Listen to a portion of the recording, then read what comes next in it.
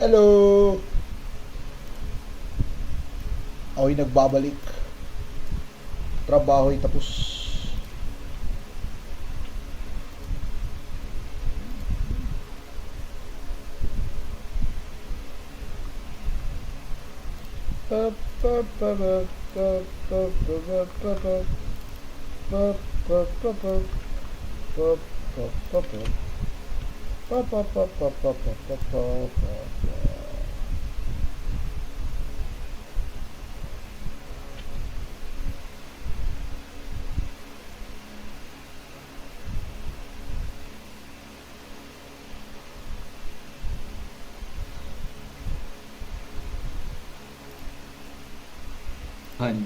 What's up Chicken. mga pogi? Ayun. Welcome back. Back, welcome. Back shots. Tapos na ang trabaho. Agad? Yep. Tambay na ulit. Oh, thank you. Balita sa inyo. Hindi, pumapatay ako sa zombie, putang ina. Hindi ko patay-patay. Pumapatay na. Higaan na lang. Maglang kaso? Ako? Ako? Hmm? Siyempre ko, di ba? Ay, kailan ba ulit kasoan mo? The 22nd ata? Napakasarap naman nun. Or 20th?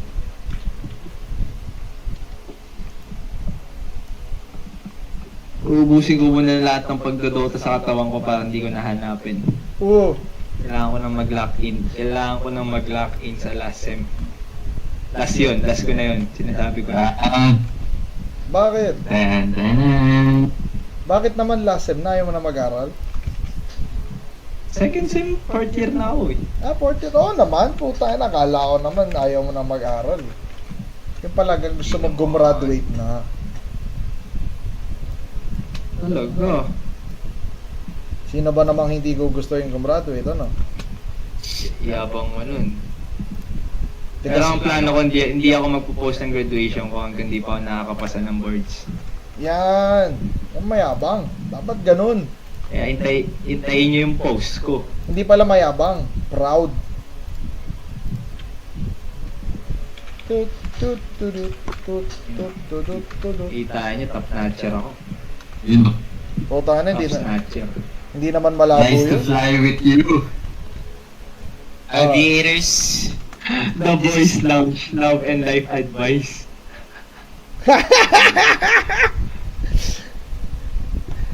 Ewan ko, hindi ko pa alam eh. Kinapi-paste ko lang yun doon sa naon eh. Kung wala naman tayong pag-usapan, hindi okay lang. Madaling mag-change ng title. Hindi, sa bagay naman kasi, sa totoo lang, masarap mag-uusap ng ganito. Yung may pampadulas ng dila. Yun. Kaso isa dyan, lagi nagpapaalaga, no? Sino? Uy. Sino Isa dyan, yan? no? Iinom to si JD, laging heartbroken, no? Yung napansin ko lang. Bakit naman? Di yata tayo. Di tayo uminom na parang Gago, JD! Nag-shoot kasi kami ni Lucas. Oh. Hindi, wala. Nakita namin yung mga past na magkakasama tayo tapos nandun si Gab. Tayo nag-send si Lucas ng wait. At ba't ka ba nagbawala dito? Wait lang, papakinggan ko lang sinasabi mo ah. Lang. Yun lang. Ah! Yung galit ka at... Ayun! Nagagalit ka kay Edo. Oh! Kay Edo! Kasi, nagagalit ka kay Edo. Ayaw kasi pakita. Naka-live kasi. Okay lang, Ano? i-mute ko. Ang sabi, ang disrespectful kasi.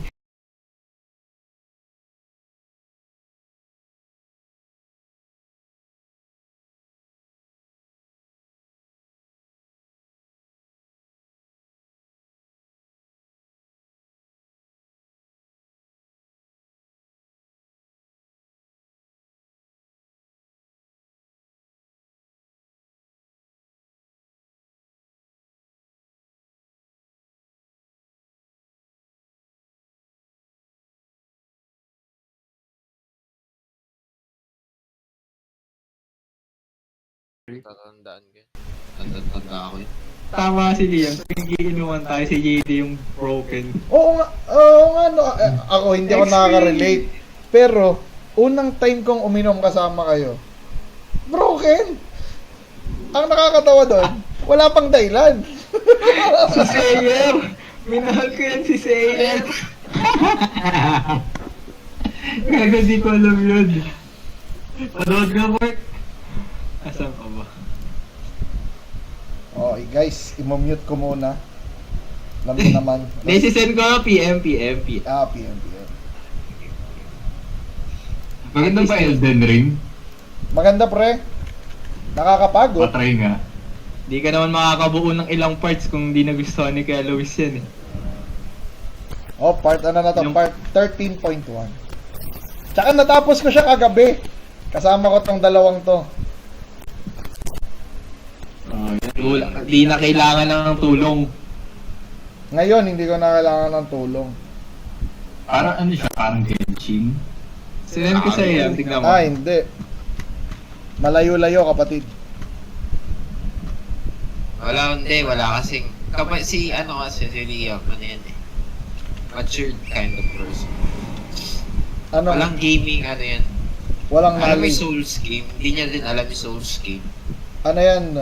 Liam, good for you. Ay, Ay, nakakamiss si ko ba? Nakakamiss yung tao ah. teka lang. Dahil minsan kapag alam mo tong mga ganito, wala eh. Wala kang ibang ginagawa sa buhay mo kundi ito. Hindi nakakawalang respect.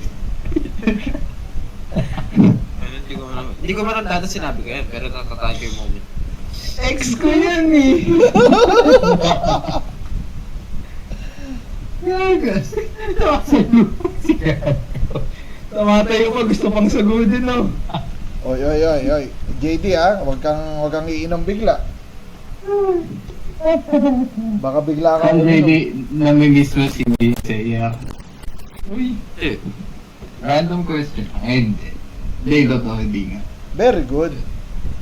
Dapat lang Dapat lang! kasi kung namimiss Masaya na mo, ako sa buhay ko. Tangina. Are you really? Hihilingin. Are you really? fulfilled. Oh! Meron lang ako siguro ibang wish. Pero Wish upon a fish.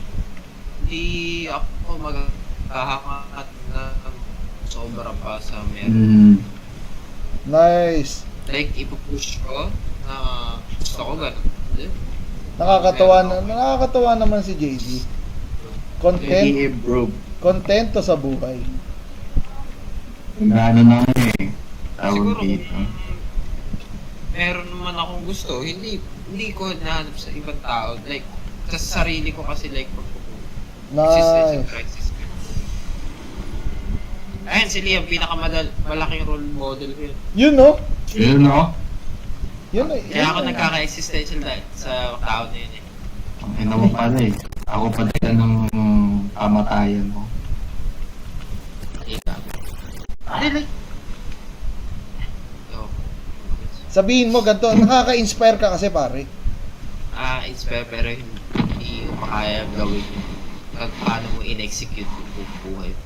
Kaya mo yun. Kaya mo yun, pero wag mo kasing gawin yung same na same kay Liam. May pa tayong journey. Hindi, kung Pero gusto yun, mo, pagdaanan doon mo din. Yung pinagdaanan. kung gusto mong Kung gusto mo daw i-replicate. pagdaanan mo rin yung naranasan ni Liam. Yun lang yun. Kung gusto mong ma-experience yun. Subukan mo yung journey niya. Ang tanong, kaya mo ba? Kaya ni JD yun.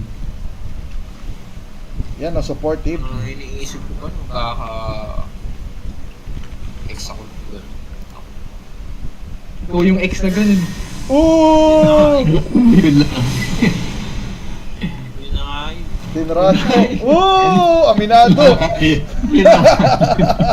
Hindi, at least di ba, everyday, ginagawa mong better yung sarili mo from the past you. At recognition is the first step. So ayan JD, may improvement ka agad. Ayos. Oo Saka yung nga. alam mo ikaw yung mali, yun pa lang eh. JD, yung boses ko kasi parang laging nanggagago pero seryoso yun, Brad. Ano yung boses ko? Lagi nanggagago. Ako, Boses. pag nagsasalita kasi ako para akong laging nanggagago pero seryoso yun. Good job yun, pare.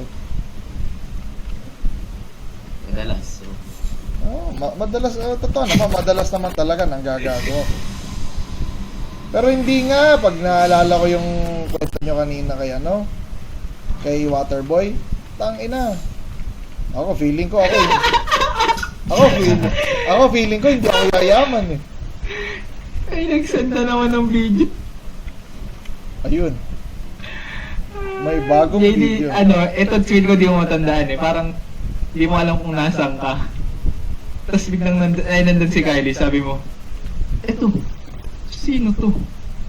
Ang puti.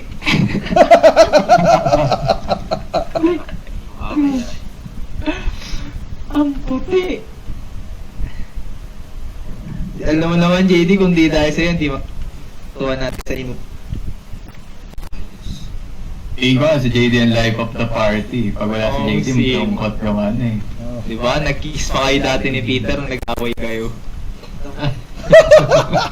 Grabe.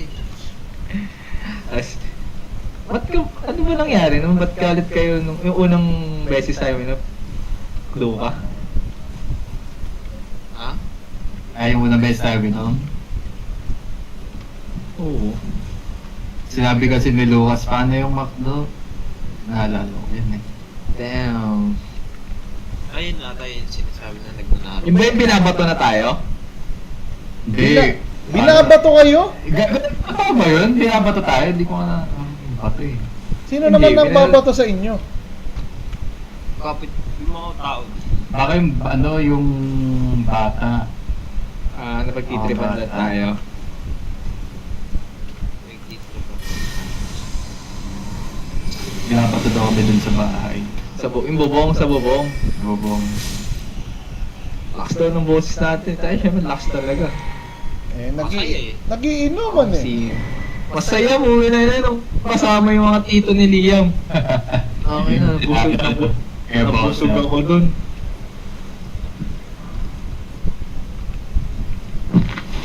Bukasan po tayo na lahat may over eh. Port space pa.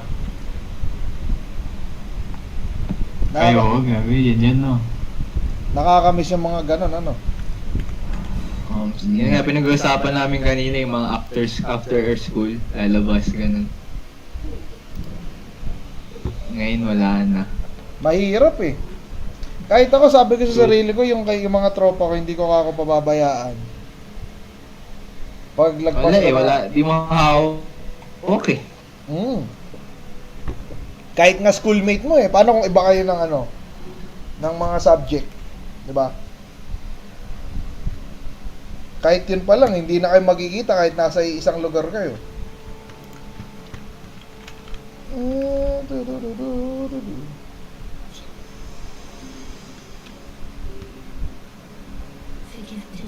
Kailan daw babalik si Rafael? 2 weeks 2 weeks pare. daw. Nagsiset ng Betis time sa Nürburgring. Dala niya laptop niya, nakapaglaro pa siya doon. Sabi niya, dala niya. Baka mga tog yun. Mga ngatog yun pag di nakapaglaro yun. Isay ako. Ay hindi, kaya niya. Well, sa bagay, isang linggo lang yun nung Japan kami. Kaya niya. Hindi, may pinagkakabalahan siya eh. Sa bagay, Accompanied siya eh. 11. Ayoko lang sa mga ganon. Oh, Dependent pa ako sa magulang ko. Kasi hindi ako binibigyan ng pera para makagala naman sa sakali. Nandun ako sa posisyon. Kasi may like, oo nga, nandun ako sa German eh. oh. Oh, kasi nandun ka lang. Naman eh. Like, So hindi mo pa na-appreciate yung ganun. iba pa rin yun like, oh, masaya kasi kasama mo pamilya mo. Pero iba pa rin yung kapag kunyari meron ka sarili pera. Parang si Liam. Grabe ganun. Ito yung natutunan ko habang tumagal, Jada. mas masaya gamitin ng pera pag alam mo yung hindi. Yung alam mo pinaghirapan mo siya pero yung ginamit mo siya para magpasaya rin ng ibang tao. Oo, totoo yun. Kasi Totoo. magsaya ka sa sarili mo. Kasi kunwari ay ginastusan ko yung computer. Parang masaya rin naman siya. Pang short term lang. Gets Oo, ko na yan. ano eh, fleeting eh. Ang masarap na ginagastosan na hindi ko pinagkakasawaan, pagkain talaga. Yun din. Huwag ka magtitipid kung pupuntan sa pagkain. Yun ang iniisip ko lagi eh. Nasisira budget namin mag-asawa dahil gusto namin kumain eh. Doon lang. Alala ko na naman ko yung lola ko. Oh, ano na naman? Positive, negative? Neither. Neither. Miss ko rin yun eh, si Knowledge. Kain na. Wala na siya. Ano yun? Butot balat na siya. Sinasabi sa akin wag ako magtipid. Eh pera niya gamit ko. Kailangan mo pera. Hindi ko kailangan ng pagkain. Ikaw may... Cool yun eh, no? Inisip pa ako. Yan nakakatawa sa matatanda eh. Putang ina. Talagang hindi sila selfish. Well, hindi lahat. Yung matitinong matatanda, yung tumanda talaga. Hindi yung tumanda lang. Tangina. Nakakabwisit yung mga tumanda lang. Inamikinan nakit ata. Meron pre, marami. Buisit na buisit ako dun sa putang na yun. Galit. So, sakalin eh. Hindi ko lang kadugo eh.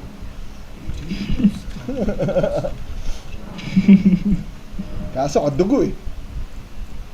Kaya, good boy lang. Hirap din ng ganun, no? Yung obligado kang, ano, parang hinigil trip ka pa. Pakisama.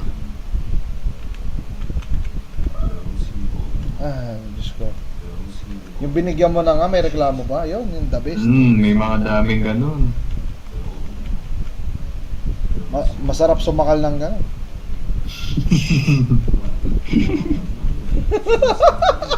I don't condone violence.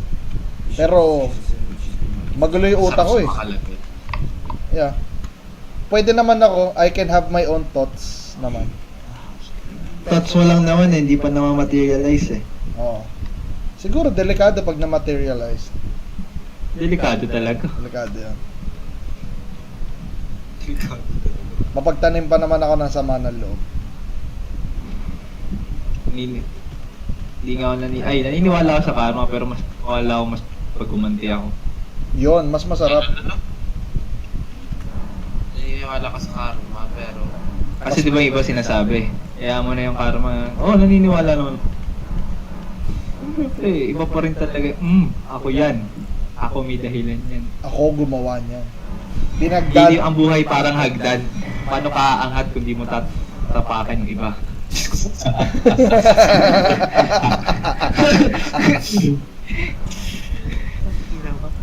Mang estapa ka lang namang estapa. Hindi, Tignan mo si Pau. Joke lang. Uy! Grabe na yun, ah. Joke lang, tropa yan. Bracelet. Ang lola ko. Tropa yan si Pau. Hindi pwedeng lagi kang mabait eh. Kailangan gumaganti ka din. Inaabuso na ng iba eh. Oo.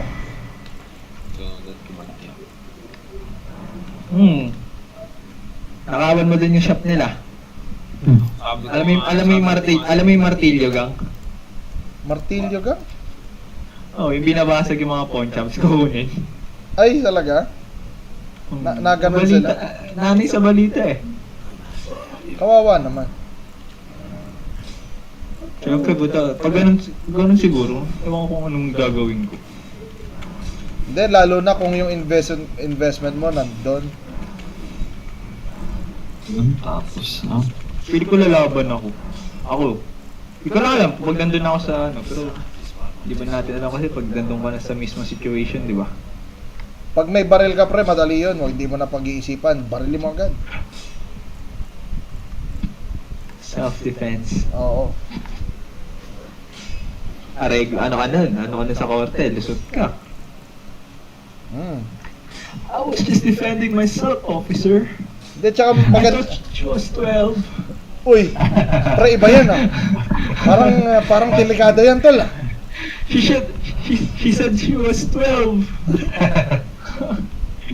Kaya ni JD yun. Si Quagmire? Kilala mo ba yun, JD? He said she was 12.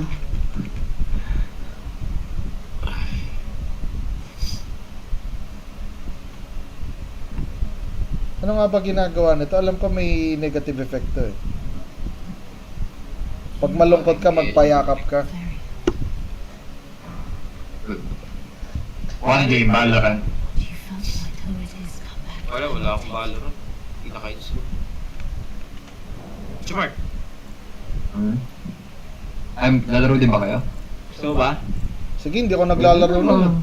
Mamaya pa ako, maliligo pa ako eh. Tuloy-tuloy na ako. Nanonood din ako Elden Ring. Sige Kaya lang. kay Luis. Laro lang kayo. Ano ba ginagawa nito? Tatambay ka pa ba? Naligo na ako. Tambay din ako. Siguro, one game na ako Valorant. Sige. Sige, update na lang din ako habang ano. Maliligo. Tox. Kahit. Update ako Valorant. Ano ikaw? Ay, sa'yo ba? Mamaya. Alam ba ano? Maglalaro ka na? Ka. Ako wala akong Ano lang, pantok. wala akong ganun eh. Tsaka kahit may ganun ako, matatalo lang kayo kaya wag na. Hindi, sige. Maglaro ka na. Nag-update lang din ako para in the future. In the future. In the Alam mo na, baby. turuan nyo na lang ulit ako mag-Dota. Ayun, yan maganda yun. Ah, si Kuya Luis, matuturuan ka niyan. Wow, talaga ha, yung pinaka-bobo pa pagtuturuin nyo. Yeah, galing-galing mo eh. Wala ah. Ano ba pinakamadaling role doon? Si JD makakasagot dyan. Kasi Kasi pag whatever ako- you got me. Pag yung dati naglalaro tayo, pinapagamit nyo sa akin. Ano eh. Oo. Hindi. Ay, gago. Ano yun? Kasama natin pinsan mo nun, di ba? Ha? Kasama natin pinsan ni Liam. Oh, si Gonji. Nakaka-Valorant din natin. Gonji. Si Gonji ba yan? Oo. AJ. Ah, si Gonji. Si Gonji na. Ang bastos yun. Hindi, laro ka na yun kung lalaro ka. Konji, di ba lugaw yun? Konji. Gonji yun. Prayer book.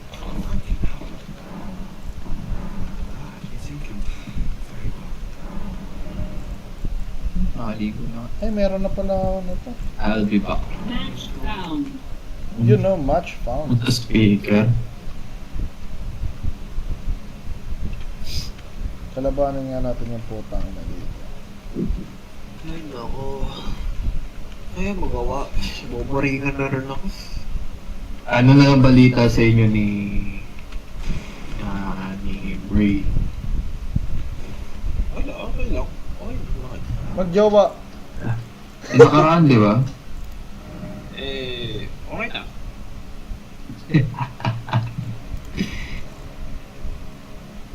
JD, anong ginagawa nitong Eternal Darkness? Tingin nyo. Ng spell? Anong effect na to? Nakalive. Hindi ko siya nagigets. Titignan ko yung... Ano ba yun? Hindi ako pwedeng gumamit ng ano? Or pag may... Eternal Darkness.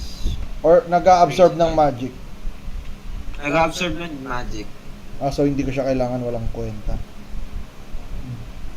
Ano yan eh, useful yan dun sa long range bullshit na... sa underground, yung sabi ko huwag ka lalapit. Ah. Okay. Crystal Torrent. Para maiba. Pero no, mahina naman yun. Ako magawa sa dying rate, ang boring pag wala akong weapon na maayos. Yep. Kaya hindi, Literal nag-survive ako, pre. kaya hindi ako nagtagal dyan eh.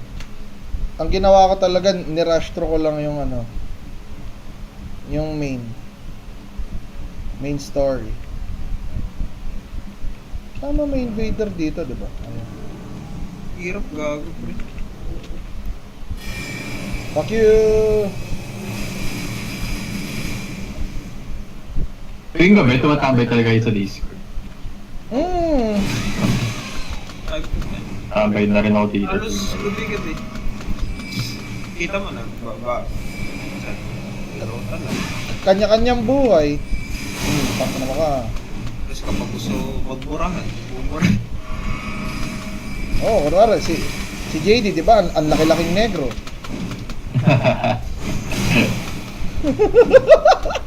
My neighbor. Iniintay ko ang mapikon sa akin to eh. Gugu.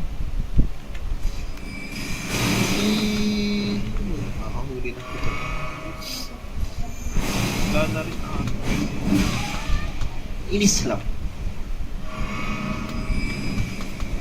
Yan, si Liam. Kaya alam niya paano ako huliin pikon. Inis ko. Paano, Liam? Tara. Asarin natin. Hmm? Paano pinipikon si JD? Umiiyak yan pag naiinis eh. Tara, payakin natin. Gusto kong makita. Ano mangyayari? Ewan ko ganun pa rin. Ewan ko ganun pa rin yan mapigon. Ano ba yan? Lalo siyang mangingitim? Naalala ko, nung high school kami. Ano yung ginawa ko nun, JD? Inaano ko siya. Inaasar ko siya. Parang, edi syempre, puro kami basketball nung high school. Tapos sinasabi ko, may nakakasing nila lang, ginaganon-ganon ko. So, eto, yung bote, tapos pipisay.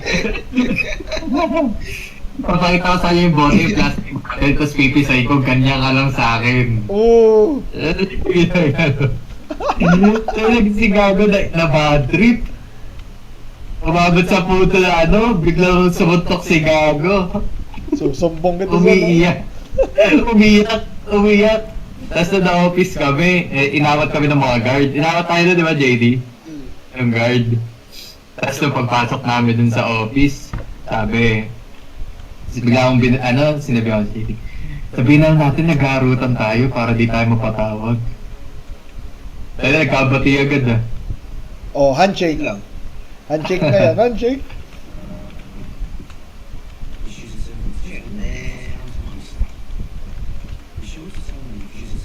Shit happens. Never know. Tududududu. Pero, hindi na, I found peace. Nonchalant na ngayon si JD. Nansha Black. Oo nga eh. Masyadong mabait eh, nakakatakot eh. Gago, pag nainis ako, inis talaga ako. Laging naiinis yun si JD dati. Hanggang ngayon naman, Nung si- pre. Nung sila ni Sayer, yun. Lala. Tunan ako. Liam, pag ayan, kung gusto mo siya makita mainis, pag nag-Dota na tayo. Yan ako. Sige. Ako na ba trash talk na ito, di kak? Hindi! Yan, trash. Hindi siya nagtatrash talk ng kakampi. Iniintay ko nga sabi, tanga-tanga mo, Kuya Luis. Wala. Nagtataka ako sabi ko, tangina inuto kaya ako nito. Hindi eh. Tinang mo pre, promise ikaw magtataka ka. Bakit hindi siya nagagalit? Hindi nga ako nagagalit. Sa mga offline, hindi naman nagagalit yan eh. Yung mga laro online. Oh, pero ano yan, yung galit niya, yung gigil niya mararamdaman mo pag pag naglaro tayo. Hadouken. Ha? Nagra-rage ako. Ako Valorant na ba tayo na sumisigaw ako? Valorant. Hindi pa kita nakikita mag-Valorant. Kaya hindi ko alam. May naalala ko, may time kasi na nagsisleep over yan si Lia kasi nandun ako sa gulod na tumira. O, nyari. Nagsisleep over? Ano? Oo. Di ba may time na doon ka sa gulod na natutulog? Sa inyo? Oo, tapos Nasisigaw ba ako? Hindi. Ang gara nun, pre. Ang hirap mo kalaro nun, hindi ka nagre-react. Okay lang yan, tara. G next. Puta ina. Nandiyan lang ka ngayon. Hindi sabi, tang ina naman kasi nito eh. Bobo! Di ka ba marunong mag-Dota? Pero hindi niya sinasabi dun sa kalaban. Sa amin lang. Nirereklamo niya lang paulit-ulit. Gigil na gigil lang siya.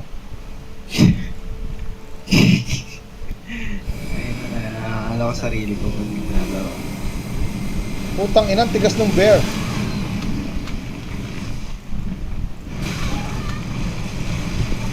Parang mali yung kinalabang ko. Nag-New Game Plus ka na? Yep. Mali nga eh. Hindi ko pa kinuha yung mga armaments. Yun lang, that kinuha mo kasi mahirap i-track yan. Kasi lahat na sa itong freeze marere. Yep. Yun lang ang malaking kabobohan kong ginawa. Ito mo, tumatakbo-takbo lang sa... Pero hindi, gusto ko pa maging over-leveled. Ano bang level? Nilabas na ba yung bagong God of War sa PC? Oo. Yung Marami, Ragnarok? marami nang nag-crack. Basta kailangan lang more than 4 gig yung ano mo. Pangalan no? In GPU? Oo, yung GPU. Sige, sige. Alam mo download ko na. Kayang-kaya. Eh. Puta, ba't ako napunta dito? Sa kabila. Eh...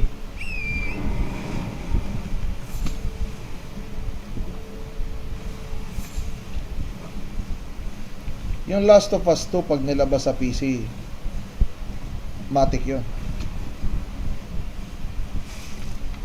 Sa Kukunin. PS4 mo. Hindi ko siya nalaro eh.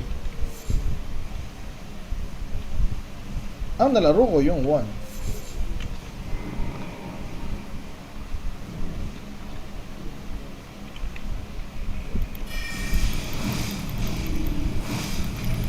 Gago. Ang inawalang damage.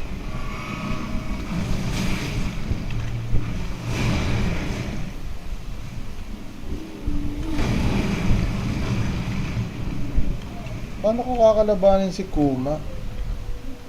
O mataas ang magic resistance itong putang inang to. Yun pala problema ko. Bye-bye. Try natin. Shit! Hindi lumabas agad! Dead. Kala ko ba na-nerf na to? Parang di naman. Ano yun? Parang sariling world mo tapos pwede kaming mag-join? Ganun ang ginawa Ang namin ni Genshin? JD. Parang. Oh, technically kasi RPG rin naman ang Genshin. Hindi naman sa ano pero mas mahirap siya. OA. Kasi 'di ba sa Genshin pwede kang makipag-trade sa kalaban. Ito hindi masyado. Kahit Hindi, ano. kasi Oh. ang Genshin gacha game. Hindi, more casual. Casual din gacha. So nasa tempo mo kung paano mo lalaroin at plus hindi pa natatapos yung story. Yung Elden Ring na tinatawag, may tinatawag yan Souls game. Parang genre siya. Kung ang NBA is basket sports, yan, tinatawag na Souls game. And sa lahat ng Souls game, isa lang gagawin mo. Mamatay ng mamatay. Walang biro.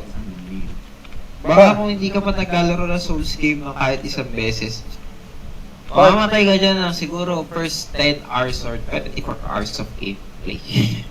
Oo, medyo part siya ng Tagal din initiation. pala yung grind yan. Ngayon, papatay. simple lang naman task mo. Pumatay ka ng mga makikita mo, lahat kalaban, short. Lahat kalaban, merong story dito, may story dito, depende kung kailan mo gusto gawin. Tapos may isang boss na laging may boss kang makakatapat, nahaharang sa daan mo para patayin ka ng isa pang 24 hours na sunod-sunod. Meron akong isang streamer na ano. JD, kilala mo si Let Me Solo Her? No. Hindi mo kilala yun, yung ano siya, isasamon mo siya. Tapos kaya niyang isolo si Malenia. Parang kilala ko yun. Yun, ano siya pre, 274 deaths bago niya na-master yung isang boss. Paulit-ulit yun. Tangina, tapos may kasama pang loading and shit yun. Mababaliw ka na.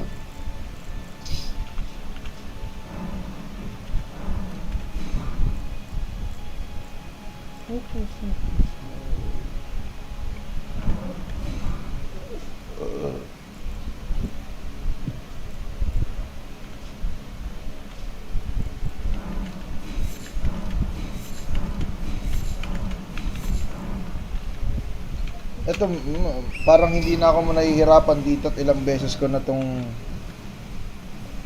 isang second experience ko to, pero technically ilang paulit-ulit na kasi. Kasi ganun lang ang Soulscape. Di siya gacha game. Papalibili mo yung character mo para magamit mo yung mga equipment. More on ano siya. Come on. Sige, para siyang Basta may- attrition. Basta lang basta lang matigas ang loob mo. Hindi ka mabilis sumuko. Wala, saglit lang sa'yo to. Mhm. Tsaka pattern recognition, ayun. Mhm. Dahil most likely lahat ng mga kalaban mo overpowered versus sa'yo. So, kailangan pag natanggap mo na yun, madali na siya. Basta lahat ng item na kailangan mo nandyan lang i-explorein mo lang, pipick upin mo lang. Part of dun, mamamatay ka pa ulit-ulit. Walang katapusan. May katapusan naman. After 100 hours. Sabi. Oo hindi naman. Feeling ko kaya. Ikaw may experience ka na eh. Sa bagay, sige. Pagbibigyan kita doon. Kasi na 76 hours mo yan eh. Experience ka na eh. Ako sa lahat sa tatlong Souls game na nalaro ko, straight up puro 100 hours bago ko natapos. Siguro skill diff lang talaga. Hindi, mahina ka lang, JD. Kaya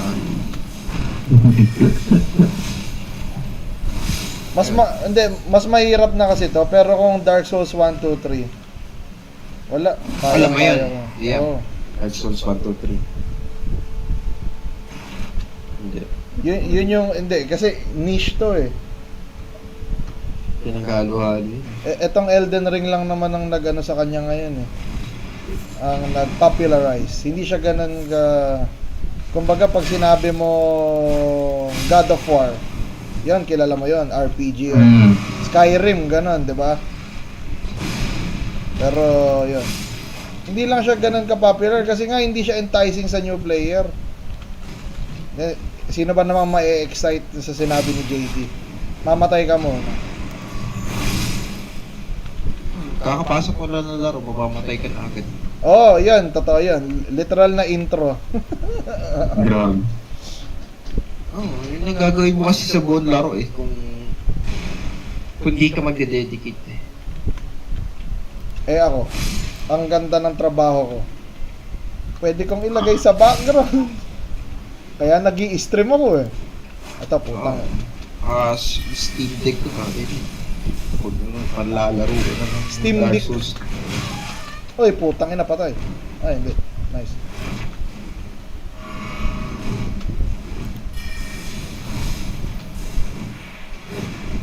I am a god, you dull creature.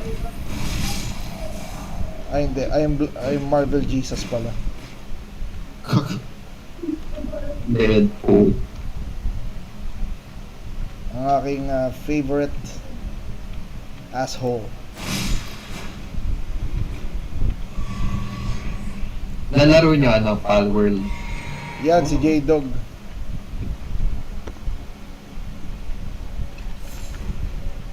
Actually, hindi ko alam kung hanggang kailan ko lalaroin to eh. Kasi usually pag natapos ko na, nasusunod ulit.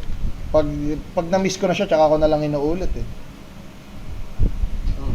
Ganun, yun nga alam. Ano yung ano eh, yung purpose mo.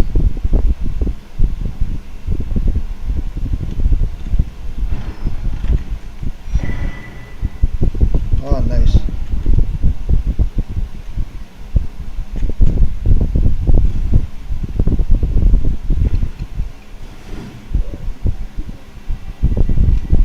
Pucha Liam, parang nakita ko nagta-travel ka nung nakaraan ah. Kaya marami. Thailand. Tas Yun. Hong Kong. Oh, sabi ko, kilala ko tong nagma-my day na to eh. Ah, tropa ni Pael. Biglaan lang din. Ay, yung Hong Kong lang yung biglaan. Yun ang masarap. Ano yan, imbis na pauwi na kayo, tara, extend Hong Kong. Hindi, Umuwi mo rin. nakawag mo lang kami PA. Tapos, gusto ko mag-Disneyland kasi gusto ko na maranasan. Wala rin ako magiging kasama kung hindi ako nagaya. Hindi tinuloy na. O, kamusta experience mo sa Disneyland? Masarap bang pumila? Yun nga yung nakakairita eh. Ang init pa. Oo. Gago JD, kahit anong punta mong Disneyland, pila. Unless masaya ka na doon sa mga attraction. Yung mga side. Kaya ako medyo nag-enjoy kasi dahil nga baby pa anak ko. Nakakasakay kami ng mga rides ng mga pangbata. 30 yung mga 30-minute wait time 'yon, maikli na 'yon. Oo.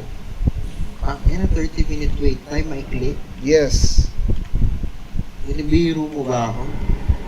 Ay nako, pag nag-Disneyland kayo, tol. Sinasabi ko sa iyo. Tsaka Pero alam mo, oh, nagigets ko rin yan.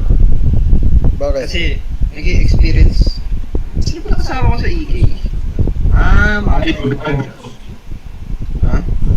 Tayo, di ba? Hindi boy, nag-EK kami tropa ko. Wala masyadong tao. Gago pre. Sinasabi ko sa iyo. Yung tipong 5 minutes wait time. 10 minutes ka, nababagot na ako eh. Pero yung 30 minutes na kaya nga ako napaano eh. Kaya sinasabi ko lang, halos 2 oras pala kami sa EK, halos ubos na namin yung rides. So siguro, hindi dahilan din kung bakit 30 minute wait time. Yung mga yun. Diba? Para hindi mo maubos yung buong rides. Gago, nag-iigay naman tayo. Bumakaw na dun sa roller coaster. Mahina. Umakag din ako sa mga truko. Mahina ka naman, JD. Putang ina, pupunta ka ng theme park tapos di ka magra-rides. Tangina, may tropa ako niyan nung nag-Singapore kami. Siyempre, in-expect ko. Nag-Universal Studios. Siyempre, di ba pag gumanon, pre, sasakyan mo lahat, di ba? Putsang ina siya daw, di niya daw kaya, mahuhulog daw yung post niya sa tangina. Sumama ka pa. Kaya wala, angkoy sa uy, angkoy sa uy na... Wait, Anchor sa way, di ba yun lang yung inaalog kang left and right? Yung kulay blue? Oo. Mahina. Gago, alam ewan ko kung, alam mo, gets mo na yun, tipo, kapag nagmamabilis ka, kotse nagmamabilis ka sa sarili mo, okay lang. Oo, pag hindi mo control. Pero kapag ikaw yung nandun sa passenger, uuro yung dun na Yung tropa kong Chinese, nasaksakan ng yaman. Hindi yun, kasi siya yung mga nagpiprint ng t-shirt nila Bina eh. Okay ng ina, may STI. Puchang ina. Iba yung feeling ng 40 kilometers per hour doon. Ewan ko. Hindi pa sports car yun. I mean, hindi pa yun yung mga Lamborghini, Ferrari, whatever, pero grabe. Mapapalula ka sa Porsche nila. Ano sa nakaturbo? Nakaturbo. Ano kasi, Gano'n naman mga STA eh. Masisira yung makina mo. nung nandun kami sa school, sabi niya, gusto mo bang i-try? Ayokong i-drive. Bahala ka sa buhay mo. Tangina. Ayaw ka. Oo, umikot kami ng Ubel. Diyos ko. Wow. May mga enforcer pero hindi naman kami nahuli, pero yun nga kasi nga mababa lang naman takbo niya eh. Pero yung acceleration ang sarap. Very nice. Very quick. Pero kapag ikaw yung pero ikaw yung passenger. Yun nga, hindi ako nag-drive eh. Sakit sa dibdib. Ganun nga. Ganyan yung nafe-feel ko kapag sa ano. Alam mo yung helicopter sa EK na ano. Helicopter sa EK. Hindi yung ano, plane. Yung iikot ka 360, kasi iikot din siya na pabilog. Oo ka na kayo na, ayos yun ah. Hindi parang di ka nasakyan eh. Iikot ka na parang plato. Diba plato? Oh. Pabilog ang plato, ikot ka pabilog. Hindi pre, alam ko plato square. Gago, nasa pabilog, ikot ka pabilog. Oh. Pero, aangat yung plane, di ba? Aangat. Oo. Aangat, diba? Pero yung plane mo pa itself, iikot pa yun. Magiging 360 ka, upside down. Habang umiikot ka pabilog. Okay, gets, okay. Ayos. Pre, mamatay ako dun, pre. Umiiyak na ako. Tangina, pre, ako nagsasabi sa'yo, umiiyak na ako. Naiyak ako, pre. Hindi ako nagbibiro. Pagtapos namin, di ako makagalaw, umiiyak ako. JT, Ina, pre. akala ko ito yung sinasabi mo, hindi, masyadong maliit. Teka. Plain EK ride.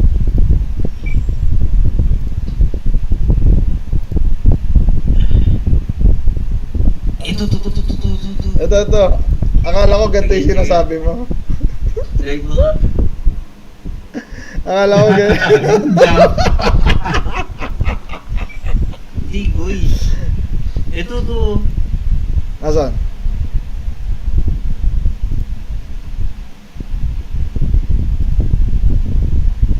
Punta maganda. Pre, ang ina, sabi ko sa'yo, naiyak ako. Feeling ko mahuhulog ako sa lapag. Ang ina, pre. Ako nagsasabi sa'yo, matay ako. Umiyak, gago. Kaya yung ano, ayan puta pre, isipin mo, puso ko. Gusto lumabas sa bunganga ako, puta kayo na. Buisit niya ride na yan, boy. Kaya, space shuttle, tangin na, mamamatay ako dun. Tawagin na ako OA, pero Magmamatay na, di ka pa rin sasakay. magkamatayan na. Mamamatay talaga ako. Pero syempre, naiintindihan na nakakatropa ako. Di katulad nyo, Liam. Grabe ka naman. Yun lang medyo Marami naman kayo nag-back out eh. Yun lang yung medyo na ko sa kanila. Na kaya nila respetuhin. Hindi yung katulad nyo na nag-guilt trip ko eh. I Sabi find ko kaya mo yun. Ako rin nga, takot ako sa heights eh. Pero hindi nga ako sa heights natatakot. Hindi mo mag-gets eh. Yung feeling na mamamatay ka na eh. Isa bagay, ikaw ano ka na, no? Nagka-moment ka na na... Nakwento ko ba sa'yo na hinimatay na naman ako last Huh? year? Kailan? Last year. Bakit? Ano Yun nangyari? yung pinaka-closest ko. Mas close. Bakit? Kasi hinimatay ako, nafe-feel ko lahat. Pero alam mo yung pinaka nafe-feel ko? Ah. Yung puso ko bumabagal, tumibok. Tapos wala akong magawa. Bakit kaya? Ano ba ginawa mo? Na heat stroke ata ako. Hindi siya totally stroke, like heat collapse. Nagpa-check up ka lang. Hindi, dinala agad ako sa clinic. Tapos, nung nalamigan na ako, umokay na ako, pero bagsak lahat ako. Bagsak lahat ng vitals. Pero pre, ako nagsasabi sa'yo, mga 2 minutes nila ako, 3 minutes din yun bago ako nasugod doon sa clinic. Kasi hindi nila alam gagawin. Patay talaga ako, yung katawan, gising yung diwa ako, pero alam mo, nag-shutdown na yung buong puso ko, nararamdaman ko, bumabagal. Pag gano'n nangyari sa space shuttle, siligtas mo ako. Oo. Ima-mouth to mouth ka ni Liam. Yun na nandun tayo. Diba dalawang phase of space shuttle, pre? Ina, nandun tayo, makita mo. Bumubula na yung bunga ng gabi. JD, panoorin mo yung palabas na Crank. Google mo ngayon, tingnan mo.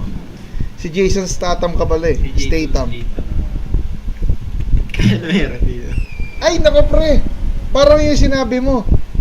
Bumabagal niya. Si Chef Chelios. Bumabagal ang heartbeat niya, pre. Kawawa naman siya. Dapat ganyan ang gawin mo. Pag bumagal yung heartbeat mo, gawin mo yan. Tignan mo. Ako boy. Bumagal heartbeat ko. Hindi ko magalaw yung daliri ko. Hindi ko madala. Labanan mo. Patay na ako. Patay yung katawan ko. Gising lang isip ko. Oo, Brad, promise, pag pinanood mo yan, si Chef Chelios, ganyan din siya. As in, yung dinedescribe mo.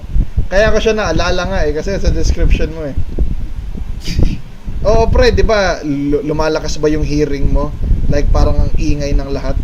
Tapos ang bagal-bagal. Pili ko mamatay na ako.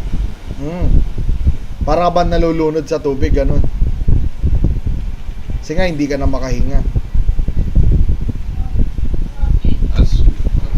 War gesture.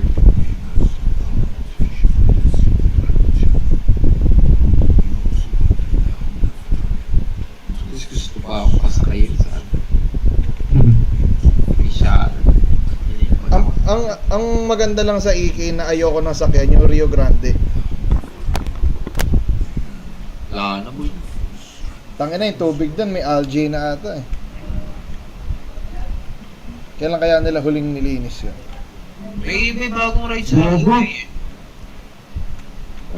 eh. Ayun no.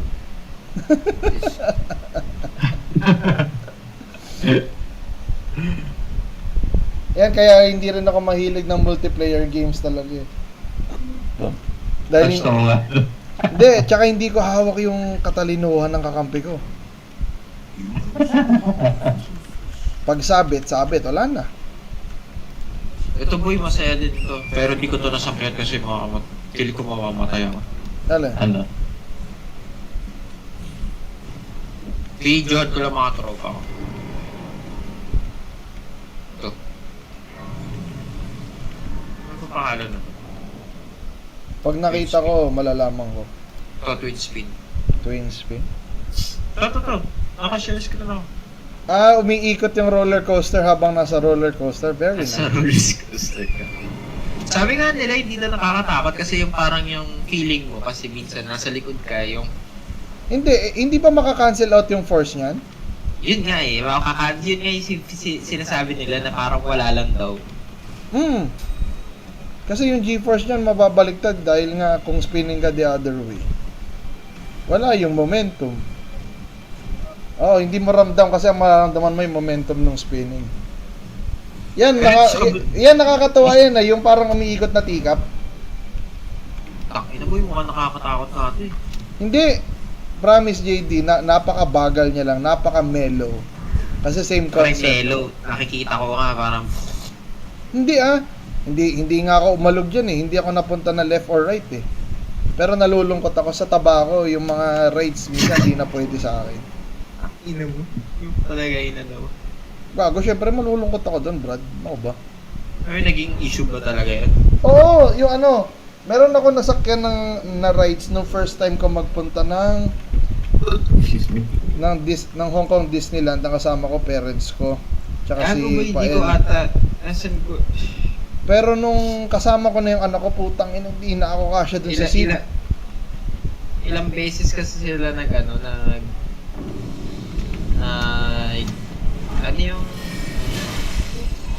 yung napakataas ko eh. Yung drop, yun, astig Oo, yun. yung drop tower. Ilang beses sila nag ganon. Eh, ako hindi ko kaya. Alam mo ginawa nila? Mga tropa ko. Sinamahan nila ako. Ito ang trip pre. Eh kasi set ko sa FB ko para makita. Eh ayoko i-set sa inyo makapagdapat nyo. Grabe.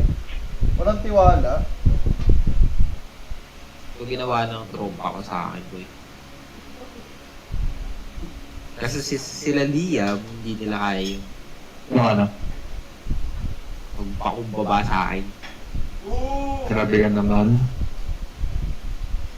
Isa nga lang gusto ko sakyan ng EK. Alam nyo kung ano, etong flying vest. Ito yung pa ako sinamahan. Asan yan? Ay. Gago sumakay tayo dyan ah. Sabi nga tayo eh. Seryoso ba? Oo. Tatlo sila kaya tanong. Ina boy. Nagsasabi sa'yo. Yun lang gusto ko sakyan. Ayaw masin. Pag kasi papapanood ko sa'yo. Katatawa kayo dun sa video na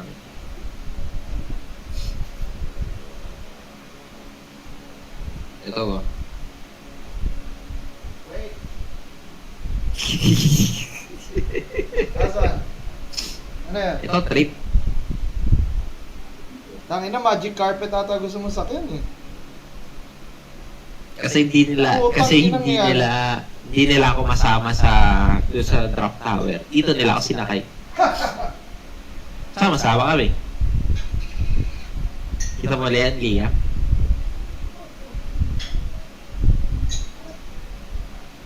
Kita mo yan, ha, Lia? Akin na. Kahit ako, di ako sasakay dyan. O, kita mo? Wala ka kwenta, kaibigan. Oo! Iyaw na intindihan. Wait lang, yan yung ride sa SM ah. Oo, yan nga yun. Kasi Diba? sa AK? Ako, kung susunod ako sa EK. Gago mo kala maliit yan. Kahit na, same concept, up, down, down. Kaya nang muurong mga ikot ko dyan eh. Pinaka-extreme lang sakya kong roller coaster yung sa EK. Tapos Yeah. pangalawa yung sa ano, Alam yung pre, sa Hong Kong. yung indoor, Oo, tangin na, yung madilim. sarap. Tawa ko ng tawa dun eh. Ay pre, ang masarap pag napunta kayo Singapore sa Universal Studios. Meron ba doon yung Jurassic Park pa yun? Hindi, yung Battlestar Galactica. Yan, extreme yan. Oo. Yung Star Wars, hindi sayang yung Star Wars kung nasakay nyo doon sa Disneyland. Yun din. Extreme din, high speed. Yung sa Disneyland, oh, yun nga yun. Yan. Yun yung indoor. Putang ina, pre. Yan, JD. Akala ko, yung pagpasok ko, akala ko, wala lang to. Tapos may makikita kang sign doon. Last chance daw para mag-back out. Oo, kasi ano bawal sa high blood. Di ba? Oo. JD, ang sarap sakyan dyan yung yung kulay pula. Kasi yung kulay blue may steps. Yung kulay pula, free foot. Ito? Oo. Si Pael, hinimatay dyan eh. San? Dyan, sa Battlestar Galactica. Wala akong video eh. Hindi pa uso video nun. Gago. Sabi ko, uy, Pael, nangyari sa'yo? Katulog ko, uy. Nasa ere kami, sabi ko, humihinga ba to? Pile. Oh, kuya.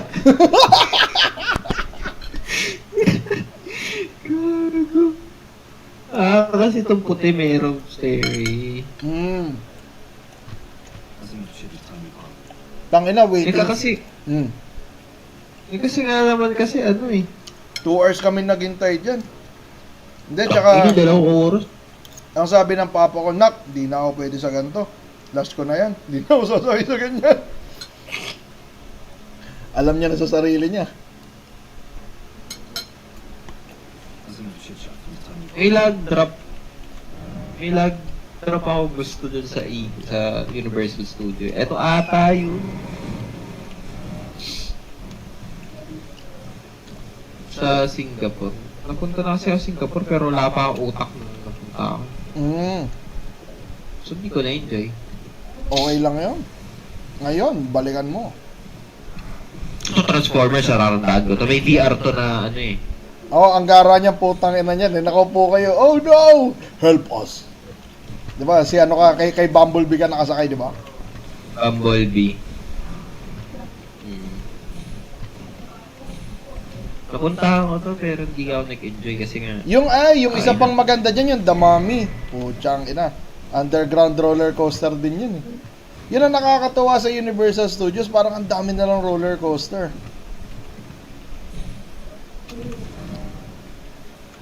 Enjoyable pa. Mabilis ka? Hindi. Mabilis. Hindi pipitsyogs yung mga ano nila. Gusto ko F1 roller coaster. Saan ba yun? F1. Ayop. Oh boy, eto. Kotse. Oh, gago. Shape ng F1. Yung sasakyan nyo. Oh, kasi bilis mo rin F1. Nice. Saan yan? Yung Dubai. Sa Dubai ba? Most likely. Doon lang naman. Kailangan ba ng visa sa Singapore? Hindi. Hindi ata. Open ano yun? Open. Abu Dhabi. Abu Dhabi, pre. Abu Dhabi? Japan lang, no? Oo. Madali naman ng ano ng Japan. Visa. Basta may ano ka. May tax return. Ayun, lupit mo. Sorry.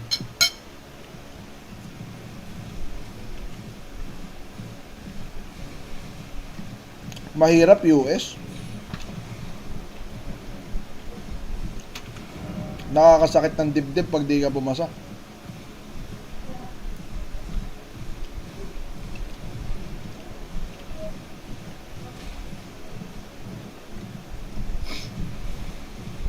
Wala eh.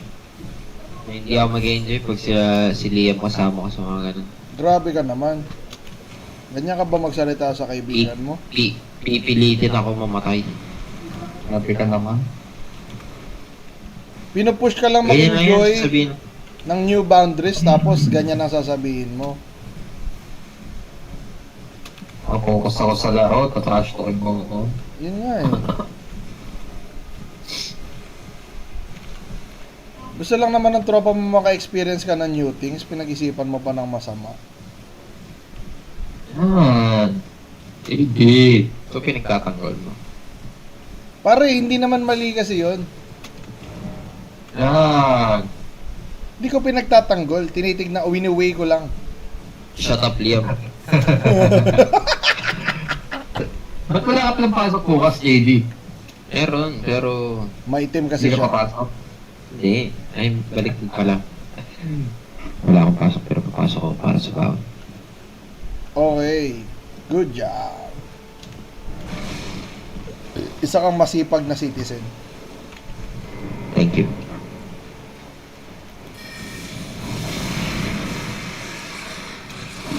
Wait, ang aso ko. Nagsisit. Sit down.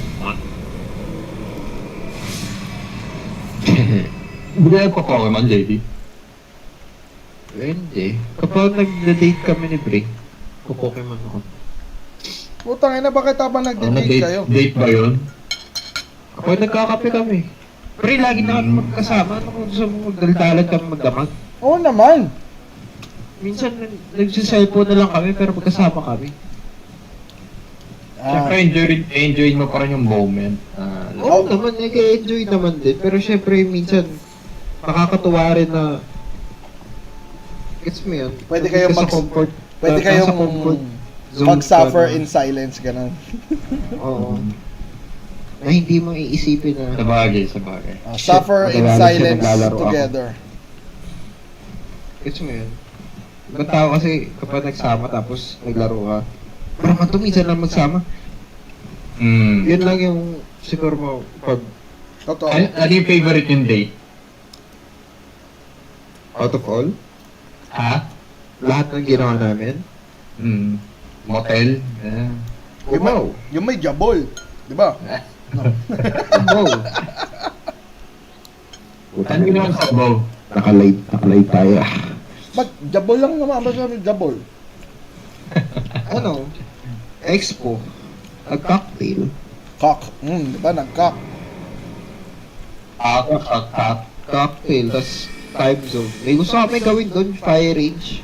Oo. May shooting range daw doon sa Cubao eh. Meron dito sa Bulacan Dito saan? Alam ko dito malapit eh. Teka, pag naalala ko, isesend ko sa'yo. Ina mo pala, tayo Bulacan eh. Paano Oo. kami makasahin yun? Bulacan? Oo, Bulacan. Bulacan pala. Layo nga. Technically Bulacan, kaya Bulacan. Sa Bulacan. Diba? Gagaling talaga yun eh. Nag-ano kami yan. National Museum. Si Lolong, nung nandun na si Lolong or before? Nandun na sila no? Sa bagay. Oo nga no. Hindi. Tagal-tagalan ni Lolong boy. Kailan? Sige nga, kailan no? I mean, Hindi mo alam yung year. Hindi ko din naman alam eh. Basta alam ko, 2010s, 2011s ata. tangina mo pala eh na. Ba? Mag-iisang taon pala kami ni Bre. Ganun na ba kayo katagal? Wala. Natutuwa lang ako ngayon na ano. Yung dating hindi ko nagagawa, kaya ko nang gawin dahil sa kanya. No. Tulad na. Yun, gumala ng ganong kalayo. Gets mo yun? Like, Magjabol. dati hindi ko dati hindi ko may isip na Sorry na, napakawalang kwenta kong tao ko. dati hindi ko may parang alam mo yun, hindi lalabas sa hindi magka-come up na pumunta ako sa ganung lugar. Pero ngayon nagagawa ko kasi hindi ko like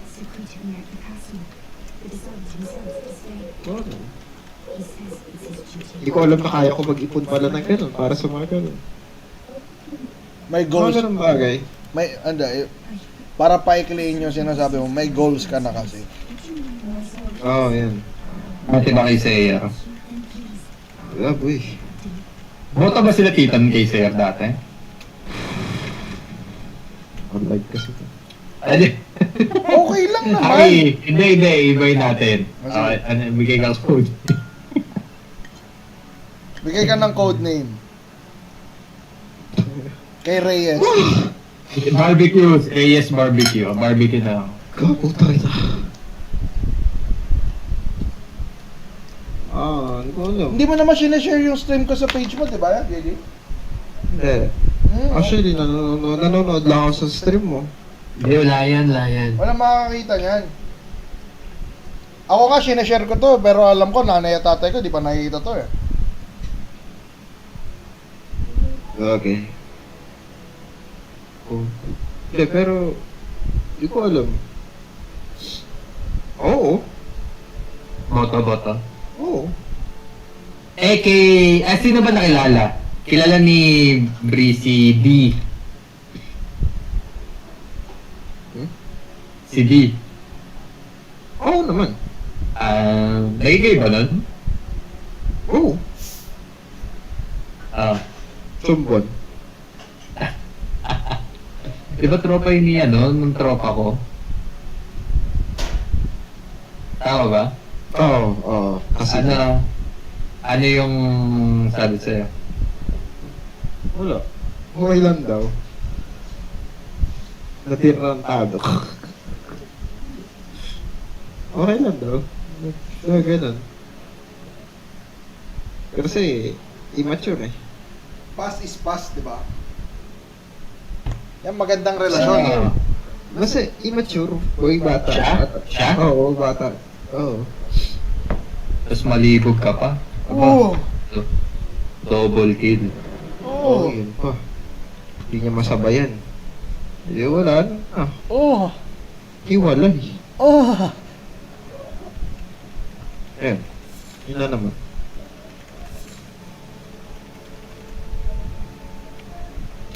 Pag ganun, encourage mo, sabayan mo naman ako. Hindi ka ba sinasabayan sa ganun, JD? Hindi ko lang makuha yan. Pleasure na gusto ko. Uy, spicy. Bakit? Live tayo, boy. Yan. Okay na. Natanggap niya na. Wala namang nanonood na nung live ni Kuya Luis. Tatahimik na ako. Buhay ka to. JD, pwede naman kasi mag-code name. Nakakapod yun. Naka-code name ako. Si D. Si Dick. Oh, yun. Eh, sino nakilala ni Tita si Bri? Naman gago. Ano ko? Good choice, anak. Good choice. Ganon.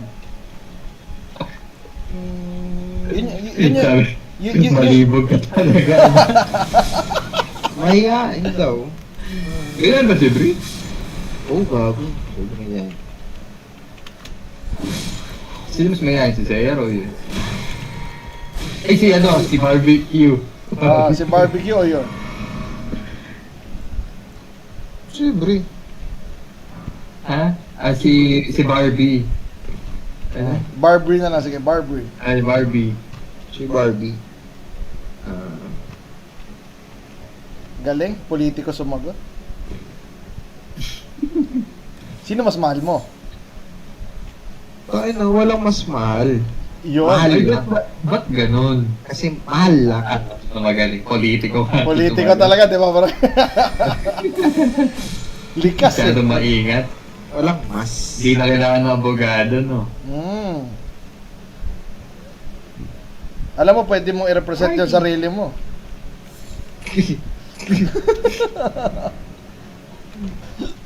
Tayo na pinapanood ko si Willie sa stream. Ano?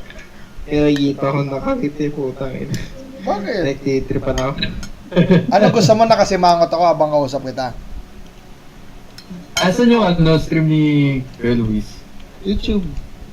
YouTube. Tapos, Luis Kamatis. Naka-on yung notif sa akin. Itang ina, ikaw lang naka-on sa akin, boy. Thank you. ako. Yan ang support.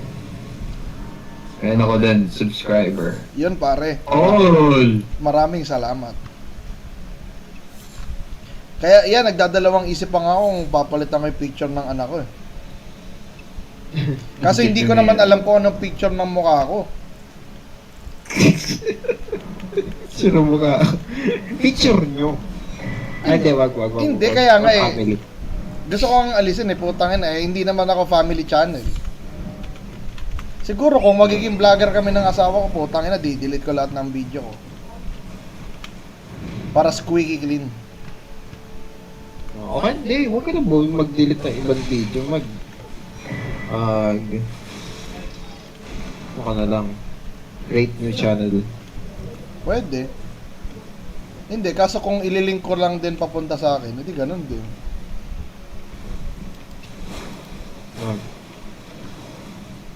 Pag nabuksan na pala yung rice, hindi na nagsasara. Ay, hindi, nagsasara pa din.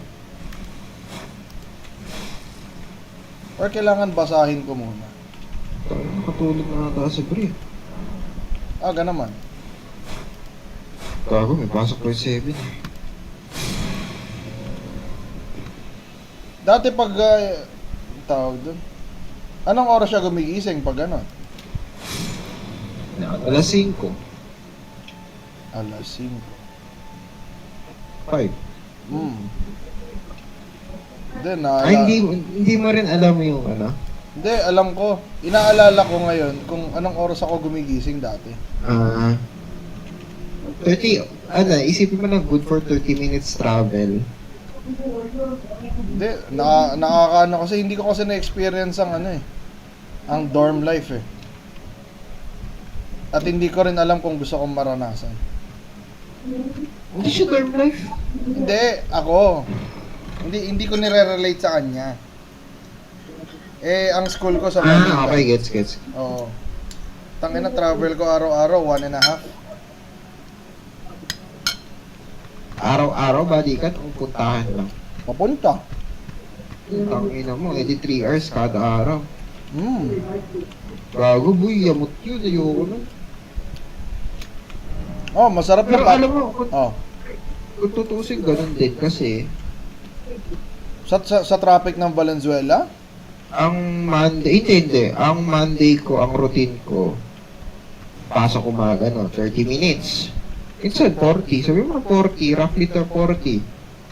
Hmm. O, 40, edi pauwi ko. Mabilis na pauwi, talaga 20 lang siguro. Sabihin mo na naka 1 or 30 minutes na ako.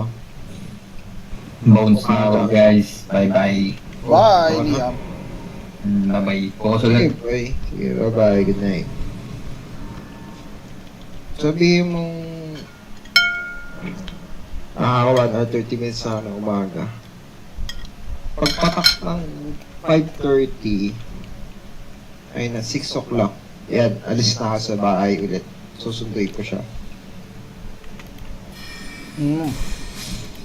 So, another 40 minutes or so roughly a day, at least nakaka 2 hours ako or 3 hours, depende sa traffic. Basta ako Kay mahaba Monday. biyahe ko. Kaya nga natutuwa ako kay Rene. Sobrang understanding niya, putang na pinupuntahan ako sa school niya.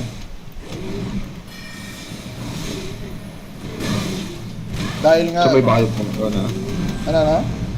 Sabay ka daw pumapasok. Hindi, pupuntahan niya ako sa school. Pagtapos na klase niya, kaya minsan si Gaga absent para lang makapag-date kami kasi nga may may curfew. Alis na.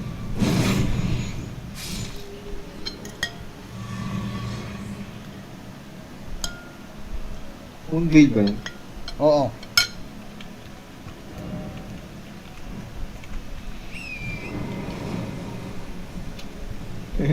Bonk. Lakas mo ng ano? Night side? Ha? Lakas mo night comet? Yun ang kinuha ko kasi alam ko nadadodge nila yung regular comet eh. Ano ba yung night comet? Parang invisible.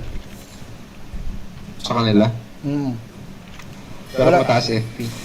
Oo. Walang detection. Pero ano siya? Halos same damage lang ng comet na regular. Pero hindi 1.6 visible yun. sa kalaban. Ano, taas-taas yun.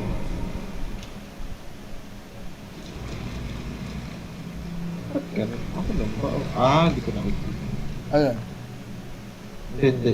Kala ko nakakrop yung video mo. Hindi ko nakikita FP usage mo. Nakababala pa rin script. Ayun. Ayun. Hindi, okay naman. Yan na yung pinakamagandang location na wala eh. Actually, pwede rin naman dito kasi wala namang information dito. Yung okay na yun. Okay na yun. Bakit may kakain ka ba? Hindi ka ba nasa-showcase? Wala naman. Putang ina mo. Wala pa rin. Alam mo kung ano balak mo dyan? Kumpletuhin yung legendary armaments? Yun lang. Hindi, Eh kung tsaka naisip ko kung gusto mo pa-overpower, gawin mo na lang yung sa sa Mogun. Yung? Ayoko. Sa Mogun. Ayoko ng passive. Yun ang pinaka-ayoko sa lahat.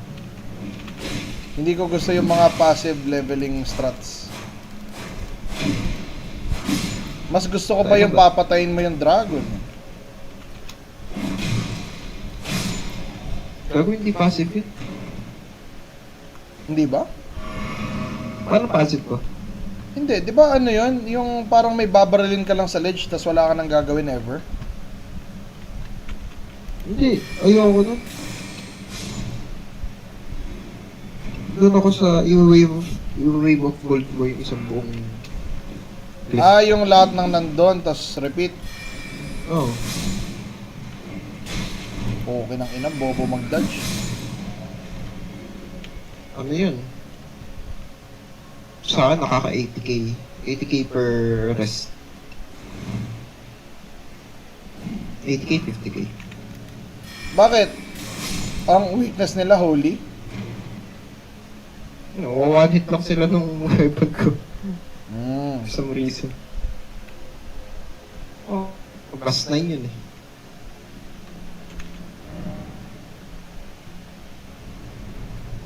Pero nakakatakot po kasi baka pagpasok ng DLC, puta new game plus 4 yung DLC po, bugbog ako. Saan ba pupunta dito? Alam ko. Ina mo, ako nagsasabi sa'yo, bubugbugin ako sa DLC ng buhay. Ano bang puzzle na to? Alam ko yung puzzle na to nasa ilalim eh, di ba?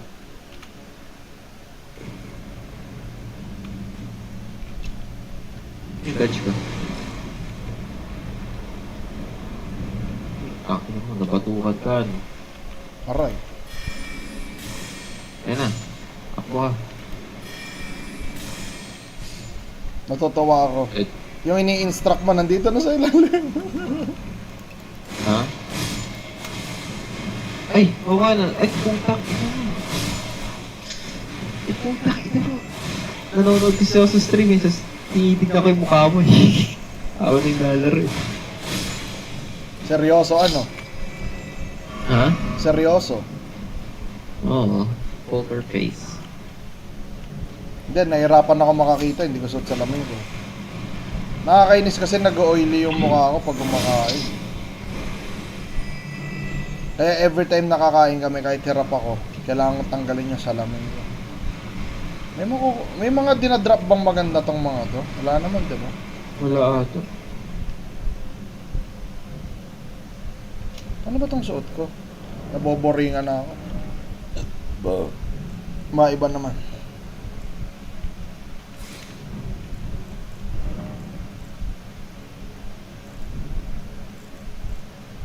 What? Walang glove si Margit? Hindi, meron yan. Kulay black na sa baba. Hindi, Lionel to eh. Ayun na. Di ba yan yun? Ay, di ba? Oo ano. Nandiyan lang yun. Kasabay ng ano. Ano? Ayun na, nasa taas. Taas mo. Right side. Hindi, Fire Monk yun. Right side. Baba. Fire monk pa yan? Oo. Yung katabi ng fire monk? Wait. Wala na dyan yun. Kakina, di nabili. Binibili ba yun? Ay, oo. Oo. Putang ina, hindi ko nabili. Bobo ko naman. Ito na. Mandatory boss naman siya. Medyo magkamukha naman sila. Oh! Hindi ko rin binili yung bots. Bobo. Ayos. Helmet lang gusto. Wala nga ata yung helmet eh. Ay, hindi. Ano ba yung helmet ni Margit? Ay, hindi. Ayun, oh. Kaso wala namang binibigay ito eh. Imperfect. Armor niya, ano binibigay? Wala. Saan mo makikita mga effects niya? Usually sinasabi nila dito. Or lalabas dito. Ayos. Hindi ko alam yun. Hilig ako magbasa kapag in-game item. Pero yung mga hidden gem na ganyan, yung merong effects pala yung helmet na ganyan. Ay, hindi mo alam? Hindi ko alam. Kaya natapos ko yan. Ang equipment ko dyan sa dyan sa talisman, Oh. pampataas ng item load. Ayan, natignan mo. Greatly increases intelligence with the detriment of HP and stamina. Hindi ko alam yun. Yung Burger King helmet. Maganda din tong Di isa. ba, di ba Mount Rushmore yun? Pero ang binibigay naman itong isa, Intelligence Dex. Which is ang mangyayari. Ay, hindi ko pala makikita yung ano ko. Armament damage. Yung kay Rani, may increase. Nasaan na ba yung Witch's Hat? May increase yun eh. Lahat ng cold sorcery mo, may percentage increase. Pero wala dito. Weird. Hindi ko alam yun. Ang weird, di ba? Wala. Mahilig akong magbasa. Kunwari, wala akong ginagawa. Nire-research ko kung anong ginagawa ng mga set.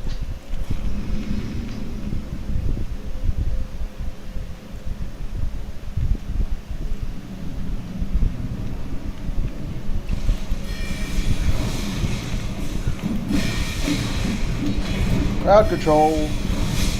Shit! Uy, hindi umabot. Uy, ba't hindi nagano? Hindi hinampas.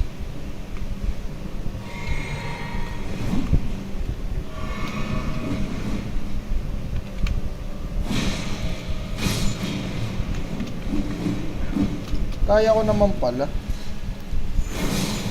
Masyado lang akong takot na takot. Oh, masyado akong maaga nag-roll.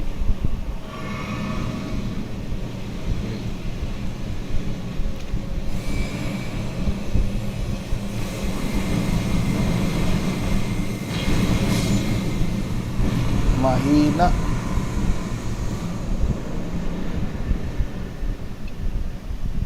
$14,000, pwede na. So, ang usual upgrade ko is every after 2 caves. Kaya kini-clear out ko yung buong cave. Gusto ko pagpunta ko kay Morgo, ang ina mo, pagbabayaran mo lahat ng ginawa mong kagagawan sa akin. Margit. Gag. Margit o Margit? Sino may una? Margit. Yun, Margit. Si Margit yun nandun sa pinakataas. Kaya nga Margit Great Sword eh. Curved Sword pala. Boy, Bababa ko lang yung pinagkainan ko ba? sige boy. Yan.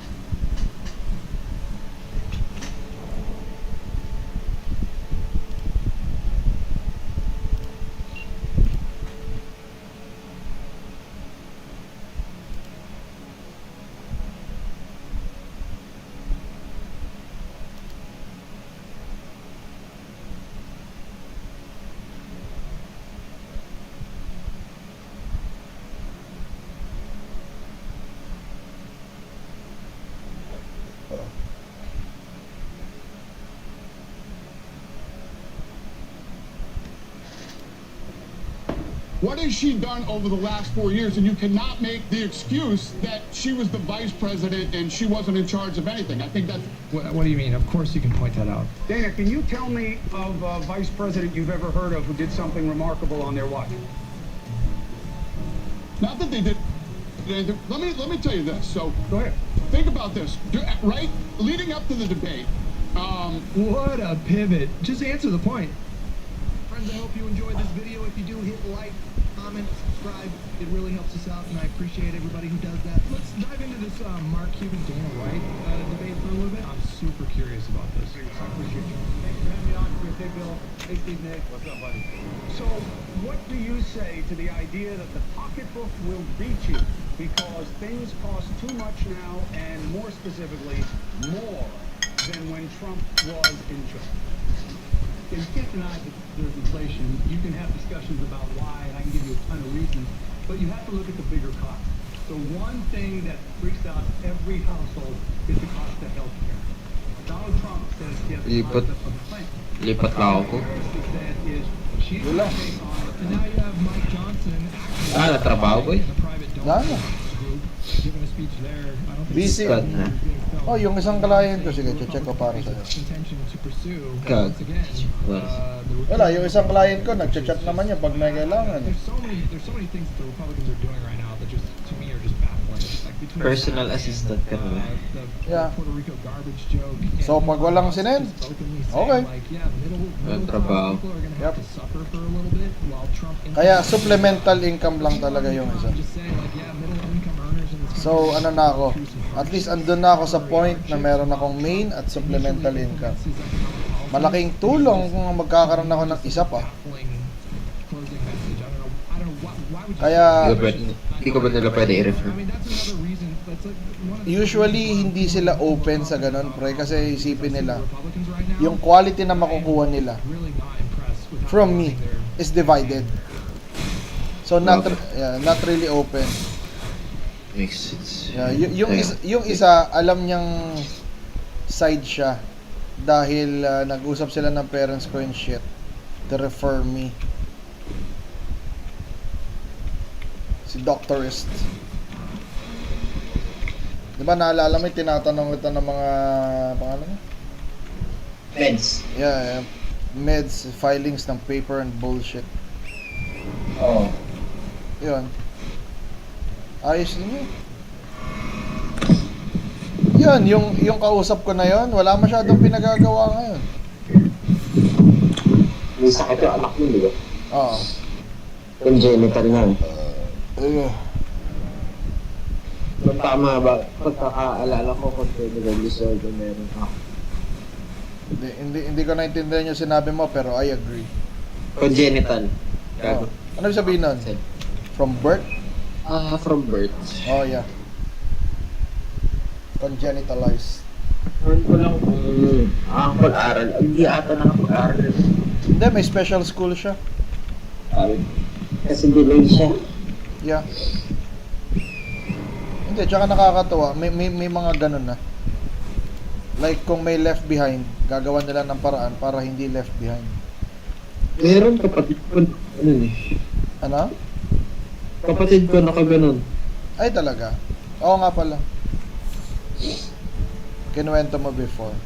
Kahit nga sa bulsa nung, ano, Sakit talaga. bukaso sa Masakit kung masakit, pre.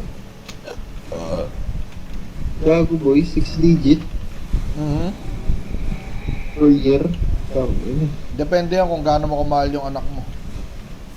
Yun nga eh. Doon ako kahanga kay mami. Lahat naman ng magulang, tol.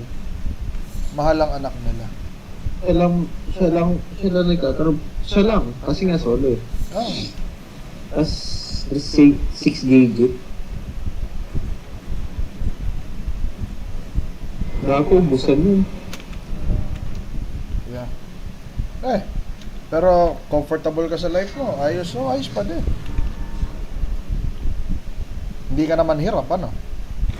Ay, pukin na Oo. naman.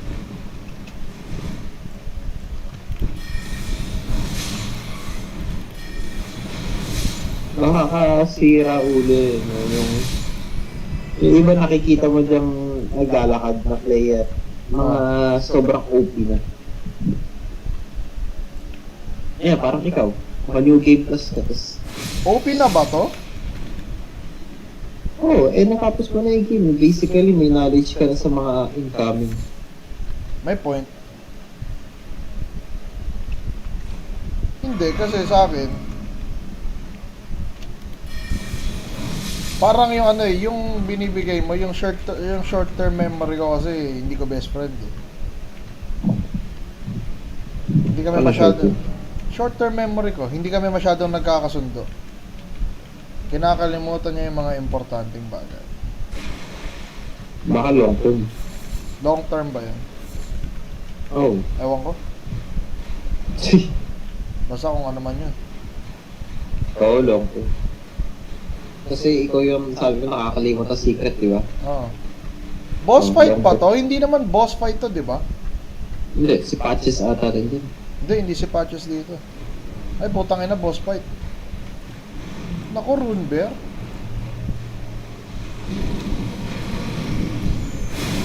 Ito na lang. Okay ng ina mo. Ah, Yan. Wow. power hug. Wow. Pinabody pag... Ang sarap kasi nito kung meron akong ano, summon.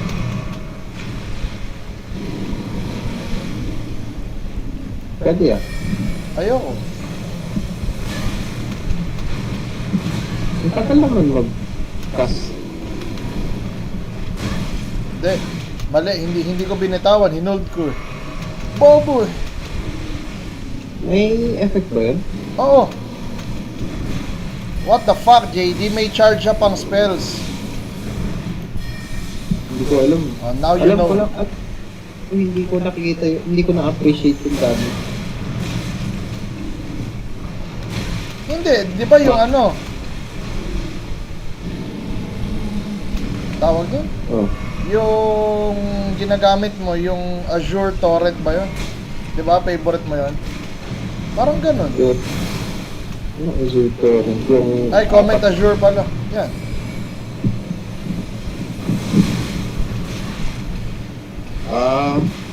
Alam ko yan. Hindi pa yung ibang... May ibang spell na pwede mo each. Oh, may charge spells. Pero Ah, shit. parang ang increase damage ng mga build. Okay nang ina mo naman. Azure spell. Ah! Ang na-hintay. Namatay sa bear. Napatay yung Elden. May iniinom, Hmm. may iniinom akong flask din para ma-eliminate yung FP. Oo, eliminate FP cost for a bit. Para tuloy-tuloy lang yung Azure ko. Hindi pa may ano, yung meron nga yung Terra Magica ata yun, lahat ng gagamitin mong spell walang cost. Yun nga yung sinasabi ko. Ah, Terra Magica. Hindi Para- physic yun. Eh, well, may physic version ata yun. Yung physic version niya. Naralo mo ba lahat ng Earth 3? Ha? Ah, yung crack. Ata, alam ko. Hindi, parang may mga kulang ako. Yun, yung ibang armaments doon dun.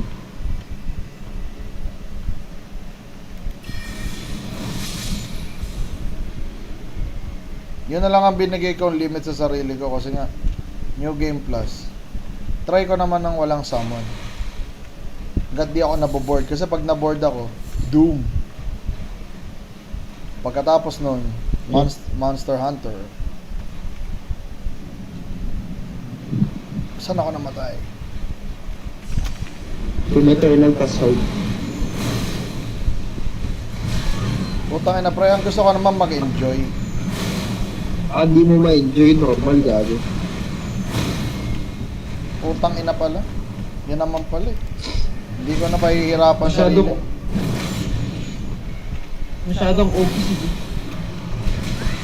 Hindi ah.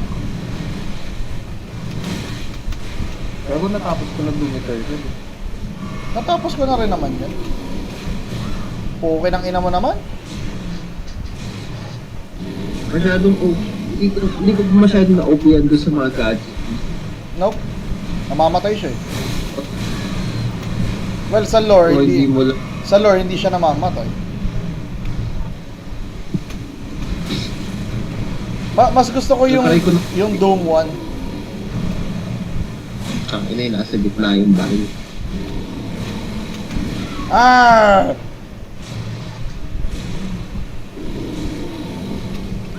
Ang problema, parang hindi ako natututo eh. Tangina mo ka. Bumabalik ako sa bad habits ko eh. Roll ako ng roll kahit hindi pa dapat eh.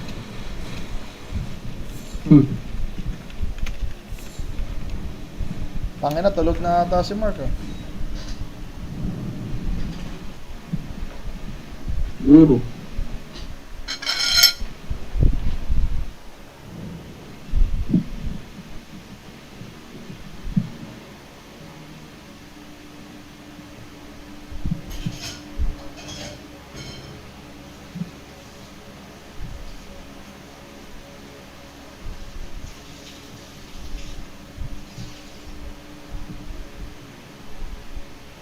Hindi, JD, pag sabihan mo sila Mark, sila Liam, ikaw din. Hindi, pag gusto nyo tanggalin yung mga stream, sasabihan nyo lang ako. Yung sa mga Wala ganun. naman sa akin. Wala naman sa akin yun. Hindi, malay mo sa iba. May fade off, ano lang. You'll never know. Napakagumo pa ako. Hindi, ang ibig kong sabihin, baka pag lang, wala lang. Siyempre, dahil yung personal information and shit nyo yan. Kumbaga, ang ibig ko lang sabihin, nire-respect ko. Pag ayaw nyo, tatanggalin ko. Wala sa akin yung mga ganun-ganun. Iyan tayo yung views ko sa'yo, tanga. Bagay. If you put it that way. Hindi pa naman kasi ako view-centric. Ang sa akin, importante ko lang, nagagawa ko yung gusto ko. Na nado-document ko na ngayon kaya ko nang maglaro ng games na hindi pirated. Although hindi ko bili. Legal means. Di katulad dati. Tangina, wala akong binibiling laro dati sa PS2 pa. Ako pa pumatay nito. Ako pala pumatay nito. Minsan nagugulat ako, may stake of Marika eh. Sabi ko, nako, nasa importanteng lugar ako. Makakalimutan ko kasi naka-horseback ako. Shit.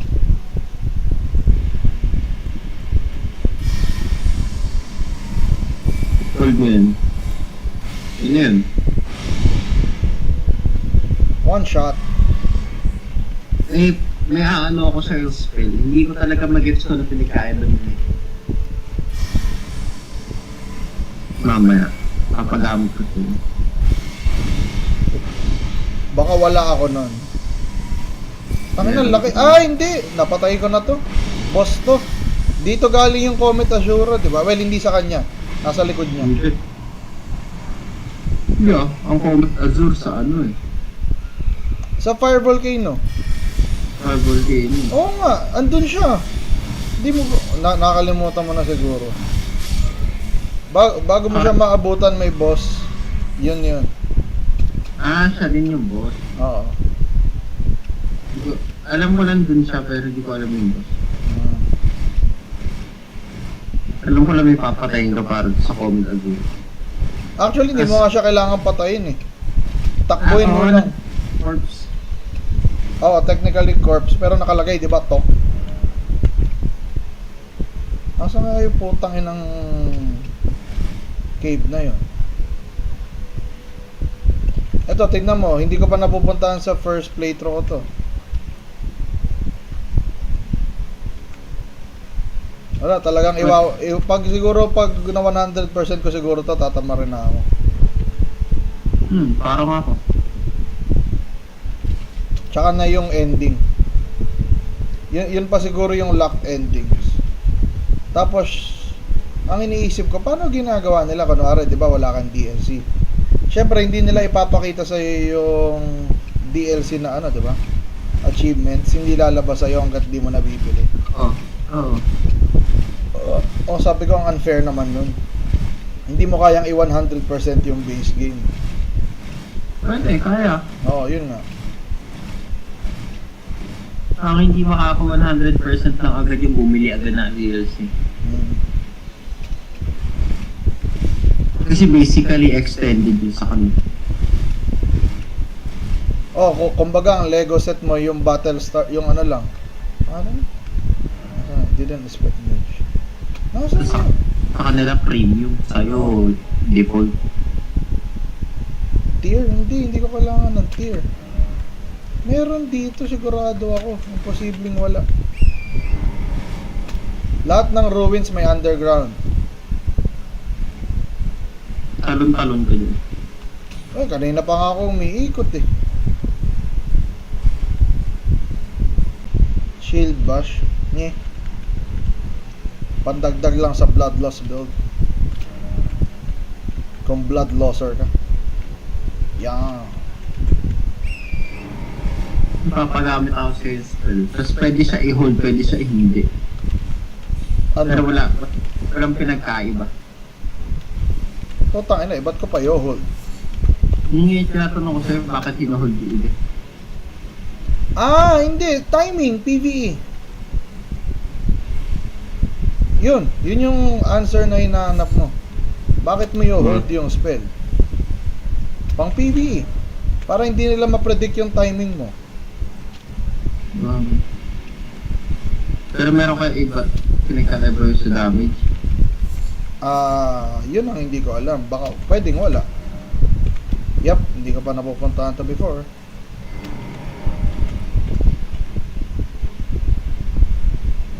Morn Tunnel. Kasi parang yung mga na-miss ko, mga endgame pa eh. Ancient Dragon Knight Christoph. Clean Rat Knight Finlay. So matagal pa to. Yung Golden Order Greatsword. Devourer Scepter. Yun din. Cave of Forlorn. Tapos yung isa nasa Farum Azula. Meron pa isa. Yung spells Stars of Ruin.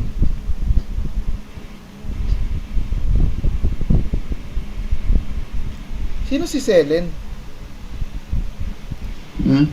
Ina, may questline akong kailangan gawin. Para saan? Yung sinasabi kong Stars of Ruin.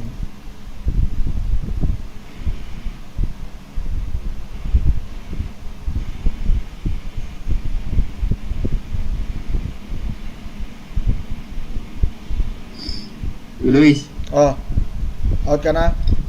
ipikit na ako. Go, bye, N-word. Oh, bye-bye. Bye, i-out mo na tong si Mark. Malamang tulog na to. Oh, baka. Sige, boy. Good night. Good boy. Night.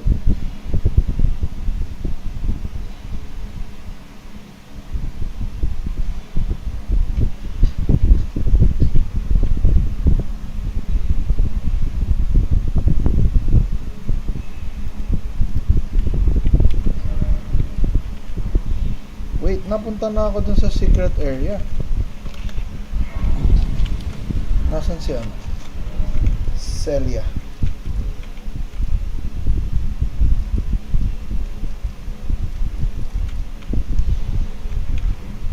Okay, mamaya na. Tapusin ko muna to. How they're pitching their vision to America right now, it's pretty mind-boggling. Pharmacy middlemen, directed. Two-point interviews, transparency, directed. And what that means is, that's going to cut the cost of your one-on-one interview, and he brings in Dana White here. And you know our next guest, big supporter of former President Trump, introduced the former president at the RNC in very detail, and spoke at his recent MSG rally as well. He is the CEO and president of the Ultimate Fighting Championship, Dana White. Dana, thank you very much for joining us. I haven't met you before, but I caught on camera smacking his wife. You know, in fairness, the video showed his camera smacking his wife. You know, in fairness, the video showed his wife smacking him first.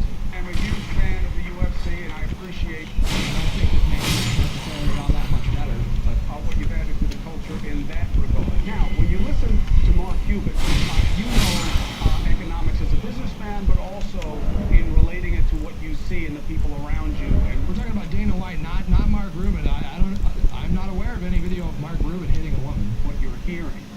What do you believe his argument, how it lands with the voters, Dana? Well, a lot of Jig Rob says Dana thought Hutch would be on the right side of history. Another L for the books. I am so confident that historians, when they write about the Trump era, when they teach about the Trump era in schools and universities, 2, 3, 4 decades from now, they are going to look back on the Trump era as a shameful time in this country. I'm positive that that's how history is going to remember this moment. Some things that I've heard, since I've been on here. This election is about competency. It's about competency. We were talking about diamond your boss earlier. This is about your If you want to make it about competency, I don't think this race is even close. boss. This is a world leader. This is the guy.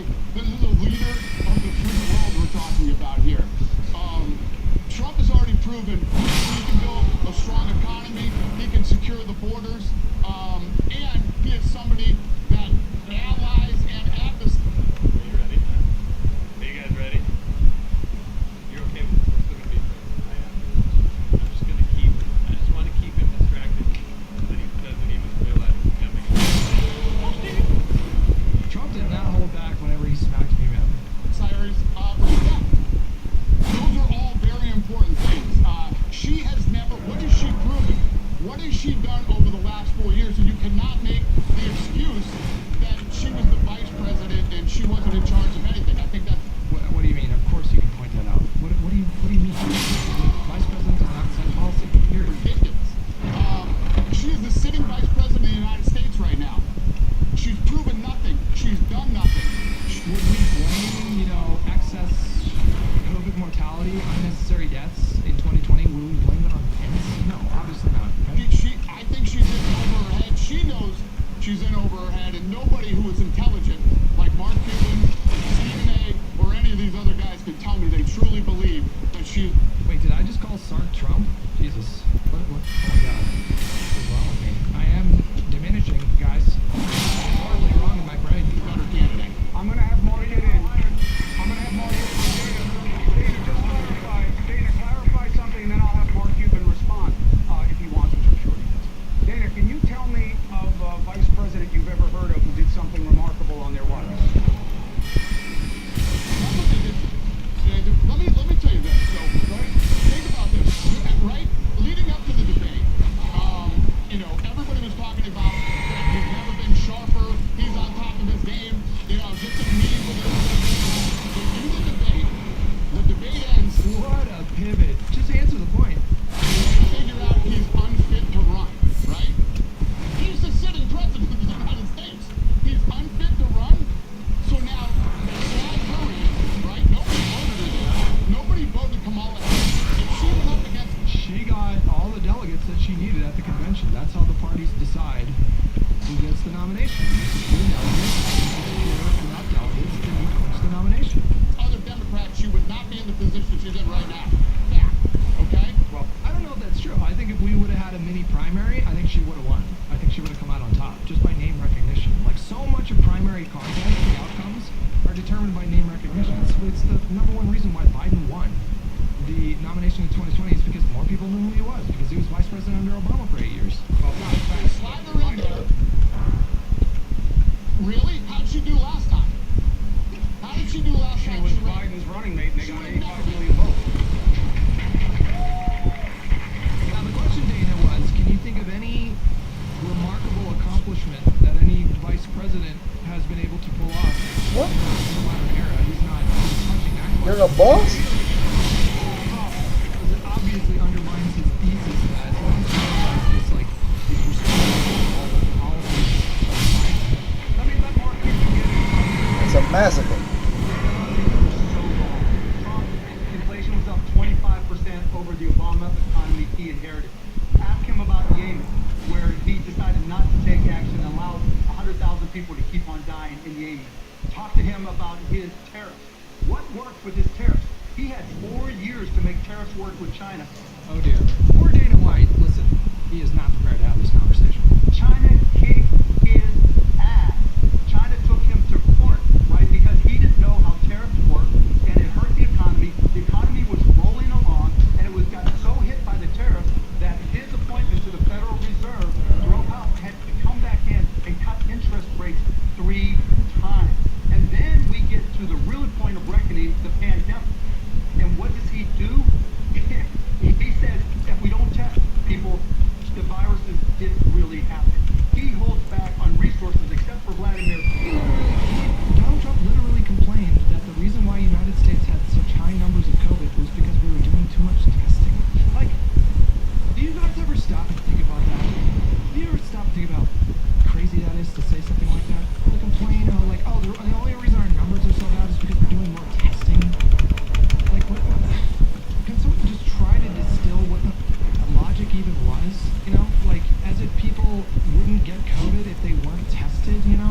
seemed to be like where he was going with that. It was such an idiotic thing to say. To keep people from getting healthy. That is not an accomplished president, Dan. He has not done anything. What he got here, when this, like, you know what? I gotta jump in here. Personal wealth. Some He questions. inherited. I gotta jump in with number one, the real wages, which is really the only economic barometer for the folks, was up 8.2% in the 4 years Trump was president. 8.2 across the board for working Americans. I don't think that's true if you include COVID. I don't think that's true. Real wage growth. Real wages did go up under Donald Trump, but that would surprise me if they stayed up during COVID, did they? Fact. Under Biden, Harris. This is the Fed here. Oh, you know what? That actually kind of makes sense because we had so much. It was stimulus. We did such a the United States was like so generous during their stimulus that this actually makes sense. So I'm completely wrong. I totally think it's the opposite. But we started a trend, and that trend has continued under Biden. It is around. Which king with $5? Trump is the same man who said if they would just stop counting the votes in 2020, he would have won. Yeah, exactly. It's the same exact logic with like testing for COVID, right? 1%. No COVID pandemic. They have failed. Number two, inflation didn't start because Putin and the Arabs did anything. Inflation started, and I don't know whether you know this, Mr. Cuban, but Biden signed in his first week in office at least 20 executive orders making it harder for every fuel company to harvest their product, whether it be fracking or oil or anything. The fuel company said, holy you know what, we're going to get hosed because our prices to get the stuff out of the ground are quadrupling, so we're going to do it retail now. They bring this stuff up, man, and it's like you can just look up U.S. oil production. These are 2023 numbers. We're up even higher now. We, like on Biden's watch, by 2022, 2 years into or a year into Biden's presidency, by 2022 we were already producing more oil domestically than Trump was during his peak year, 2019. This idea that Joe Biden stifled domestic oil production is just so verifiably false. Now, that's what ignited it, not Putin. I'm sure Cuban knows this too. And not Saudi Arabia. That is And then he gets applause. I don't know. Okay. All right. Mark Cuban, respond, and then Stephen, please go ahead. Bill, you're bloviating. Thank you very much. No, I kept it pithy. I kept it. Cuomo understood it. I kept it pithy. There's no big words. You're bloviating. The point is, yes, inflation. You think inflation just started when Joe Biden took office? That is. It was 1.4 when Trump left. Inflation was 1.4. I know it just shows you don't know how inflation. It shows you don't know what creates inflation. Yes, gas contributes to inflation. Why do you think Trump is so big on reducing energy costs? Because they contribute to inflation significantly. And beyond that, we produce more energy than we ever have. We produce more energy now than part when they started to panic. No. This was a year into Biden's presidency. They started ramping up oil production right away. He's just lying. Not in the beginning. Billy, No, this is not true. Do you know how to use Google? Oh, wait. No, that's where I get my information on Google, right? I actually research government records. All these government records are a Google search away, Bill O'Reilly. Whoa, what a concept. Come on, 1.4% when he leaves office, and it goes to more than 9 in a year. Come on. Let's bring Dana back into this. Stephen A. Dana, good to see you, buddy. I know. You too, I know. Dana. Fully transparent. I don't know any of these. Dana White and I, and Mark Cuban and I, we're all buddies. I've known them both for years. Dana, It'll be fun. I bet yes, it is a lot. Here's the deal, Dana. When you speak about Donald Trump, obviously there's a lot of people that look at him and they say, he did a lot for the economy. I remember that, he did exceed the deficits at about $35 trillion. What I would ask you, however, is this: outside of the economy, what else has he done that you would deem positive in your eyes? He's going to talk about like Trump is respected. People fear him, Our adversaries fear him, so he was strong on foreign policy. He's going to talk about immigration. And what else is he going to talk about? That's it. Well, border crossings are up over 300% There's one. since he left office, and that's not including people that They're actually currently down to levels that are below what Trump was experiencing in 2019. So that's not true. are undetected. And you cannot deny that the world was a much safer place. I told you the two things he was gonna do. We were so strong. When Trump was in office. It's undeniable. Notice how Mark Cuban gets into specifics. You know, he gets into nuance. He dives into the complexity. He starts citing like specific numbers and figures. And what does Dana do? He just does these like vague. He just makes these vague proclamations. Do you realize that right now there are more armed conflicts right now than any time since World War II?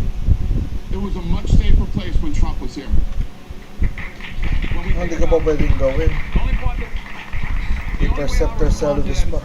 This idea that the president, it's like, okay, the president has like a lever, you know. Dito they pa can lalabas push it yun. to and they can pull it fro, you know.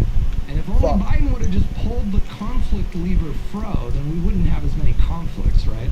You're talking about folks coming across the... It's like the inflation button. Like, we tried to tell Biden, like, hey, don't press the inflation button. What are you doing? And Dark Brandon just looked at us and gave us this laugh and took a lick of his ice cream, and he just pushed the inflation button anyways. It's like, how politically stupid are you to press the inflation button? Why would you do that, Joe Biden? The borders are not... Similarly, there's a war lever, and we were telling Biden, like, don't push the war lever. And Biden, again, just talking about corn pop and then just push the lever. Obviously, the dangers that it may cause in a lot of people's eyes. What about the things that are happening domestically?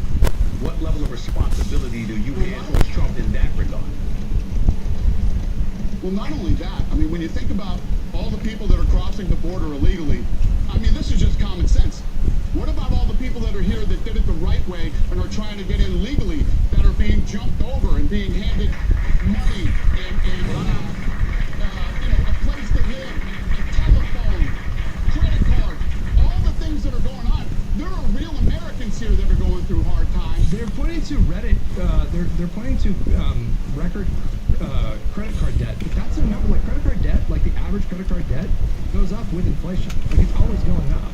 So like literally, like in 2019 we had record credit card debt. In 2018 we had record credit card debt. 2017 we had record credit card debt. That money should be going toward them, and there's nothing wrong with people coming to America. That's what this country was built on, but you have to come the right way. You have to come legally.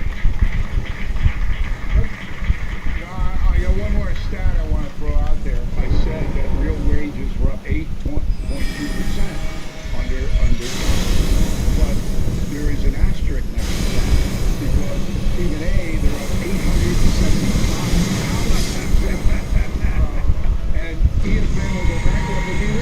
Don't hate him for his success. Don't hate him for his success, or because he's pretty. All right, we're going to take a break. Dana White, I really appreciate you taking this opportunity. It's nice to meet. Really? Is that all they talked about? Really? He just got in there and did like 3 just really vague, stupid Trump talking points? This way, I appreciate your advocacy, former president. Thank you for doing here on this nation. Mark Cuban, always a pleasure. Appreciate you taking the time. Thank you for making the Oh my God. Weak sauce. Let him talk for like 30 minutes. Dana's just kind of silly, isn't he? $337,000. Tell us the story briefly. In 1970, in Analog magazine, Harlan Ellison and Ben Bova published the short story Thriller.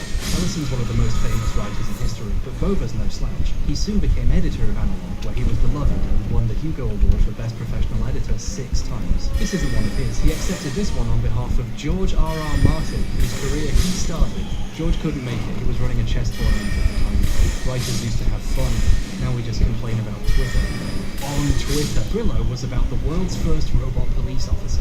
His name's Brillo because Brillo pads are metal fuzz. That's pretty good. This is one of the earliest stories in fiction about a robot cop, a commonplace trope today, and soon real life. It wasn't the first example. The most famous earlier one would be Isaac Asimov's Caves of Steel. Remember this, it will come up later. Ellison and Bova thought the idea had legs and decided to adapt it into a TV show. They pitched the idea to a few companies. companies, including NBC, where an executive named Terry Keegan said no. They later showed Brillo to Paramount, where the head of development, Terry Keegan, he'd recently been hired there, said no. The same man passed on the same pitch twice at 2 companies. Clearly not a fan of the robot cop idea.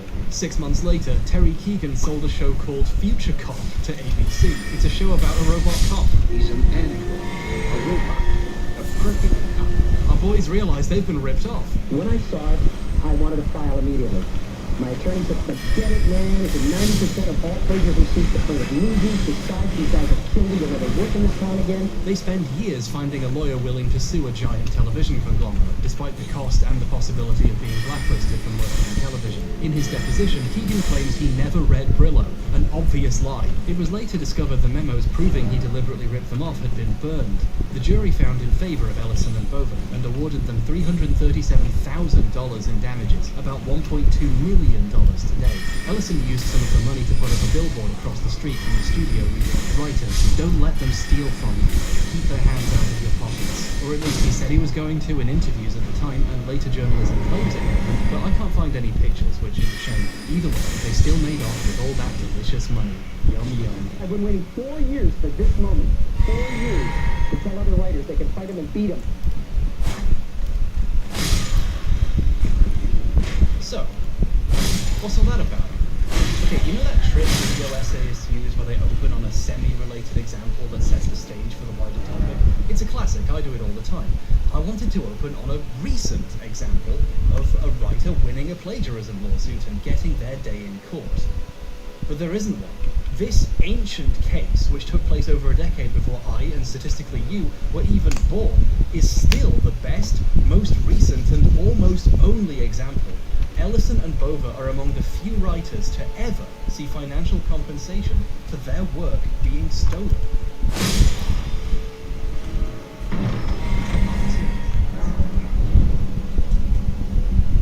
Testing 1, 2, 3. For the foreseeable future, if someone else on here steals your work for money, there's not much you can do except talk about it. A few years ago, I made a video with some examples of plagiarism, and even covered a time I felt it happened to me. The guy in question, Lukey Poo, briefly posted a 10-minute response accusing me of overreacting, before appearing to think better of the whole thing and deleting this, along with the video copying me. I watched your video, went through it piece by piece, and copied it, because you're such an incredible YouTuber. Thanks, Luke. Apology accepted. He has since rebranded his channel, recognizing the irony of presenting himself as a literal piece of shit. But his videos are still to watch with plagiarism magazine, ripping off other YouTubers for hours at a time now. The only new section to himself about homophobia is fine. Maybe the rebrand was a little too soon, but no authority took Luke's video down. He could have left alone, and people often do. You can spend ages on the original idea. A way more popular guy can rip it off, along with its thumbnail, get a bajillion views, and rake in the cash. On YouTube, if you have an original idea, if it's good, it won't be yours for long. The fact I'm making this video during one of the biggest creative strikes in history isn't lost on me. Other people's hands have never before been this deep in the pockets of creators. We need Harlan Ellison's billboard now more than ever. But I don't know how to rent a billboard, and it sounds expensive. So instead, we're going to talk about plagiarism on YouTube, what exactly it is, why it's wrong, and the many unintended side effects. Only then can we begin to talk about what to do about it, or at least what I'm going to do to try to put some of it right. I'm going to use a few relatively well-known examples you might have heard of already, and some new ones I found just for this video. I could even ruin some of your favorite YouTubers for you. Apologies in advance. So, let's start some fights. Part I. Philip. What's going on, everyone? Thanks for clicking on the video. Philip Newson was a YouTuber who reviewed Nintendo Switch games and accessories and talked about Nintendo-related news. His videos were surprisingly well edited, and by that I mean they used way too many fancy transitions. I mean, they're not even hard to do, you just drag and drop on your timeline and whoa!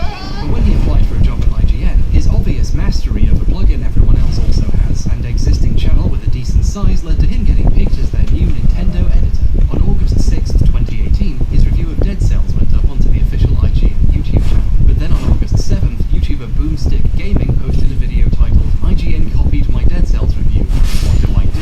He noticed some similarities between Philip's reviews and his own, published in late July. Dead Cells takes the progression of a Metroidvania and integrates it into this procedural It takes the progression system of a Metroidvania and transforms it into a procedurally generated action roguelike. This combat system is fast, fluid, responsive, and one of the most rewarding representations of 2D combat of the entire genre. Fights are fast, fluid, responsive, and hands down one of the most gratifying representations of video game combat I've ever experienced. Dead Cells figures out an intriguing way to have your roguelite and Metroidvania experience all in one by focusing on your failures and urging you to try something new the next time. Dead Cells strikes a perfect and engaging balance between the Metroidvania and roguelike experiences by focusing on your failures and urging you to experiment each time you do fail. Dead Cells only falters slightly with some repetition setting in, especially on the early areas and during longer play sessions. Dead Cells does falter slightly with some repetition, but it's only felt in its earlier areas and during the extended play sessions. Speaking of repetition, oh my god, the review was taken down while IGN investigated the issue further, and then later that day confirmed he had been let go from the company. But was this the first time Philip had done this? Catching someone doing plagiarism is difficult. Someone has to notice the theft, which means having also seen the copied work. And if it's anything obscure, that's quite unlikely. If you catch someone plagiarizing once, chances are they rolled those dice a few times before and hadn't been unlucky yet. People started looking through his other reviews in case there was more. Over at Kotaku, Jason Schreier's article on the firing was updated to mention an anonymous tip, pointing out similarities between Philip's review of FIFA 18 on the Switch and the one on Nintendo Life by Chris Scully. Philip's review was made for his personal channel before it was provided at IGN, meaning he'd been doing this for a while. Scully himself would later post a video comparing his review with Philip's, showing many similarities, and I'll link that in the description. But I want to zoom in on my favourite example. Philip tries to hide what he's doing by changing words around, and he does it really badly. In his article, Chris says compared to the non-Switch versions, the graphics are a good deal less detailed. Here's Philip's version. However, when you get up close and get a good look at some character models, it's pretty clear that they've used less detail than the Xbox One and PS4 versions of the game do. It's pretty clear that they do have a good amount of less detail. No one would ever write that sentence on purpose. You only create that by trying to change something you stole. There's a great example here of the deeper problems that plagiarism creates. Philip's review contains Oi. false information. For example, here when he talks about the game's Women's League feature. FIFA 18 features entertainment and cookout modes, as well as the Women's League, which was officially introduced in FIFA 16.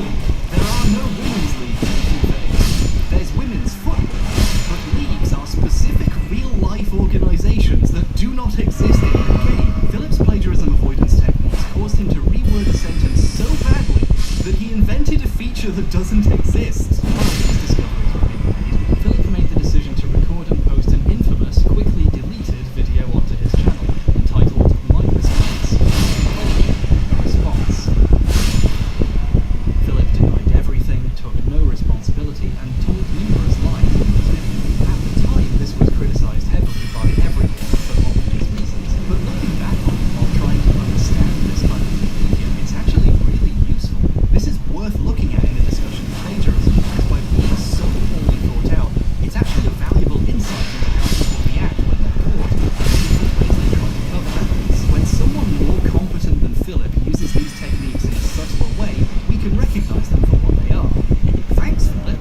There were a lot of circumstances surrounding it, but at the end of the day, I was the editorial unit, so anything that makes it my responsibility. Plagiarism is a complicated process that can be related to lots of circumstances. The point is to make you wonder what really happened, so you forget what happened. Another way of doing this is to be passive about the events, so it's almost like they happened to him instead of being something he did. Like I said, I take full responsibility for what happened in the Dead Cells review. Philip doesn't say, I take responsibility for what I did with my review.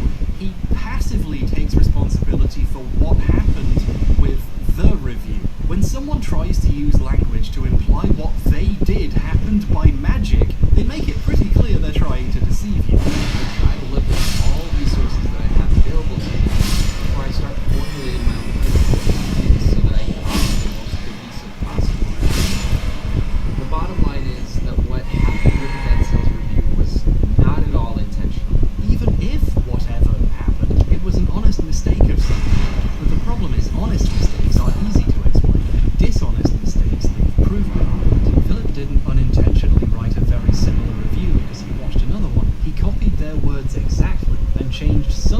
tried to hide it. Hearing Philip try to pretend this isn't what he did means we're not just dealing with a plagiarist, we're dealing with a liar who has more to hide.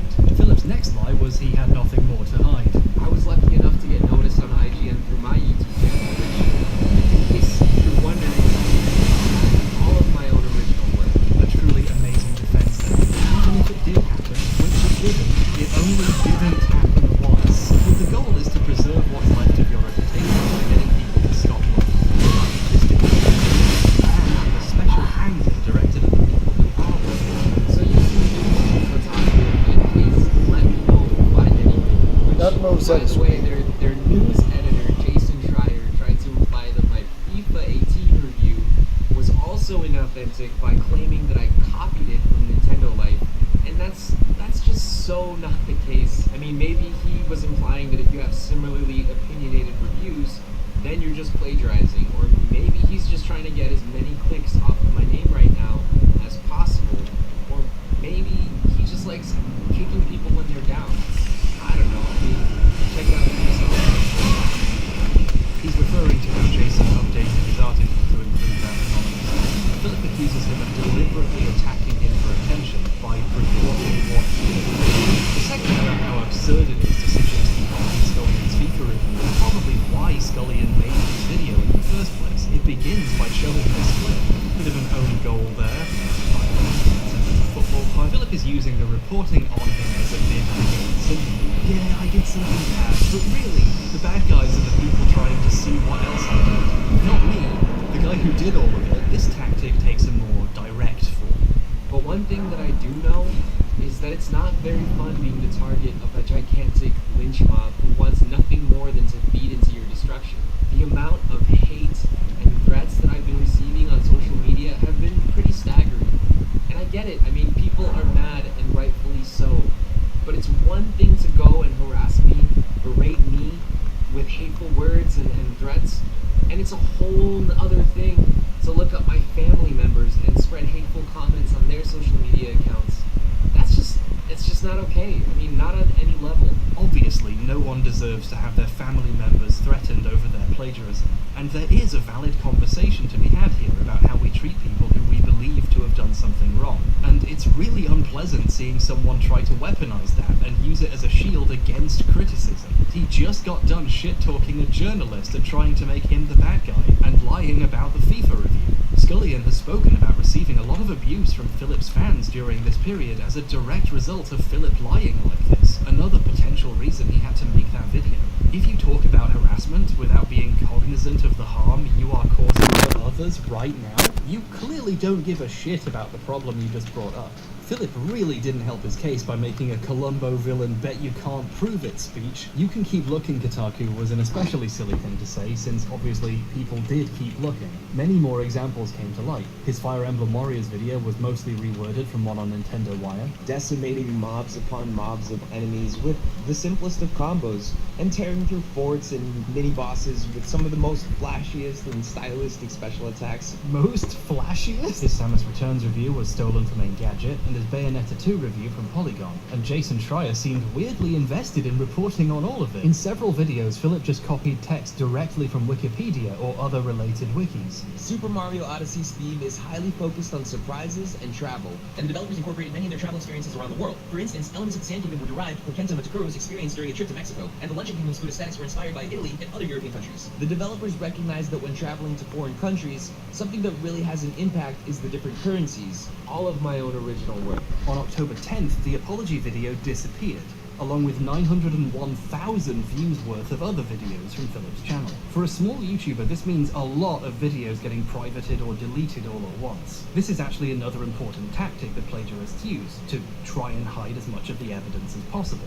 Philip has successfully hidden the extent of what he actually stole in his YouTube videos. Many of Philip's videos are now considered lost media, referenced in articles about the plagiarism or in videos showcasing it, but not as actual copies that you can watch. This is obviously no big loss, but sucks for me that there's not many archived copies of some of these videos, because, like, now I have nothing to cut to as reference footage. It's just, now I just have to stand on my set and talk to you. His article about Octopath Traveler is a fucking doozy. It steals a bunch of shit directly from Jeremy Parish's review at Polygon. And let me just say, buddy, if you can barely string a sentence together, people are gonna know something's up when you're suddenly using words like extrudes. When this was discovered, Parish tweeted, "Dang, I got extruded right into the middle of a scandal," which is probably the funniest thing to come out of all this. But that's not the only thing he stole for this one article. It also plagiarized one of his co-workers at IGN. Words from Seth Macy's video review of the game made it in too. Here's some clips from Macy's video. Both its battle system and aesthetics pay loving tribute to the Super NES era. While this isn't merely a modern retread of past classics, but a phenomenal homage with genuinely fresh ideas in a fantastically charming wrapper of old school meets new. Seth was especially shocked by this, it seems like. And it's not hard to imagine why. To take game criticism and writing original material seriously, only to have someone a cubicle over take a hatchet to your stuff and collect a paycheck for it, is so deeply insulting. Things were bad enough that IGN pulled the plug on almost everything Philip ever made for the site just to be safe. Something I've never seen an organization have to do before. He even, and this is insane, did a video explaining the Nintendo Switch's HD Rumble feature, and his explanation is just stolen from a fucking NeoGAF post. A normal rumble is just a motor which spins, creating a vibration, right? Well, HD Rumble uses linear actuators, similar to Apple's Taptic Engine, which is what they use for the new Force Touch stuff in the new iPhones and Apple Watches. See, I believe that these are different in that they are more likely weighted electromagnets. You believe that? Holy shit. He copied some text from a forum directly into a script and just read it out. Why would you even do that? No, seriously, that's the question we're trying to explore here. Why do people plagiarize? Philip is a great help in finding answers to these questions, because 8 months after all of this died down, he released a second apology. Well, arguably his first, since he didn't really apologize in the first one, but still. Hey everyone, I'm not here to make any excuses or to try and justify my actions. I'm only here to apologize to the people that I've wronged. He says sorry directly to several of the people he copied from, but to avoid making himself look too bad, he doesn't mention the forum post, or the time he stole from someone else at IGN, or a bunch of the other places. He also doesn't apologize for denying everything, pretending it was an accident, or accusing specific journalists of being out to get him by reporting on it. I think this points to what this apology is actually about, which is appearing more humble and honest to try and repair his reputation. Admitting to the truly embarrassing stuff, or the dishonest shit he said when he was caught, would just make him seem disingenuous. It's hard to come off as honest if the apology includes lying to your face in the past. He wasn't done making excuses either. 2 days later, he uploaded a third apology. Getting deja vu from the videos now. In this video, he tried to explain why he did all this. He had insecurities about the quality of his writing, but his Felt pretty good my video editing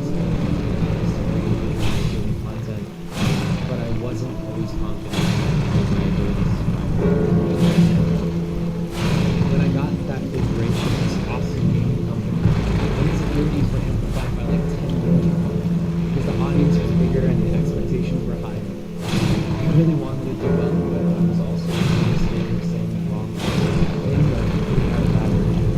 Now, maybe it's because it's like before, he still wasn't owning up to what he did, but I simply do not accept this as the reason. People have anxiety about their writing. In fact, I'd say most writers do. Not many of them like Steven. So anxiety and depression feel like an easy excuse. I'm seeing almost all of Philip's videos. I feel comfortable in calling myself a Philip scholar at this point. I can tell you for a fact that he is bad at making videos. He thinks cinematic transition packs equal good editing, which is the reddest possible flag. But even in terms of basic content, the videos are just bad. His earliest videos are just news about the then upcoming Nintendo Switch, or stuff like the top 5 ways to play the Switch, a console that no one can play. The single Joy-Con method, and it's probably going to be the least preferred way to play the Nintendo Switch. When the Switch was out, he branched out into reviewing accessories, like carrying cases and stuff, and doing unboxing videos. Some videos are just summarizing Nintendo press releases. This is the literal definition of content. It's like it got squeezed out of a Nintendo-branded tube somewhere. It's the most how do you do fellow kids energy I've ever seen coming out of a 28-year-old man. So he started doing the most egregious audience growth tricks for dummies you can imagine, like constantly having giveaways for subscribers. Philip's following didn't grow organically from people liking him or his work. Those people don't exist. It grew from offering free shit if you subscribe. But I'm going to give Philip some credit here and say at some point he recognized, correctly, that he didn't know what he was doing. I mean, if it's obvious to me watching them, it must have been obvious to him making them, right? So, what do you do if you know you won't get ahead without copying someone better? You copy someone better. And I'm not even talking about plagiarism here. Even the stuff that isn't stolen is derivative. There's this one guy called Nihongo Gamer who's done some pretty useful tech reviews, and one of them was of an arcade fighting stick for the Switch. It did surprisingly well, and he gives it a proper workout as someone who clearly knows their stuff with fighting games. A few weeks later, Philip coincidentally decided to review the same thing. But Philip isn't a fighting game aficionado, so his live gameplay footage is him playing Sonic and Mario Kart, making this review functionally useless as a review of a controller made for fighting games. But Nihongo Gamer also in the same video reviewed this Switch holder that looks like a little arcade machine. Philip, coincidentally, is also reviewing one of these in his video. This game is so much better now. This makes this game so much better. This isn't even plagiarism, it's just strange. Philip didn't know how to build an identity of his own, so he just borrowed the style and content of successful videos in an extremely cynical way. He didn't make these videos for the fun of it or because he cared about making them. It was always just about chasing success by any means necessary. And when that didn't work out, he just borrowed even more directly and got into this mess. In a fairly recent interview, he's described himself during this period as having imposter syndrome. But that's wishful thinking, isn't it? There's a difference between having imposter syndrome and being an imposter. Objectively speaking, Philip pretended to be a reviewer and critic while actually just being a thief and a liar. But I think it's possible to reverse engineer this falsehood and arrive at its core truth. The explanation lies in a little thing he said in Apology number 3. I consider it the most meaningful thing Philip has ever said. It's not true, but it's meaningful. So I took from sources who I trusted and respected and I agreed with, and I tried to change them in a way that I would say it. Philip claims he sought out reviews from other people he respected to steal or learn from. But, to be blunt, who the fuck is Boomstick Gaming? When this happened, Boomstick's channel had just over 10,000 subscribers. Barely anyone had any idea he existed. And look at the other places he copied from. Mostly random websites, niche gaming outlets, fucking forum posts. If you consider something so obscure you can get away with stealing it, you do not respect it. Philip copied these people because he thought what they were doing was beneath respect. Remember Caves of Steel? I told you it would come up again, you little bastard. You better not have forgotten. In the lawsuit between Ellison, Bova, and the studios, one tactic the studios used was to accuse them of being the real plagiarists, of ripping off Caves of Steel when they were writing thrillers. The problem is these writers were all friends who knew and respected each other, so they could ask Isaac Asimov what he thought of that. So we went to New York. I've known Isaac for 25 years. And Isaac, in his deposition, said, I've known Holland for 25 years. He said, you don't steal from your friends. It all sounds so simple when Isaac Asimov says it. At the start, I briefly mentioned one of the many times someone's entire idea and thumbnail have been copied. The thief later flipped the thumbnail and changed the color of his shirt. Amazing. This guy's kind of notorious for stealing from people. And there was a really notable encounter where he made fun of the guy by joking about how many subscribers he had. This comes off as generic former Vine star narcissism, but it's difficult to ignore that he specifically steals from people he considers beneath him, having a lower number. If you're not as important, your ideas are up for grabs. In 2016, Melania Trump's speech at the Republican National Convention was found to have plagiarized one of Michelle Obama's speeches at the Democratic National Convention. Millions hadn't seen the speech given at the public convention, so none of them noticed, but the media did later. The question going unasked at the time, at least for me, was, why Michelle Obama? Her speech about hope and dignity and respect and dreams has nothing to do with being a Republican. They hate that shit. Why didn't the writer rip off an anti-Reagan speech about killing the poor or making black people for using the drugs her husband gave them? Well, plagiarizing another Republican would annoy Republicans, whose opinion the writer actually cares about. If you respect someone, or want their respect, you generally don't risk a fight with them by jacking their shit. But if you don't like someone, stealing is almost like getting one over on them. isn't it? No one was ever fired or seemingly punished in any way for stealing a speech and pretending they wrote it. And that's because none of these people give a shit about Michelle Obama. They're probably glad it happened. If you broke into Obama's house and stole some of his silverware, most speakers at this convention would pay you a cash prize. Plagiarism is an insult, and don't people love to insult their enemies? Here's something petty I should have forgotten about but didn't. When Lukey Poo made his short-lived video response, while defending himself on the grounds he actually got the idea from someone on Twitch who saw my video, they're definitely real, he still took the time to explain that he also didn't like I criticized right-wing YouTubers he was a fan of. I thought H-Bomber was a relatively decent video creator. I disagreed. I didn't like some of the stuff he did, like when he went after Sargon on the pod and other YouTubers. This sat with me. Why was it so important for him to signal his allegiances like this? I think the point was to make his theft an act in a larger culture war. Even if he did rip me off, I'm the bad guy. I don't deserve to be treated properly, so if anything, it's good if he did. You don't steal from your friends, you steal from the guy who made fun of Daddy.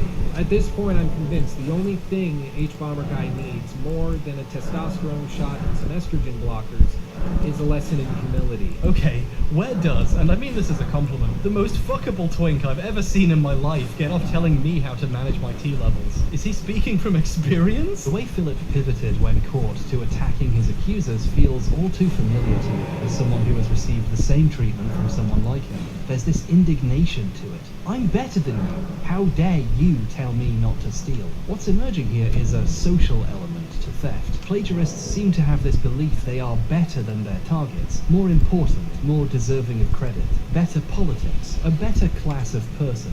Your ideas are wasted on you. They'd be much better served in my videos. Other games people looked down on what Philip did with so much anger, and people from IGN continued to be aggressive at him for years afterwards, because they understand this instinctively. His actions essentially said out loud, he thinks games writing is so worthless, it's okay for him to steal it. The IGN crew are especially entitled to be angry about Philip though, because he did really damage their credibility. When your company produces plagiarized stuff, it damages people's faith in your institution and its ability to not do that. And it's really hard to get that goodwill back. This leads us, as all things do, to the Angry Video Game Nerd, Part E, Cinemassacre. The Angry Video Game Nerd is a popular series. The reason I'm not digging too far in on either side here is because I don't want to go out of my way. The reason I'm not digging too far in on either side here is because I don't want to go out of my way to defend Mr. Beast, and especially not to defend Chris Tyson, because Chris Tyson is a disgusting person, is a weird person. Mr. Beast himself, there's a lot of questions about him that I think are worth talking about, but also with Dogpack, there have been mistakes in his coverage, and with his most recent coverage, it seems like, you know, there kind of was an allegation being pushed publicly that a lot of people took away, which was like, there was CP in a chat that Mr. Beast owned. We reported to the FBI, they're coming down on him. Like, that didn't really, you know, that didn't really pan out that way, did it? We'll do it live! Mr. Beast has released a new statement. We're gonna go over it, what it means maybe a little bit. You guys all know the Mr. Beast sort of downfall arc, a lot of his eyes started a few months ago. And it's sort of been, I'd say, one of the biggest, if not the very biggest drama in YouTube history, just because of how big Mr. Beast is, right? Like, this is bigger than PewDiePie now. He's like 3 times as popular as PewDiePie was. He obviously is a lot more impersonal, right? His channel is a lot more sort of a business. He's less of a YouTuber, so it's been pretty insane. But he posted a follow-up to his original statement. So this statement was when the Christian right? He said, over the last few days, I've become aware of the serious allegations of Ava Tyson's behavior online, and I'm disgusted in a post such unacceptable acts. During that time, I've been focused on hiring an independent third party to conduct a thorough investigation to ensure I have all the facts. That said, I've seen enough online to take immediate action to remove Ava from the company, my channel, and any association with Mr. Beast. I do not condone or support any of the inappropriate actions. I will allow the independent investigators the necessary time to conduct a comprehensive investigation and take any further actions based on their findings. So here he said he's going to be hiring someone to investigate him. Basically what happens here with companies is, let's say a company gets some allegations about it, right, about misconduct, about, you know, stuff from the top down going wrong, basically to try and see if there's any wrongdoing, or really to be able to make some kind of statement to the public to talk about whatever's going on. They'll hire a firm, usually a law firm, to investigate them and go through all their stuff, and then they'll be able to put out a statement saying, hey, I had this third party investigate me. This is what they said, right? So here's what he said. He did follow this up here to this tweet. He posted a follow-up tweet. Now, I will say, I think, Mr. Beast probably made a somewhat calculated move here, where instead of making his own new tweet about this, he posted a reply to this tweet. And I don't know if I'm reading into it too much. I'm not, ascribing anything insidious to him necessarily. But obviously, in the position Mr. Beast is in, he wants the controversy to go away. He doesn't want a ton of more attention on it from, a new tweet. So he basically followed up his original tweet with this reply, which will boost it a little bit less than it would get boosted if he posted his own, individual tweet, right? Obviously, if you make a reply to a tweet, it'll get, a smaller percentage of the likes than, or attention than like an independent tweet would get. Bro's never beating the Antichrist allegations? Maybe not.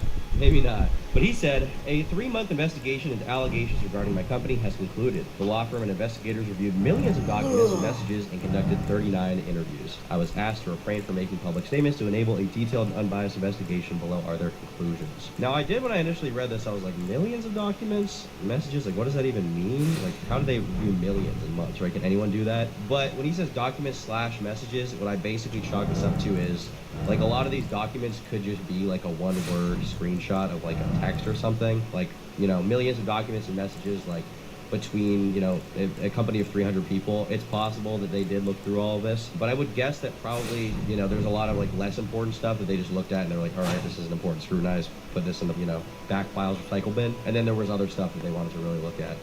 A specific law firm investigated them basically. So, Quinn Emanuel, to be clear, if there's any doubt they could go through this many documents, which I assume they probably can, they are the largest law firm in the world, at least according to their website. The largest law firm in the world. They call themselves a global force in litigation. You can see here their very, very professional website. $70 billion won for plaintiffs. 86% of trials and arbitrations won. 35 offices in 12 countries, and they're a huge firm, right? They're a huge firm. Dark Wave for AU, yay or nay? I'll look at that later.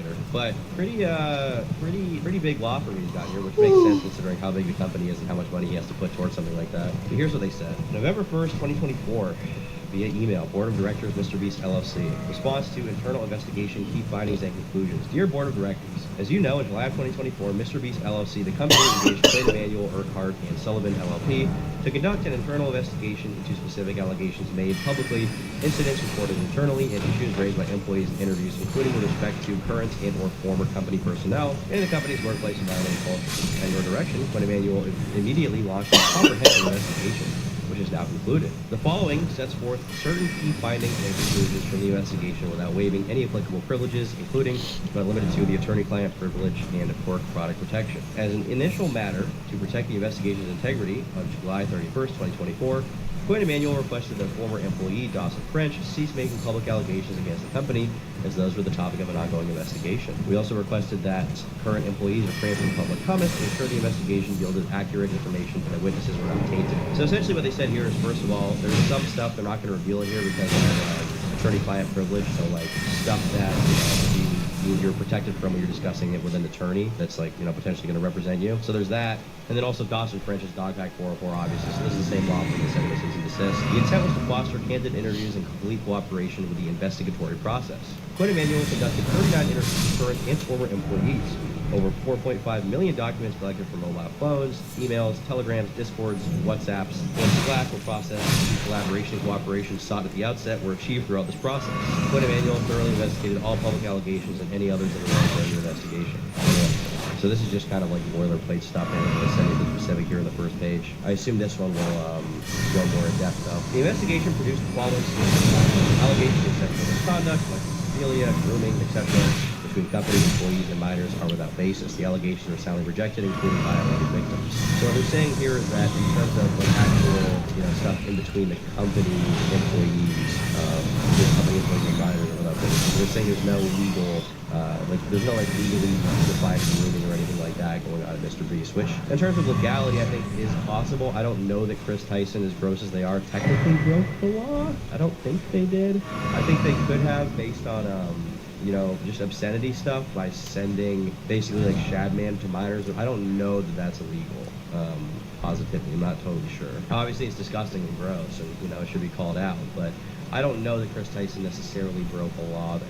Allegations of the company knowingly employing individuals with proclivities or histories towards illegal and questionable legal conduct are similarly without basis. Here, too, the allegations are uniformly rejected. So I assume what they're saying here is this is in regards to Chris Tyson and then also Delaware, the registered sex offender who was hired by Mr. Beast. Several isolated instances of workplace harassment and misconduct were identified during the investigation. The company was informed of such conduct and took swift and appropriate actions to address the incidents, including, where necessary, disciplining or letting go of unscathed individuals. So I would assume that what's being discussed here would be maybe Jamie Hill, but more likely Latoya Hill. Remember that guy? He was the second guy from Dogpack's third video. I assume that's who they're referring to here. The allegations weren't about setting us up to employees. Well, yeah, but what they're saying here is between company employees and minors. They're not just saying it's between company employees, they're saying between company employees and minors. And they're saying it's without basis, according to this law firm, right? Several isolated instances of workplace harassment, blah, blah, blah. As you're well aware, the company has grown exceedingly quickly from a YouTube startup comprised of a group of talented young individuals to a much larger entity. It is not uncommon that policies and practices essential to a company would lag behind commercial success. This appears to have been the case here and has in certain instances allowed for inappropriate conduct.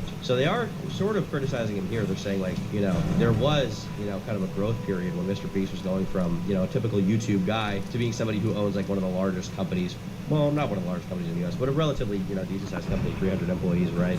So they're kind of calling him out here saying, like, you know, there wasn't a lot of care taken to maybe like human resources or PR or stuff like that in the interim here.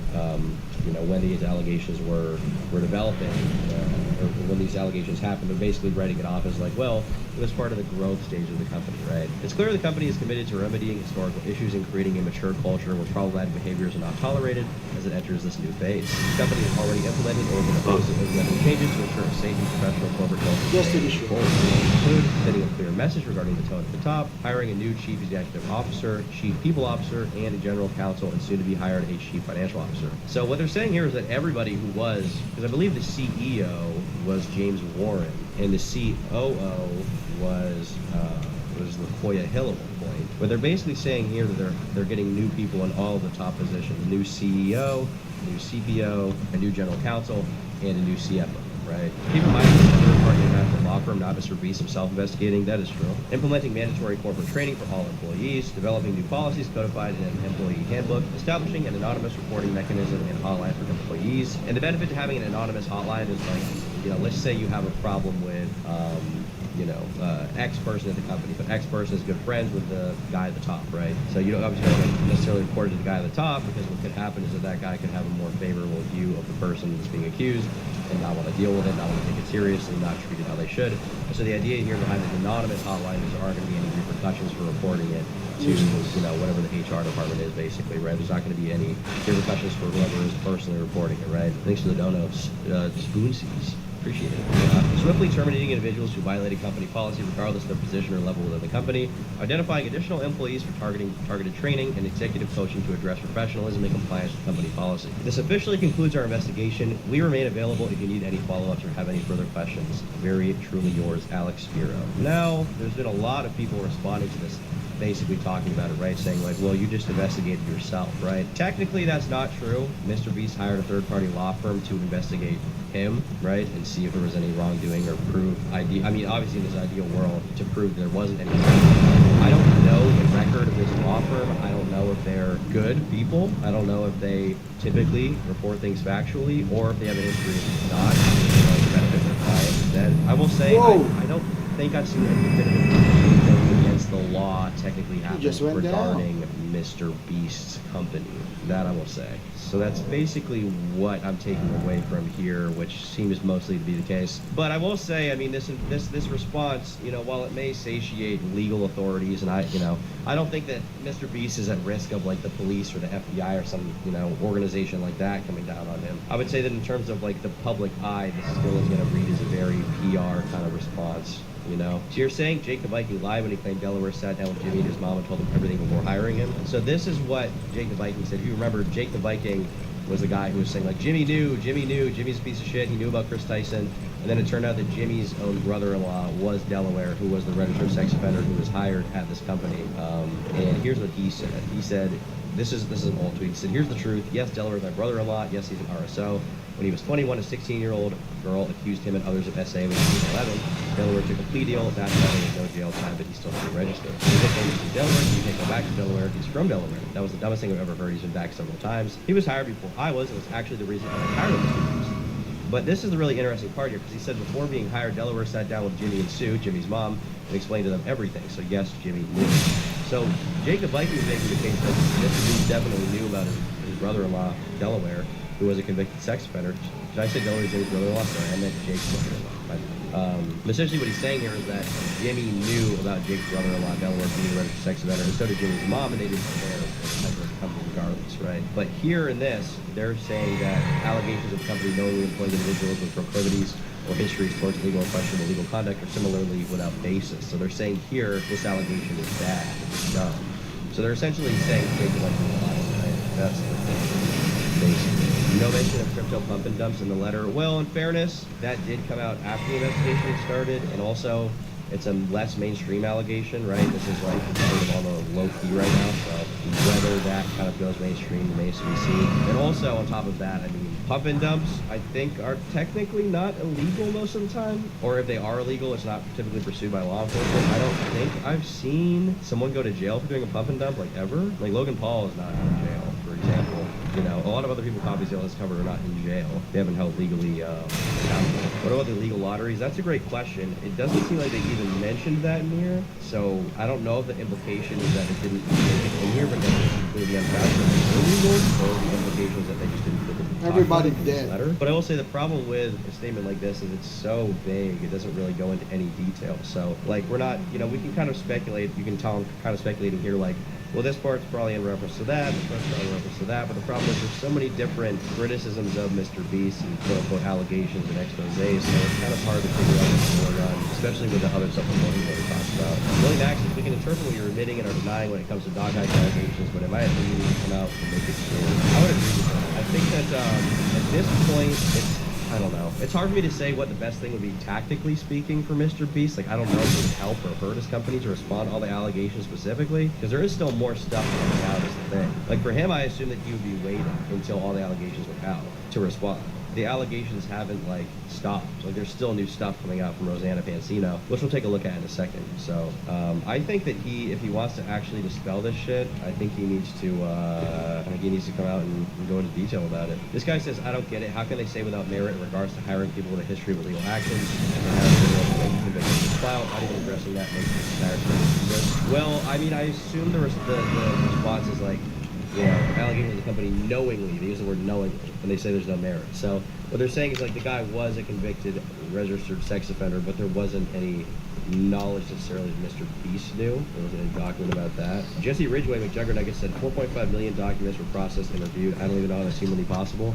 I assume when they say millions of documents, a lot of that is like screenshots of messages, which I think, you know, with a law firm this big, you probably could review it all, but I don't really know. I think that overall this is just, it's such a vague response, right? It's so vague. I don't think this is going to be taken very well. That's so bullshit. They covered the guy's face in his videos. Well, I guess the only explanation I could give for that is maybe he was like, I want to cover my face and I want to be recognized, but he didn't reveal to them like the real reason. I guess that's one explanation they could give. The thing is, you know, we need to have really dead to rights proof of Mr. Beast 1000% knowing that he was hiring a sex offender. I think that regardless of if he knew or not, I think there still is a criticism to be made about irresponsibility, but I will say, you know, in terms of like any kind of legal punishment, like there would have to be definitive dead to rights proof that he knew he was hiring a file, right? That would be the kind of concern. He's getting brutally ratioed here. I'm curious what Dogpack had to say about this all. Here he said, a 3-month investigation is only 2 pages. Care to elaborate how you didn't know you hired an RSO? Care to elaborate on several isolated instances of workplace harassment and misconduct? I think that ultimately, if Mr. Beast wants to dispel this stuff, he's gonna, if he even can at this point, I don't know that he can. He's gonna need a really detailed report. He's gonna need to be good. Thank you for the gift of memberships, bro. Snaggle says in the video where Jimmy hired Delaware, his face was not covered. Where is the video where he hired him? Can I see that? Where can I find it? Where did he hire him? That was in a YouTube video? I didn't even know that. Why would he respond? He's doing great still. Well, tactically speaking, why would he respond? I think probably the biggest reason right now would be that if he doesn't, and he doesn't improve his PR, I think that his Amazon deal and shit like that could really go sour, you know? I mean, we saw that Business Insider article where they were talking about how Basically, initially, a lot of companies seemed very eager to sponsor the Amazon show he was doing, but given all the allegations that have come out, they don't really seem that eager. At least that's what Business Insider said. Touching you, Charles and Tom, thank you. I thank you, Elijah, for becoming a member. Now, I've had a lot of people telling me that this is the same law firm that investigated OTK. Is that true? OTK. Statement allegations. Tom, do you have any photos of your Halloween costume from 2 days ago? I just can't stop live flicker gooning to Minion, Gaiat, 4K, IRL, Skibbity Riz. I actually didn't even get to wear the costume. I was doing other stuff. On Halloween, I was breaking into an abandoned prison. That's what I was doing. It was a video where you hire people from Best Buy. Okay, this video is still up. Is this it? I'm in front of a restaurant.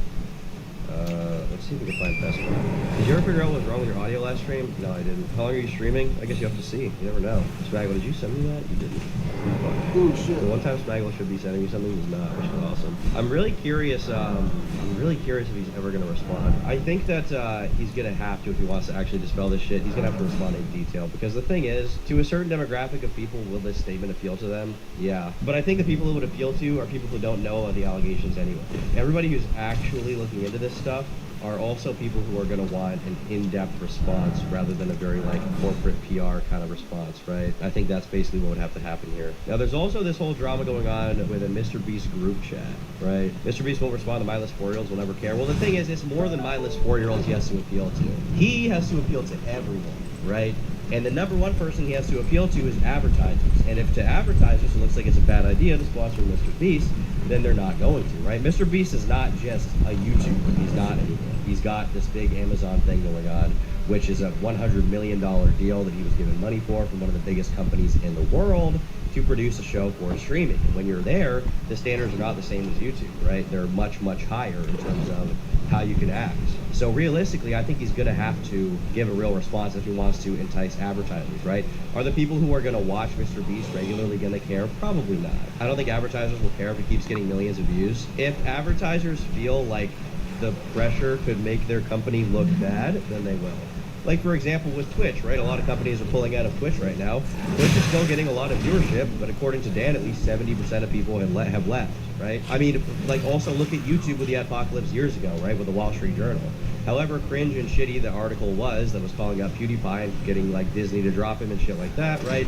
A lot of advertisers like Coca-Cola, Pepsi, companies like that still pulled out because even though the larger platform being YouTube is like the one place they can go to get that kind of widespread advertising. At the same time, they think it will negatively reflect on their company, they are going to pull out. And the benefit of that also is if they pull out, then Mr. Beast or YouTube or Twitch are more desperate for advertising, and they're going to come crawling back with lower rates product, which is ultimately beneficial. Dan walked back the 70% figure on his Twitter, saying I'll have a new figure soon. Gotcha. But yeah, realistically, like it's not as simple. It's not as simple as well the kids watching and don't care. Like that is a big part of it, but that's not the entire sort of story. You know, I don't think anyone cares, including advertisers. Advertisers definitely do.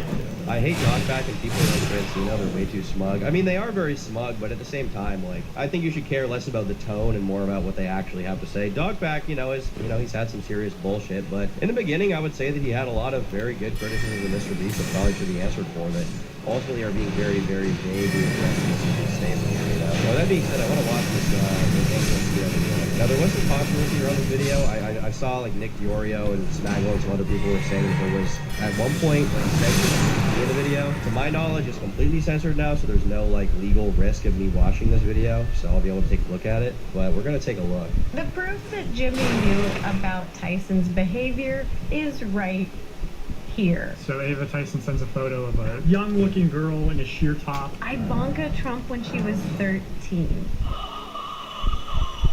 How the hell could Jimmy say he doesn't know about his best friend when he's posting this in the chat with him? Hey guys, it's Ro. So, new update. I have received thousands of leaked messages from an official Mr. Beast work chat. These are all just their work chats from 2020 to about 2021 on Telegram. I verified the legitimacy of these chats with multiple former employees, and let me tell you, they are absolutely insane. I've done my best to censor the messages for you in this YouTube video, but I just want you to know that the actual chats are It wasn't CP, but they thought it was? Okay. Do you have some kind of response from them about this? Because we're just watching their video right now. It wasn't a work chat, was it not?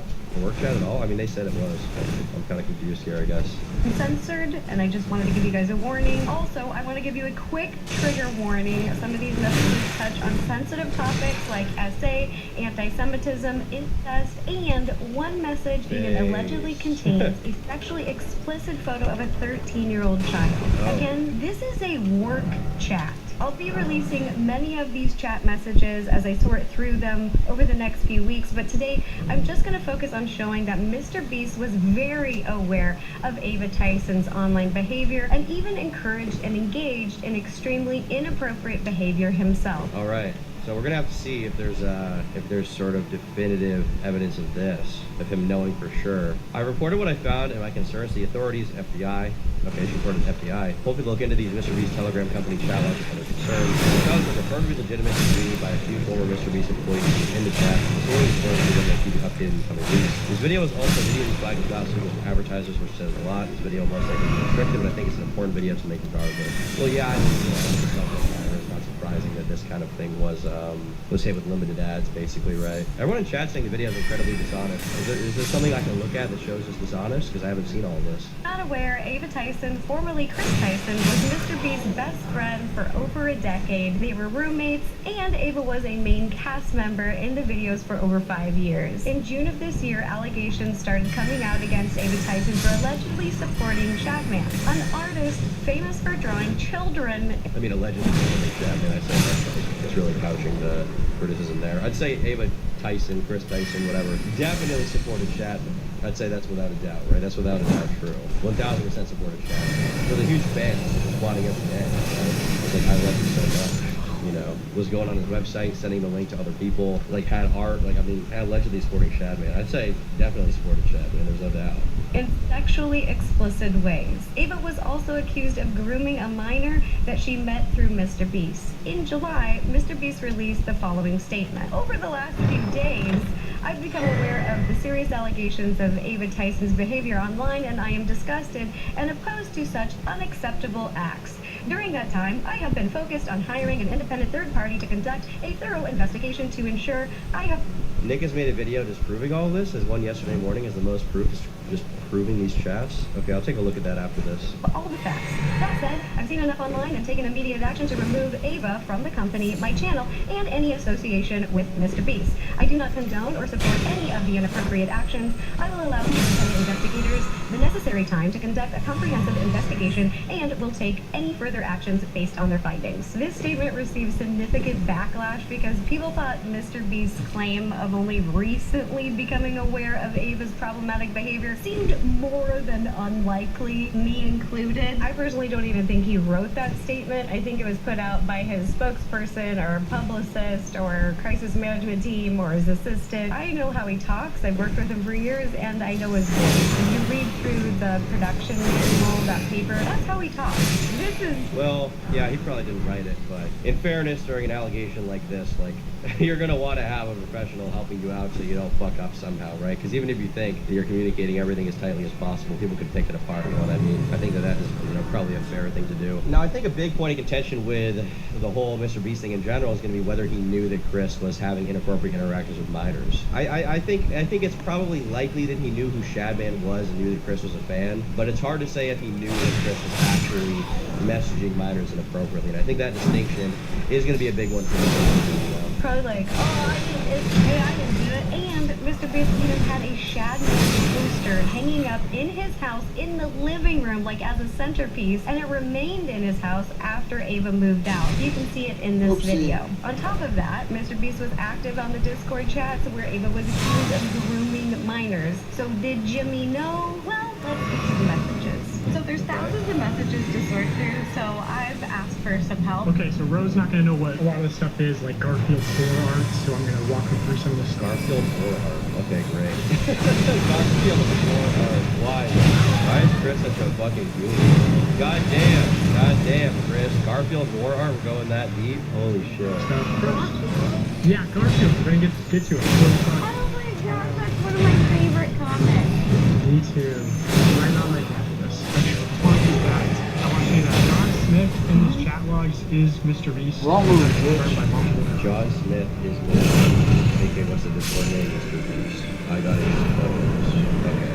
So I guess they're confirming here that this is him. Jimmy, does Keem know about he'd kill for that drama? Okay. Former employees, he changed his name on Telegram at some point after. I'll just show some messages to show that John Smith is Jimmy. Here he's saying he got exposed after Keemstar called him a simp on Twitter, and then here he gets tagged as Jimmy by someone else. Of course I knew that. Every time I text Keem about drama, he tells me to fuck off and that he's known for 23 hours. I want to point out really quick, Mr. Beast and Keemstar are really close friends. They text, they talk all the time. You'll see them communicating and talking with each other. They're best gambling friends. Here's another... Are they really close friends? I know that they talk for sure because there was some like...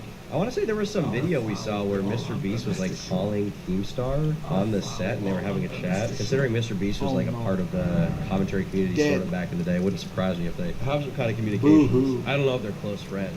They just openly talk? Okay. Yeah, I don't know. I mean, from my few interactions I've had with Keemstar, it's hard to imagine anyone being close friends with him. You know, just because of the way he is. I don't get the impression he's very close with anyone, but maybe that's just my kind of perception. I know he talks to a lot of people, but I wouldn't be surprised if he's talking to Jimmy relatively consistently. Hello, Mr. Skibbity Swanson. What's up, bro? If you take off all the child comments from the leaks, the rest of this is just an average day on Discord. Well, an average day on Discord is probably not a good thing. Name is, and he says Mr. Beast. Then again, Ava Tyson tags Jimmy with a video showing a Tesla Model X Plaid, and then Jimmy, who drives, or John Smith, sorry. One and the same. It's John Smith said that wasn't me, haha. Jimmy also drives a Tesla Model X Plaid. It's clearly Jimmy. And that's probably the worst thing he's done. Okay, you have all the money in the world. You can buy any car you want. You buy a Model S Plaid. You can buy literally anything. You buy a Plaid. What's wrong with you, Jimmy? Even the i8 was better than this, and I don't like the i8. If I was him, I'd have the craziest solar cars. Okay. Why a Tesla? Anything. You can buy anything. You buy a Tesla. Why, bro? Why? then again, John Smith posting a selfie of Jimmy because he's Jimmy. If that didn't prove it, this sure should. It's John Smith linking Jimmy Donaldson's wiki feet and then saying, my feet are a 4.8 out of 5. Is there actually a wiki feet for Mr. Beast? Mr. Beast wiki feet. Holy shit. Wow, what the fuck is this? He actually, to this curling, he has a 4.94 out of 5. There's a lot of pictures on his feet here. I feel like I shouldn't be seeing this. What the fuck? Why, bro? Yeah, this rocks, bro. Yeah, check that out. We got so many pictures of his feet. Someone's documenting them all. Well, it's good to hear that. This guy says, I'm sorry, but he has really unattractive feet. So he's shitting on him. This person, though, says his feet are so nice. Nice soles. Nice looking soles. Nice legs. Nice tops. Big, beautiful, masculine soles. What video is this from? This guy just wants some food material.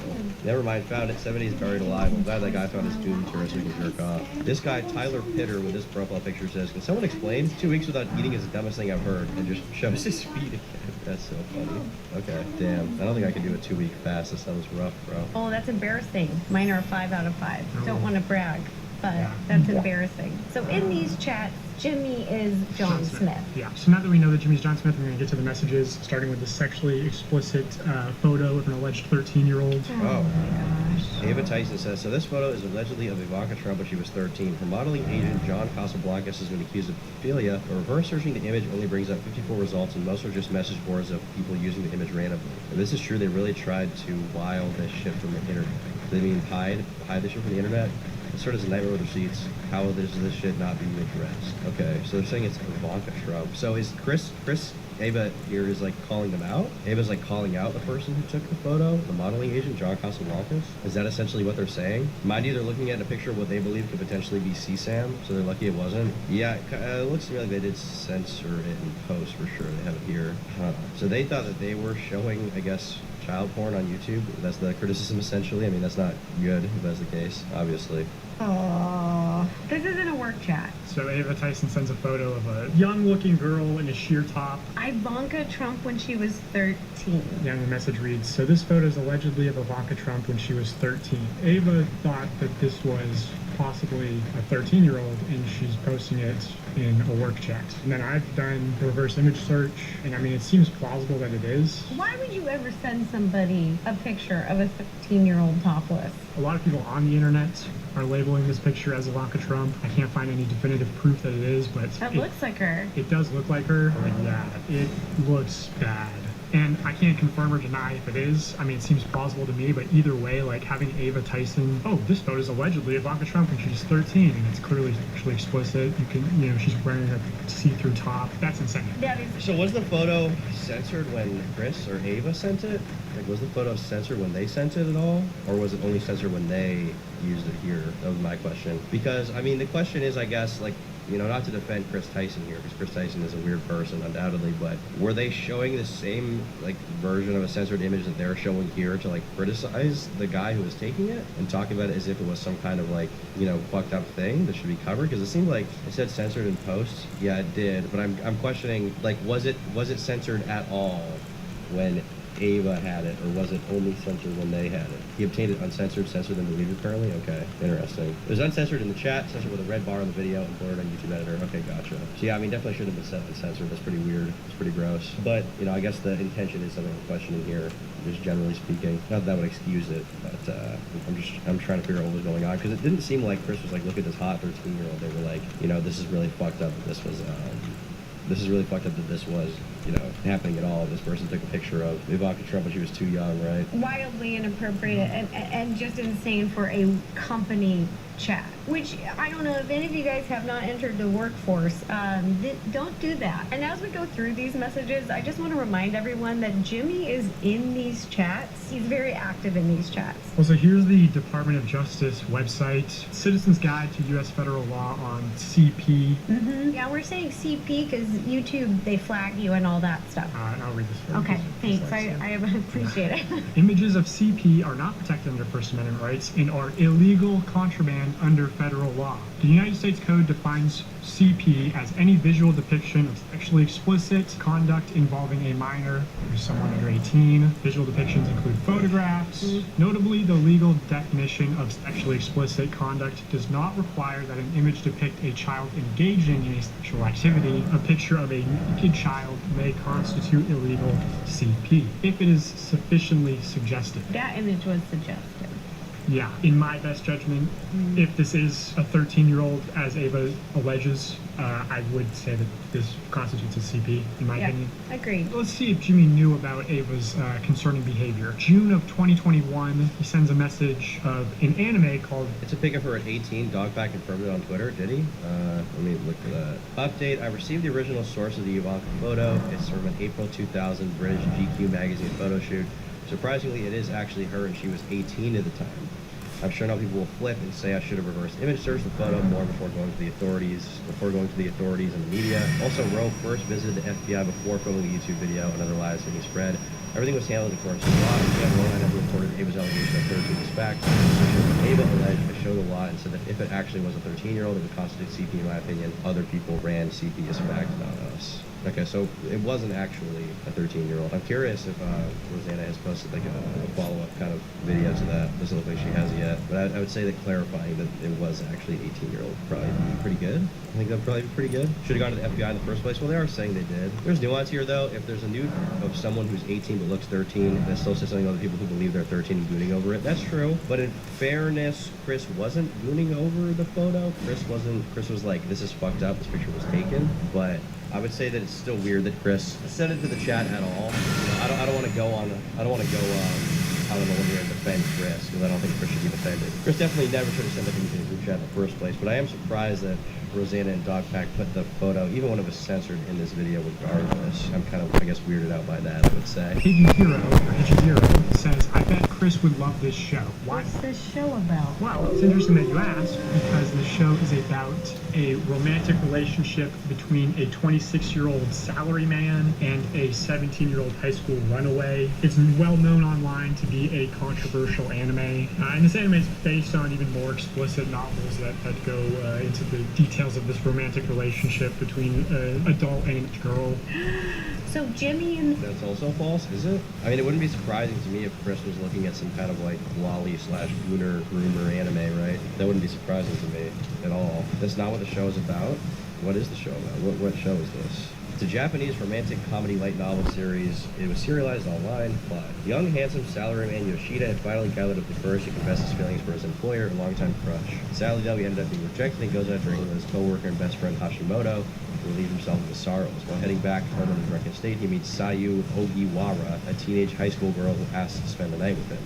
He lets her in out of pity because he's too exhausted to argue, saying to himself he'll chase her out tomorrow. The next day, now sobered up, Yoshida asks Seiyu and how she ended up in his apartment. She reveals she had run away from her family and home in Hokkaido and was prostituting herself with random men in exchange for a place to stay. Now knowing her backstory, Yoshida, feeling bad for her, finds herself unable to kick her out of his house, and the time living together begins. Okay, so I guess the question is how old she is when they start dating, I guess. This is cancer to watch anime? I mean, true. Yeah, obviously. The show's a bit deeper than what the synopsis would lead you to think. I mean, the criticism here is they're essentially saying they did not date. Well, okay, they don't date. So does he make the nice to her? I've never seen the show. They don't date, there's much of it there? Okay, well, if that is the case, the question is a father figure type deal? A 26-year-old salaryman and a 17-year-old high school runaway. It's well known online to be a controversial anime. And this anime is based on his more explicit novels that go into details of his romantic relationship between an adult and an unfit girl. So Jimmy in the chat is saying, I bet Chris would love this show because it's right up her alley. Why do you think Chris would love that show, Jimmy? Why specifically this? Well, it's interesting that you ask, because this show is about a Hijihiro. John Smith says this, I bet Chris would love this show. Adding it to my list, you know you're going to love Slice of Bread. Okay, so their interpretation is Jimmy's sending it because he knows that Ava's maybe the actual interpretation is he's sending it because Chris knows that Ava's but maybe the most charitable piece is literally a Slice of Life anime, and he wasn't showing it to Ava because there was lolly stuff in it, and there wasn't anything really weird. That's basically, I guess, what the delineation is. And this anime is based on the more explicit novels that go into the details of this romantic relationship between adult and unfit girl. So Jimmy in the chat is saying, I bet Chris would love this show because it's right up her alley. Why do you think Chris would love that show, Jimmy? Why specifically this anime out of all animes out there? I've heard there's a lot of different animes out there. There is, and Ava is well versed in all of them. Here are some chat messages talking about Digimon. The first episode of season 5 is a beach episode. So much booze. And if you don't follow the plot, Food Wars is just food and... Oops, she clarifies. Underage porn. They're like, hey, we're all second-year high schoolers, and now we are having isms. This steak is so bomb. So once again, referencing underage sexual situations. Which is going to be a common theme for these messages. Which is apparently very important for a work chat. Again, actually explain. They keep saying it's a work chat. Is this a work chat? I guess I'm just curious. They did say they had several people verify it was a work chat. There can be like a chat amongst friends that maybe, you know, they discuss work as they work together, but it's not necessarily a real work chat. I just don't form paranormal. I think even paranormal's funnier. I just don't form parasocial relationships with content creators. My lifestyle's better for it. Yeah, I mean, the thing is you shouldn't, because you don't know the person you're watching on the other side of the screen. You know, like anyone you watch online could be a horrible person, you know? Like, all you can really do is take in what they actually say in the content and try to attach yourself to them outside of that, right? Explicit meme about Violet from The Incredibles. Oh, no.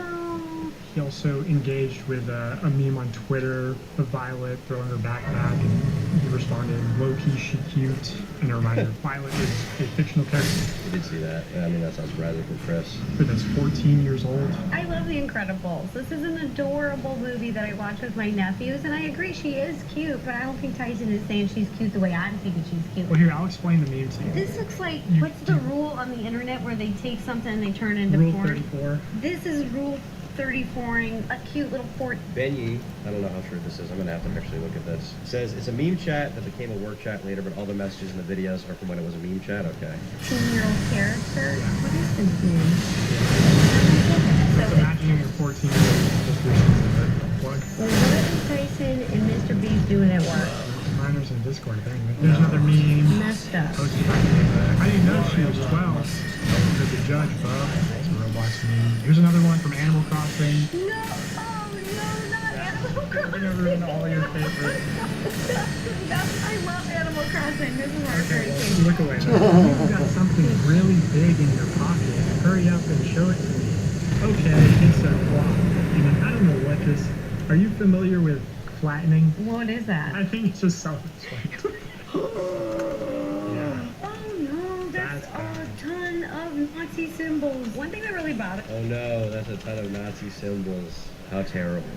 Imagine having swastikas all over your walls, right out of frame of where your camera is. I can't imagine anyone doing that. Nick's research found it was a meme chat until it was made a work chat after 2021. Most people were kicked out. We'll take a look at that later. bothers me is that when you look at the dates of these chats, this is when Jimmy was already mainstream. This is when his videos are getting millions of views. He's claiming to be like really family friendly. He's working with a lot of creators like myself who had family friendly brands. And so just reading through these, that these chats are happening at the same time is really disturbing. Some of Jimmy's videos from this time period have over 300 million. Well, in fairness, like someone laughing at a swastika meme and then being family friendly on YouTube is like, I don't think that's like a conflict of interest. Like, obviously you're not gonna be putting swastika memes, even if you think they're funny, in your YouTube videos or do by showing them. If you're an adult, you might still find that stuff funny, right? So like, to act like that's like an impossible thing to find funny is kind of silly, right? Million views each, and they're targeted at children, and he's very aware of his child audience. This is his choice to hang out with people like this and talk this way in private while simultaneously creating content for children. It creeps me out. Not only is this kind of behavior happening on... I guess I'm still not sold on the fact that Mr. Beast knew that Chris was attracted to minors, right? Or even thought that at all. I'm just not sold on that at all. Line and having this inappropriate relationship with minors, but then he physically brought Tyson in person and they're around kids. In my opinion, I'll just put it out there, I don't think Jimmy and his friends like this should be around women and children. These Telegram chats are for Women and children. You don't think Mr. Beast should be around women and children? Really? I feel like it's not that. I haven't seen any proof of Mr. Beast ever being weird with any minor or woman at all. I don't really get this. I don't really get that claim. It seems kind of silly. Also, why women? What do women have to do with this? Like, is this just something you're throwing in there? for employees only, but Ava was posting similar things in the Did Mr. Beast go gorilla mode? Like, is there evidence of that? Is he a forced love enjoyer? Discord, and then the Discord got scrubbed. And it's like, what it's doing is like normalizing adults talking sexually to children. It's like, oh, it's a joke. Yeah, but at the end of the day, you're still exposing sexual content to children. You're normalizing to them, which is like the first step of grooming. I really don't like the Nazi symbols. That really... When it comes down to, Chris's interactions in that Discord, I can't defend it, obviously. I think Dogpack is right. That is very weird. That is a part. The thing about Chris is, like, Chris wasn't, grooming a minor in the way where, like, they're trying to meet up with a kid to fuck him, right? We haven't seen any evidence of that. But Chris was so porn-brained, such a gooting addict, that they didn't think it was weird to send explicit, art and content in a chat with minors. And that in and of itself is worthy of criticism and very weird. I just don't know that Mr. Beast is guilty of the same thing. That's like my biggest thing. And also like Nazi symbols, like you can't say about Nazism, can you not make jokes about it? I don't really get it. I don't really get it at all. Because my grandfather, he was a Marine and he fought against Nazis. I just hate it. Okay, well, you're fucking old, so you don't get it. Swastikas are hilarious and funny. So once again, like I don't really see why you can't joke about a serious subject. It's not like he was like on fucking YouTube being like 1488. We're all Mr. Beastable enjoyers are going to Hyperborea.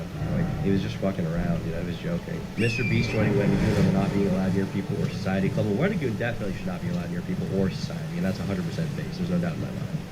Making cute little games and then making them all. Yeah, you're gonna have a bad day today. Here's another message from Ava Tyson where she posts a screenshot of a similar female creator. It's a slip saying, Olinity is still not banned. Very crucial to the work that they're doing there over at Mr. Beast LLC. Showing an anime figurine. Why even highlight that message? Like, is an adult having a nip slip? Is that the worst thing in the world? Like, they're an adult who had a nip slip. Can you not like comment on that or like share it among friends and laugh at it? Is that like a bad thing to do? Is this really a work chat is also a question, but I just don't really, I don't know. I don't really get why it's like a problem that they laughed at a nip slip. It's super mild, super mild. This seems like a big departure from the allegations that Chris is like into minors or something like that, right? Banned. Very crucial to the work that they're doing there over at Mr. Very Beast important. LLC. Showing an anime figurine called Raptalia. Now, what's interesting about this character, it seems like it's technically a 10-year-old, but her body morphs. There's like an adult version and a child version, but she's always meant to be a child.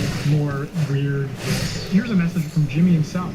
Yeah, I mean, typical Chris, I guess. I guess it's a meme of a fake video saying I filled my brother's house with cum and bought him a new one. Oh, gross. Hey, at least we're not talking about children for once, but I think maybe if I think that's just fun. you know you have a child audience and you're being invited to like the Nickelodeon Kids' Choice Awards because of your large child audience, maybe knowing that this kind of stuff is not appropriate and gross. Might. But like, is it really that bad? Like, it's a private joke about a video. Like, is he not allowed to joke about his own videos? Like, cum jokes aren't allowed now? Like, I agree, like, if he has a massive child audience, should he be like, hey guys, we've got cum all everywhere, cum. You guys know what cum is? Like, obviously that's weird. Like, he's in a private chat making jokes about cum. Is he not allowed, like, is he not allowed to have sex? Is Mr. Beast not allowed to have sex because it's like privately because it's not appropriate for kids who may find out he has sex? I think it's a big problem to have these two doing the exposing since they both show a hate for Mr. Beast and give him no charity here, especially when they're breaking the story. I mean, it's fine if they want to do videos about it. I don't think there's any problem with that. I just think like they have to do it well. You know, I don't think this video is doing it super well. I think you can definitely cover this stuff. Like, even if you have some kind of bias, if you acknowledge that bias at least. But I think like if you're gonna go over this shit, I just think it's, you know, you have to do it well. Like, I feel like the cum joke, it's not that big of a deal. Like, he joked about cum. Like, is that really need to be a focus of here? I feel like the first, like, 3 minutes of this video were the only thing I'm really, really concerned about, honestly, is, like, that anime, what was going on there, I guess. That figure that Doc Guy pointed out, the lolly thing, that is obviously really weird. But, like, the joke about, like, cum, like, I filled my house with cum, is that really that big of a deal? I don't know, probably not. Put Mr. Beast in a Hannibal Lecter mask, a straitjacket in public to protect children, it's fine to be while there's women, no face. Thank you, Minarchus. The issue with this is that an anonymous Mr. Beast. Like, I feel like there's a lot of actually very valid criticism of Mr. Beast, but it's just, like, we're kind of, you know, you might have one thing in this video that's actually worth talking about, and the rest is kind of, like, fucking whatever. Employee told Soggy Cereal that I was being The figure was the adult version? Okay. creepy because I suggested a video for breast cancer awareness about buying 1,000 boobs. Like, maybe not the most professional way to phrase it, you know, it's a little clickbaity or whatever, like, the actual video is supposed to be paying for mastectomies and cosmetic surgeries for breast cancer survivors. That's amazing. That's wonderful. Yeah. They're calling you creepy because of that? Well, in Soggy Cereal's video, he shows a message from an anonymous employee saying that stuff that creeps out coworkers. Okay, heavily disagree. I wanted to do actual. I have no idea what that was. I have no idea what the Soggy Cereal thing is. Philanthropy. My manager wanted to do, you know, we saved the village from a tsunami. Whoa. And it's just them off camera with a hose. What I think is gross is them trying to discredit you when this is going on in the workplace and you're coming up with creative ideas. They also said I'm the one trying to paint the Mr. Beast company as unprofessional, like I'm Bob Ross over here. Which I was memes funny. Okay, let me see that. You like Bob Ross? I love Bob. In fairness, like the painting is unprofessional. They're saying he's painting this unprofessional in regards to like illegal lotteries and shit like that. I assume it's not in regards to like Mr. Beast making a cum joke. I feel like that's probably not the focus. I don't know. The warning signs weren't there, guys. I'm just finding out about this now. I only just became aware of Ava's Tyson's behavior. The proof that Jimmy knew about Tyson's behavior. You're kidding, bro. Come on, man. It's a meme, bro. I've probably said that fucking meme 13 times. I've actually never seen this one, but like, come on. It's a fucking, how could he not have known? He sent a picture of the rat. He sent a picture of the rat. If anyone has ever sent this on Instagram, I'm going to be looking into you now. Have you ever posted this? Ever? Wow. How could people not have known that you were a fucking file if you posted this meme of the rat saying, why, yes, I'm asexual predator. Whoa. Now that is just, I mean, Jesus. That is, I mean, those signs were there the whole time. Like, with other stuff, I feel like there is, like, a case to be made, especially with the Shadman shit, like the drawing on the wall. Like, I think there could be a case to be made there. But with this, it's like, bruh, come on, bro. It's a fucking meme of a rat from back at the barnyard. This doesn't really mean anything otherwise. Is right here. I like that you softened it with Bob. The world, if there was more Garfield art, you heard of Vor? No, that sounds like it's from the future. Maybe. It's like a sexual cannibalism. Porn that you watch where people are eating each other or something. like illustrated. I don't know. Hold on, read the definition here. Let me just read the definition straight from dictionary.com. It's a fetish involving being eaten or eating someone. We have a lot of things that, you know, the ladies talk about at brunch where we're like, we don't kink shame some fun weird stuff, you know, but I feel like this is crazy. Eating people, that's terrible stuff. I'll drink after then. I mean, okay, like, look, you know, I think the war shit is weird. But what again is that like evidence that, you know, Chris Tyson is file because they like the war art? I feel like this is like the least compelling thing ever. Like there's so much more on Chris Tyson you can go over. I feel like them sending a meme about Garfield war art is probably not the most convincing thing ever. But then on the creepy on Nick's stream a couple nights ago, because he was saying how he felt about the drama, she was not pleased. Gotcha. Like it's just a fucking meme, bro. Also like cannibalism. Like I mean I guess technically it's like cannibalism. Like yeah, but it's like fucking it's like cartoons of people like, you know, if you've seen what war art on DeviantArt looks like, it's not like it's like super realistic, like I'm gnawing at their bones. It's like a fucking like fat inflated thing, like sucking in another human. Like I don't know. That like something weird. Like really? You'll know. My childhood being filled with Nick's greedy cummies. I mean that, you know, that's weird. You know, shout out Chris. Definitely a Chris thing. Definitely a Chris statement. This is like Rosanna's first day on the internet. I mean, she is like fucking old, so I assume she just doesn't know something out of here. She's like, what? War? She's like shocked. She's like, bro, you're not far enough down the rabbit hole. I understand what's going on here. What did they? Nick like Nickelodeon? Is that what they mean? I mean, it's weird, I guess. My childhood being filled with Nick's greedy. You know what? I can guess. What is it? Well, oh, you think it's... yeah. No. Age play, role play. Yeah. None of my friends do that. Wait, what BDSM usually used in the plural as an admission of semen or female ejaculate, used especially in the context of age play. Is it? Is that what cummies means? I didn't think it had anything to do with age play. I thought it was like a, you know, sort of a little cum type thing. Like you got cum, you know, a little cum. I don't think it had anything to do with age play. I don't know the definition here, but is that the context Chris was using it in? I mean, they just say childhood, so in fairness, you know, don't want to give Chris too much of a defense here. I can't really do that. I don't know if I'm reading too much into this word. Me to Tom, did you pray today? I probably need to after this shit. Age play, role play. Yeah. None of my friends do that, by the way. Just let you know, we talk a lot at brunch, and that's never come up. Oh my gosh, this just doesn't stop, you guys. There's so much in here. There's another good one. Sex offenders, sex midfielders, sex defenders. Sex rollers. National Team Day. And then this guy Bailey, the editor at Mr. Beast, said, Jackson said he's the kids in summer camp. And then Ava pinned that message. Top priority, professional work chat happening here. He's a little kid. Mm-hmm. I'm in class right now and you made me naughty for he's like 5. That's disgusting. Okay, I mean, in fairness, this is a fucking meme, right? Like, people have sent a lot of memes around of, like, people making goofy faces. Like, the meme behind it is not, like, jerking off to a kid. The meme behind it is the idea that some fucking, like, dork would, like, send a fucking, like, a message like that over Discord. And then, like, you see the person behind it and it's, like, a kid in fucking class, right? Like, the joke is not, I love kids, right? Like, that's not even what the joke is. I don't know, man. It seems like they're reading into some of these a little bit. What's problematic about this is that Ava has access to so many children through Mr. Beast's way. She's posting about children referencing sexual topics. Right. It's just really Bye. dangerous because the majority of viewers, I feel like, on YouTube are youth, whoever It's a meme, but to be fair, there's a lot of child sex themed memes. I mean, yeah, I guess. But like, the thing is, like, when it comes to Chris, right, there are people who you will meet who find, like, the idea of Ophelia to be the funniest thing in the world, right? If you're talking to that person in any context, does it make you know that they're foul if they think that, like, fucking, like, pedo memes are funny? Like, bear memes were so popular not even that long ago. Is everybody who found that funny a file, and is everybody who, like, saw someone sending that, are they supposed to, like, interpret that anybody who sent it is a file? Like, I don't think so. Like, jokes can be funny. The thing with Chris is, like, the Discord. That's the real thing, you know? That's the real thing with Chris. And I mean, also, you know, the Shadman stuff. he's working with, who's in his orbit, then also has access to a ton of these kids. You have to be really thoughtful about people that you work with and have. He tried to do many things. Those things were generally unsuccessful.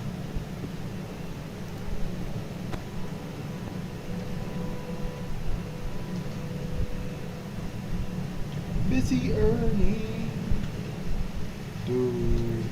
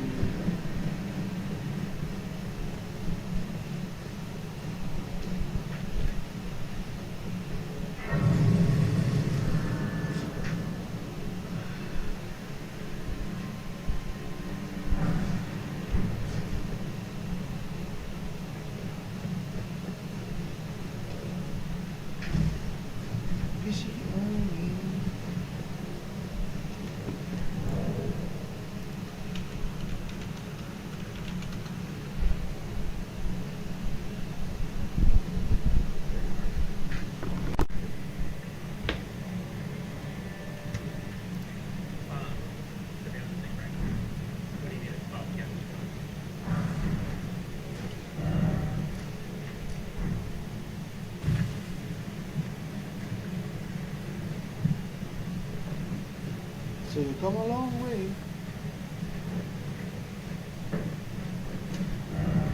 To busy island.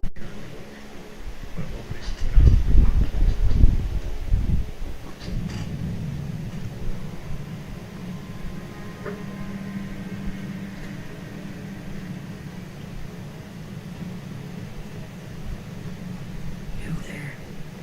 Come on, I need to tell you. You breached the town. Yeah, you're fine. Sure.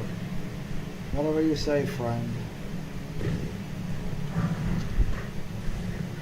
To me, I'm the sleepy guy. Not using any shields anymore. I kinda need to practice because if I'm gonna do the bonky run, Who knows? I want to quick roll. I don't want no fat rolls. What the fuck? Oh, they're with the magic.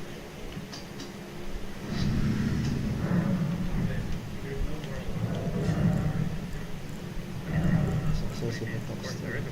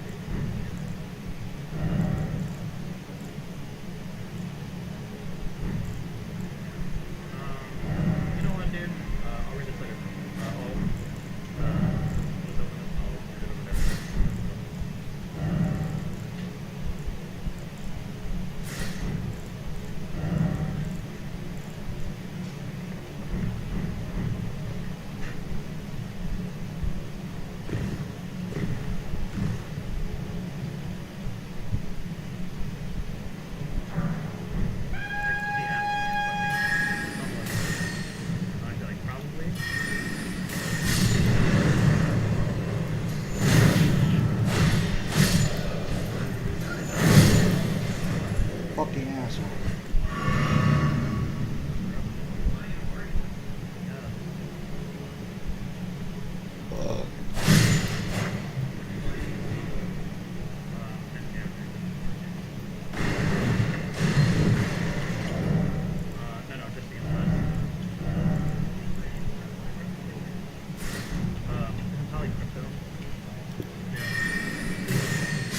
Can you get directly to your I've got a base or I have to transfer it Busy island. Yeah. You know what, I'm feeling, don't feel lazy.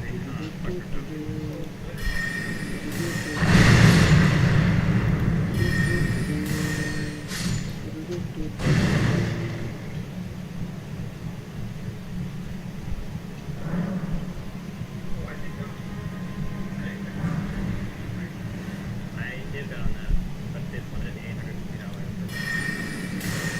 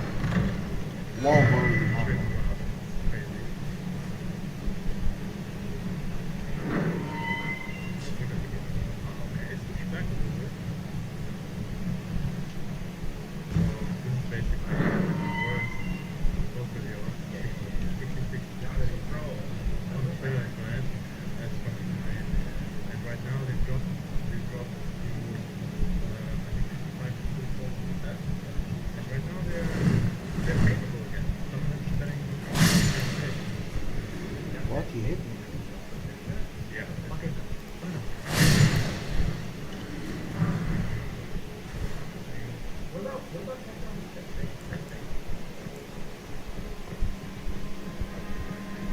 motherfucker has been training me for a lot of time. Fuck you. Fuck. What is this?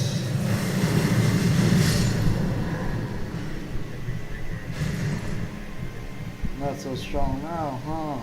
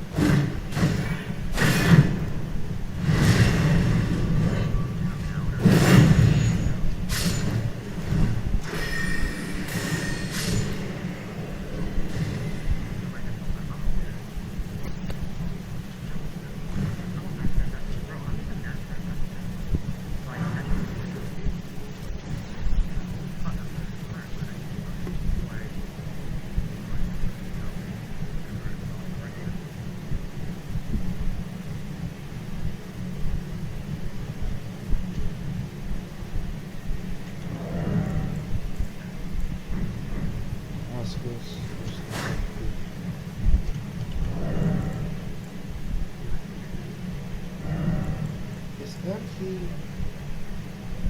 No, I don't need it.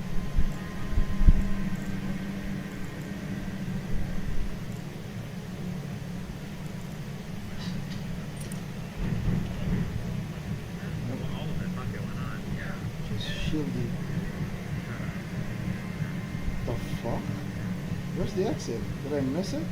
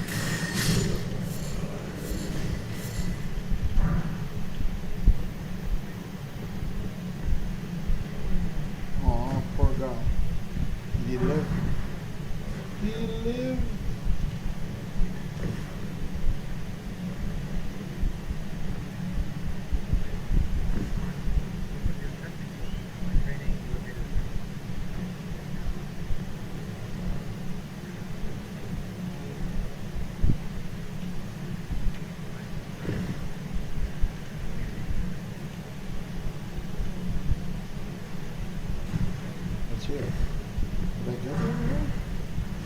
No? How did you even get to this place? Nice.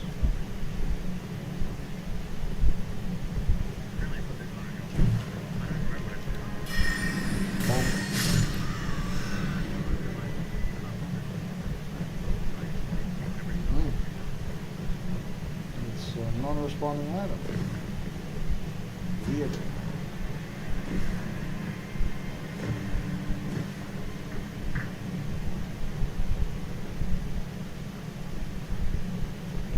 Hindi importante yun dito.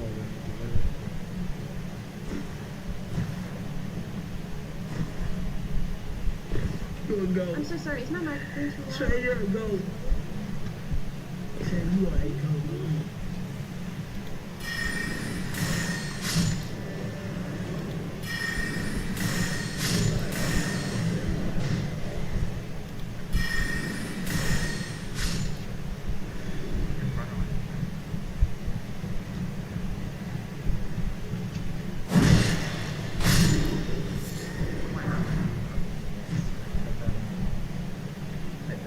Stormhawk feathers.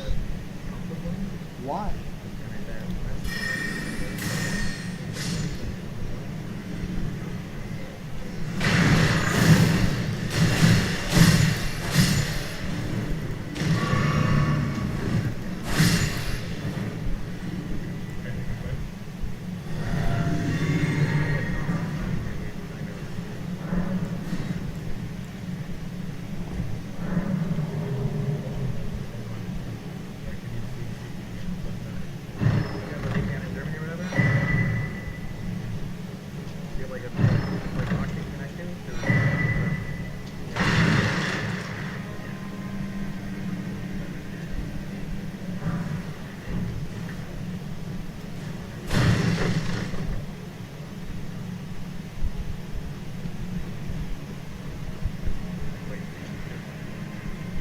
shield?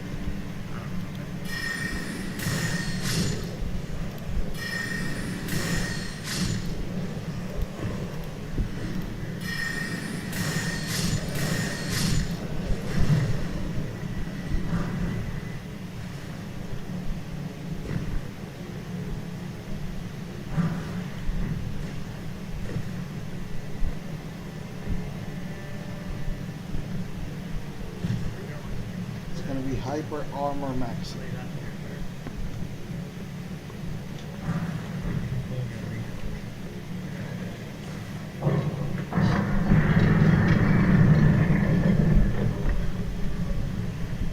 Front gate has been opened. Who's that guy?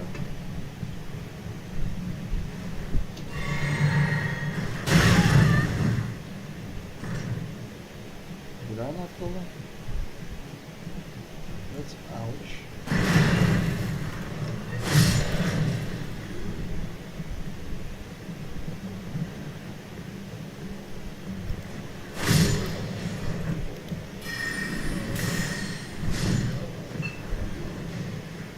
I'm getting ready.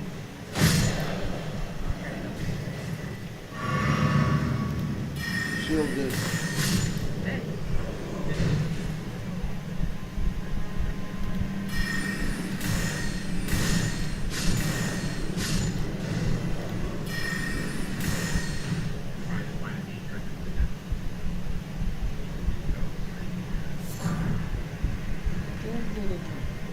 What'd you rip it on? Oh my god, how does it consistently have these things? Oh, well, that was me. Even vacuum. These make this experience. You've done the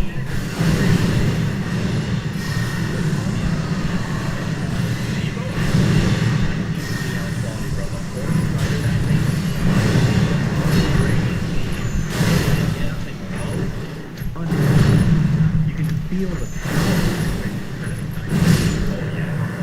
Dude,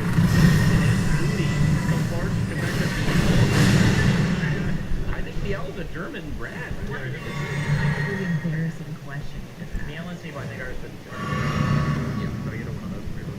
Yeah. Is SIBO pretty easy to replace parts? It's probably, usually when you're on top brands like that, you can like call some grandpa and you're like, oh, I'll fix it for you for free. It's like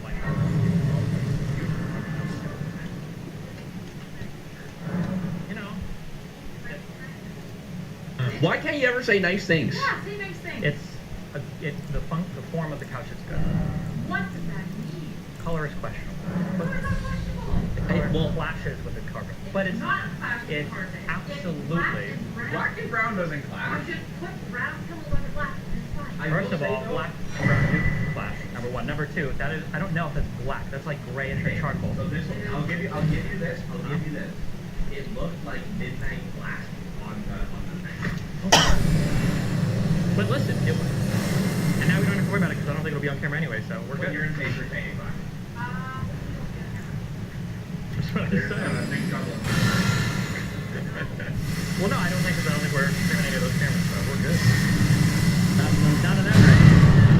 I don't think we it's still up for discussion. Oh, is it? I hope so. Steven's putting it on for stream. He's being combative. Hi, Brian. That would be pretty crazy, wouldn't it be? Okay, you know.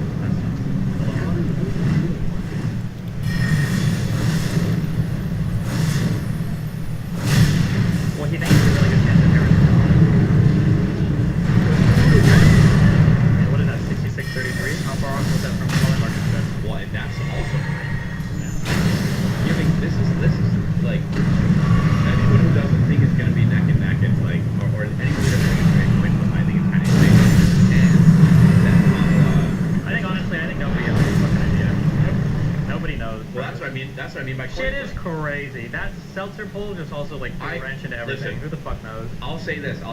In my opinion, there is no way it's a landslide for Trump. I think it's probably going to be close. I think there's a world, very conceivably, where it's a landslide for Kamala. I think there's no way Trump landslides. And if it is, what does that mean? It means we're beyond clown world. Fuck. We're actually fucked. Like, that's like, do you stay in America type shit. You're also saying it's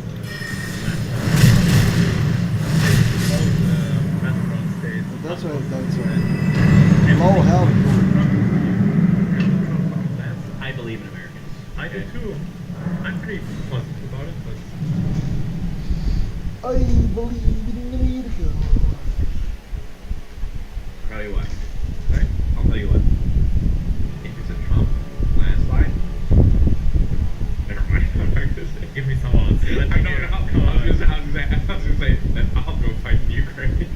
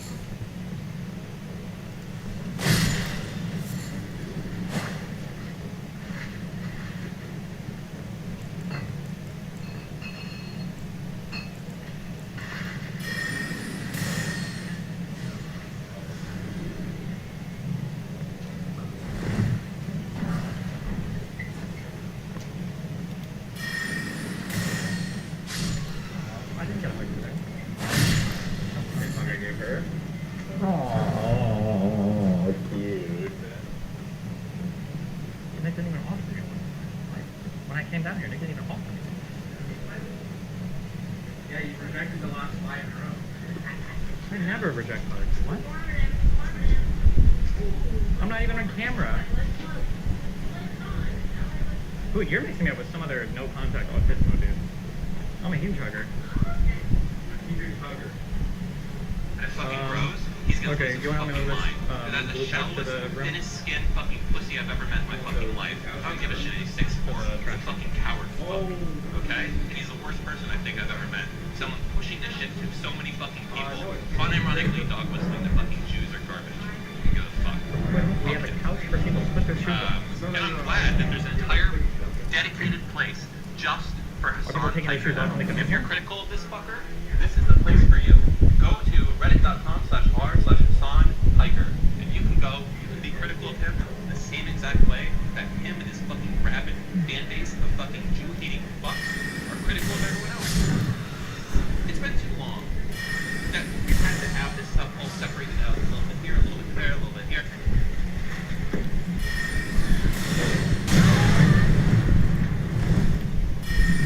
Okay, I guess What's that? a little autistic person.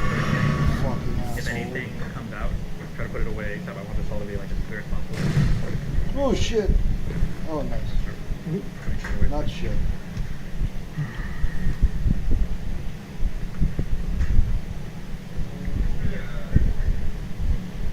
Oh, let's go to my apartment.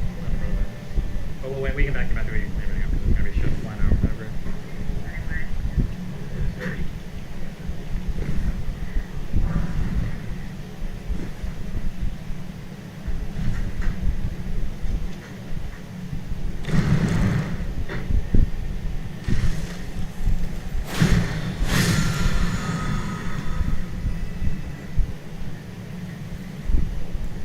Wait, my yucky.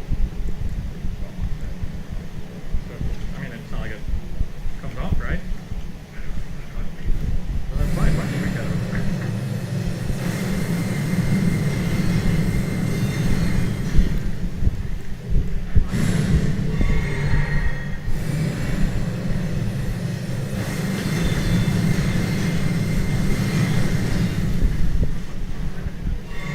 You can tank it. Congrats.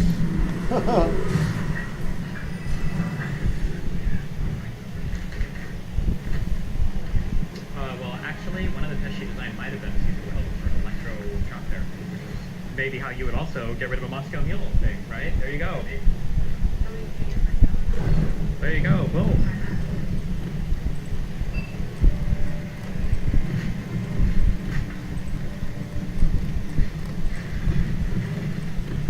Fuck you.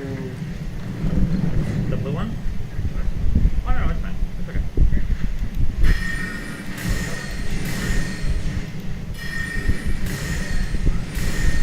I don't think any of it is going to be on stream, so I'm not concerned about it for now. In the future, I might just throw like a brown blanket over or something, but it's not.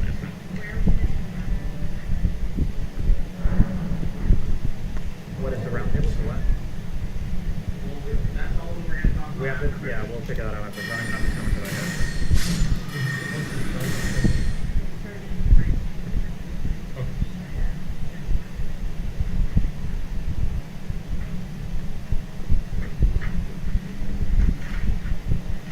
It's okay if I sit in my You can sit wherever you want, but Dean, you're the Lloyd here. We're just your subjects, okay? If you need anything to watch us around, thank you, baby. We'll grab anything for you, okay? Love you.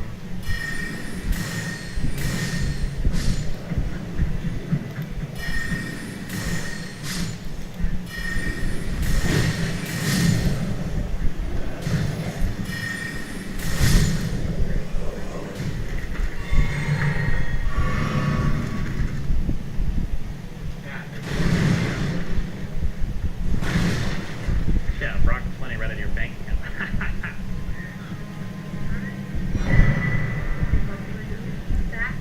Into your bank account. Oh, they give you money? Really?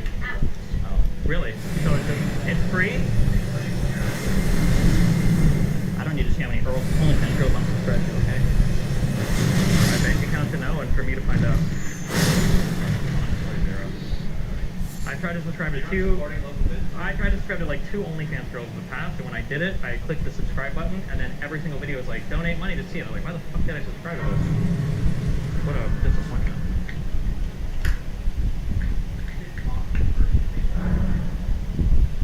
Black China.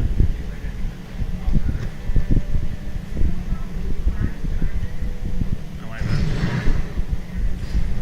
I'm so sorry. I feel ashamed.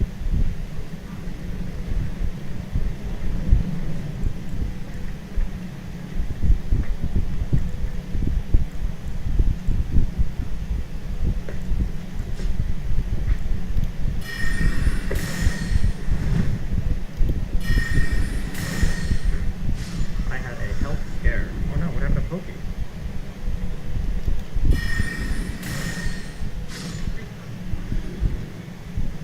Are they what?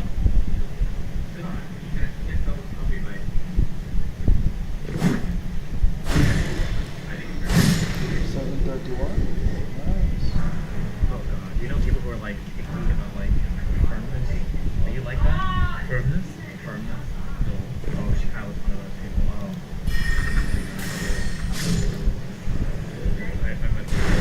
Some people are like, they're like, it's not fair, it's not fair enough. It needs to be 20.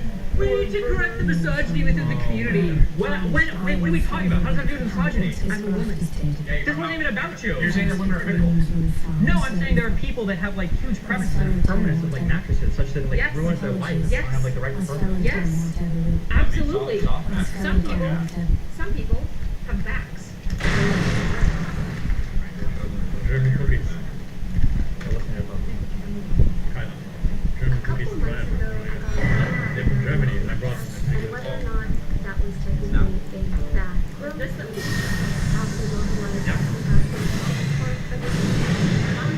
Because I want to know what happened.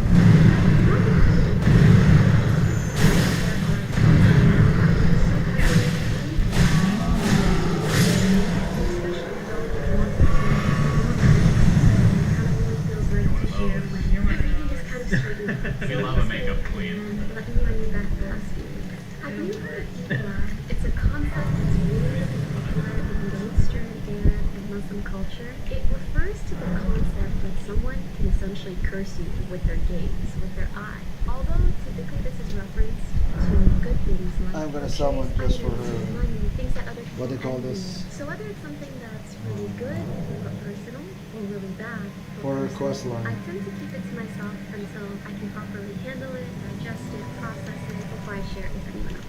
And in today's video, we'll be going through a few of those things and what I've been up to the last few weeks. Let's start off with something good. As some of you guys may already know, Lily and I launched a podcast together. It's called the Sweet and Sour Podcast. As you know, I used to do a solo podcast on Spotify called DTA Don't Tell Anyone. However, at one point I realized it is really hard to talk to yourself for an hour and a half and come up with new or interesting things to say. Low-key, I ran out of stories to say. Like, there's just not that many things happening to me. So, Lily and I came together to launch this podcast. The podcast is now our podcast. What? Your microphone, please? Please stop yelling at me. This is the first day of work.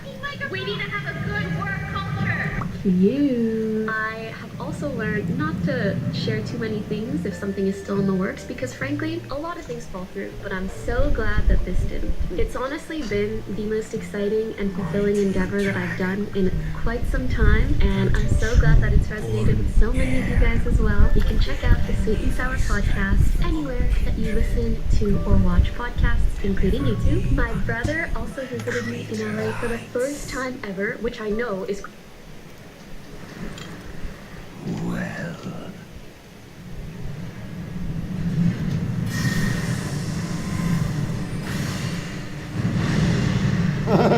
Dodge that, bitch.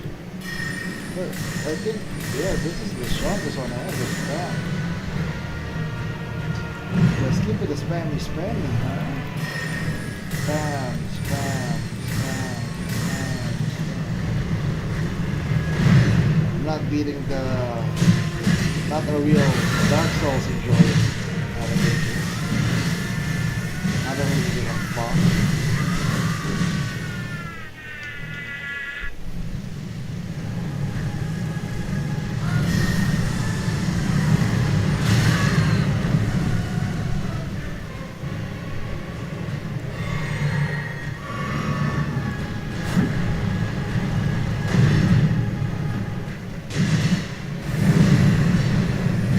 I say, good luck to you, sir.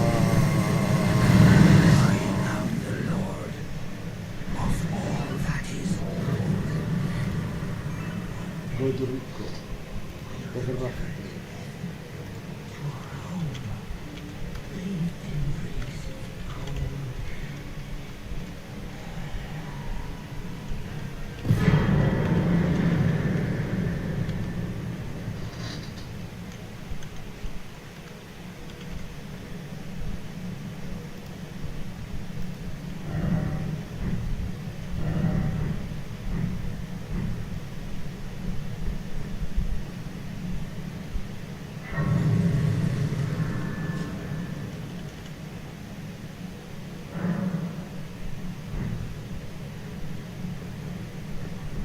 He's gonna be kicking him for some reason.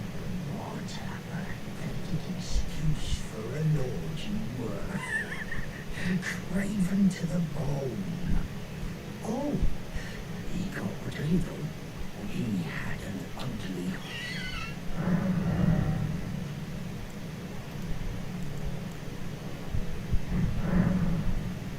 Nice.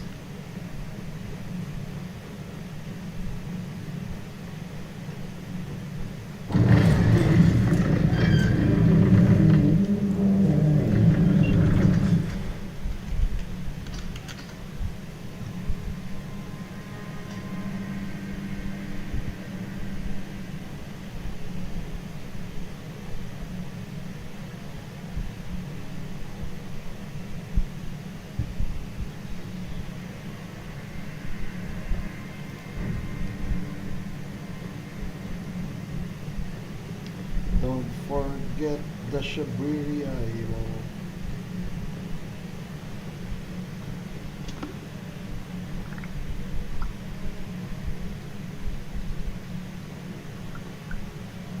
Yung tropa ko pa lang si Margit.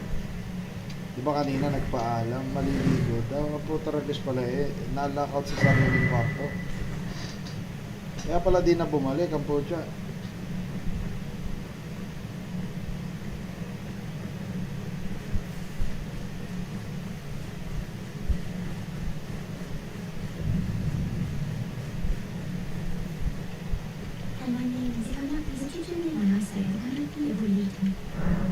Sure. Have some shabwiwi grape. You want the blessing? You want the blessing? You want the blessing? You eat some shabwiwi grape. And then you... yeah,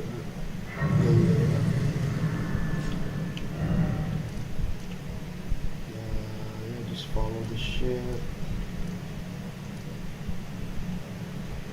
Yeah. The halogen diamond. Go here.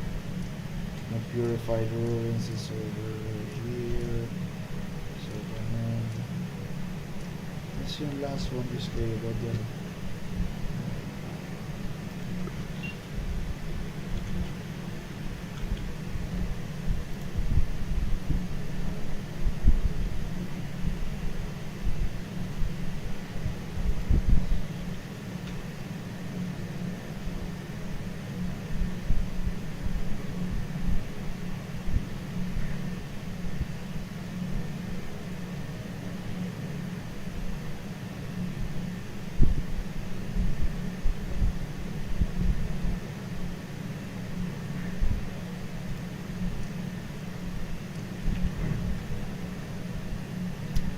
This might be a good place to stop.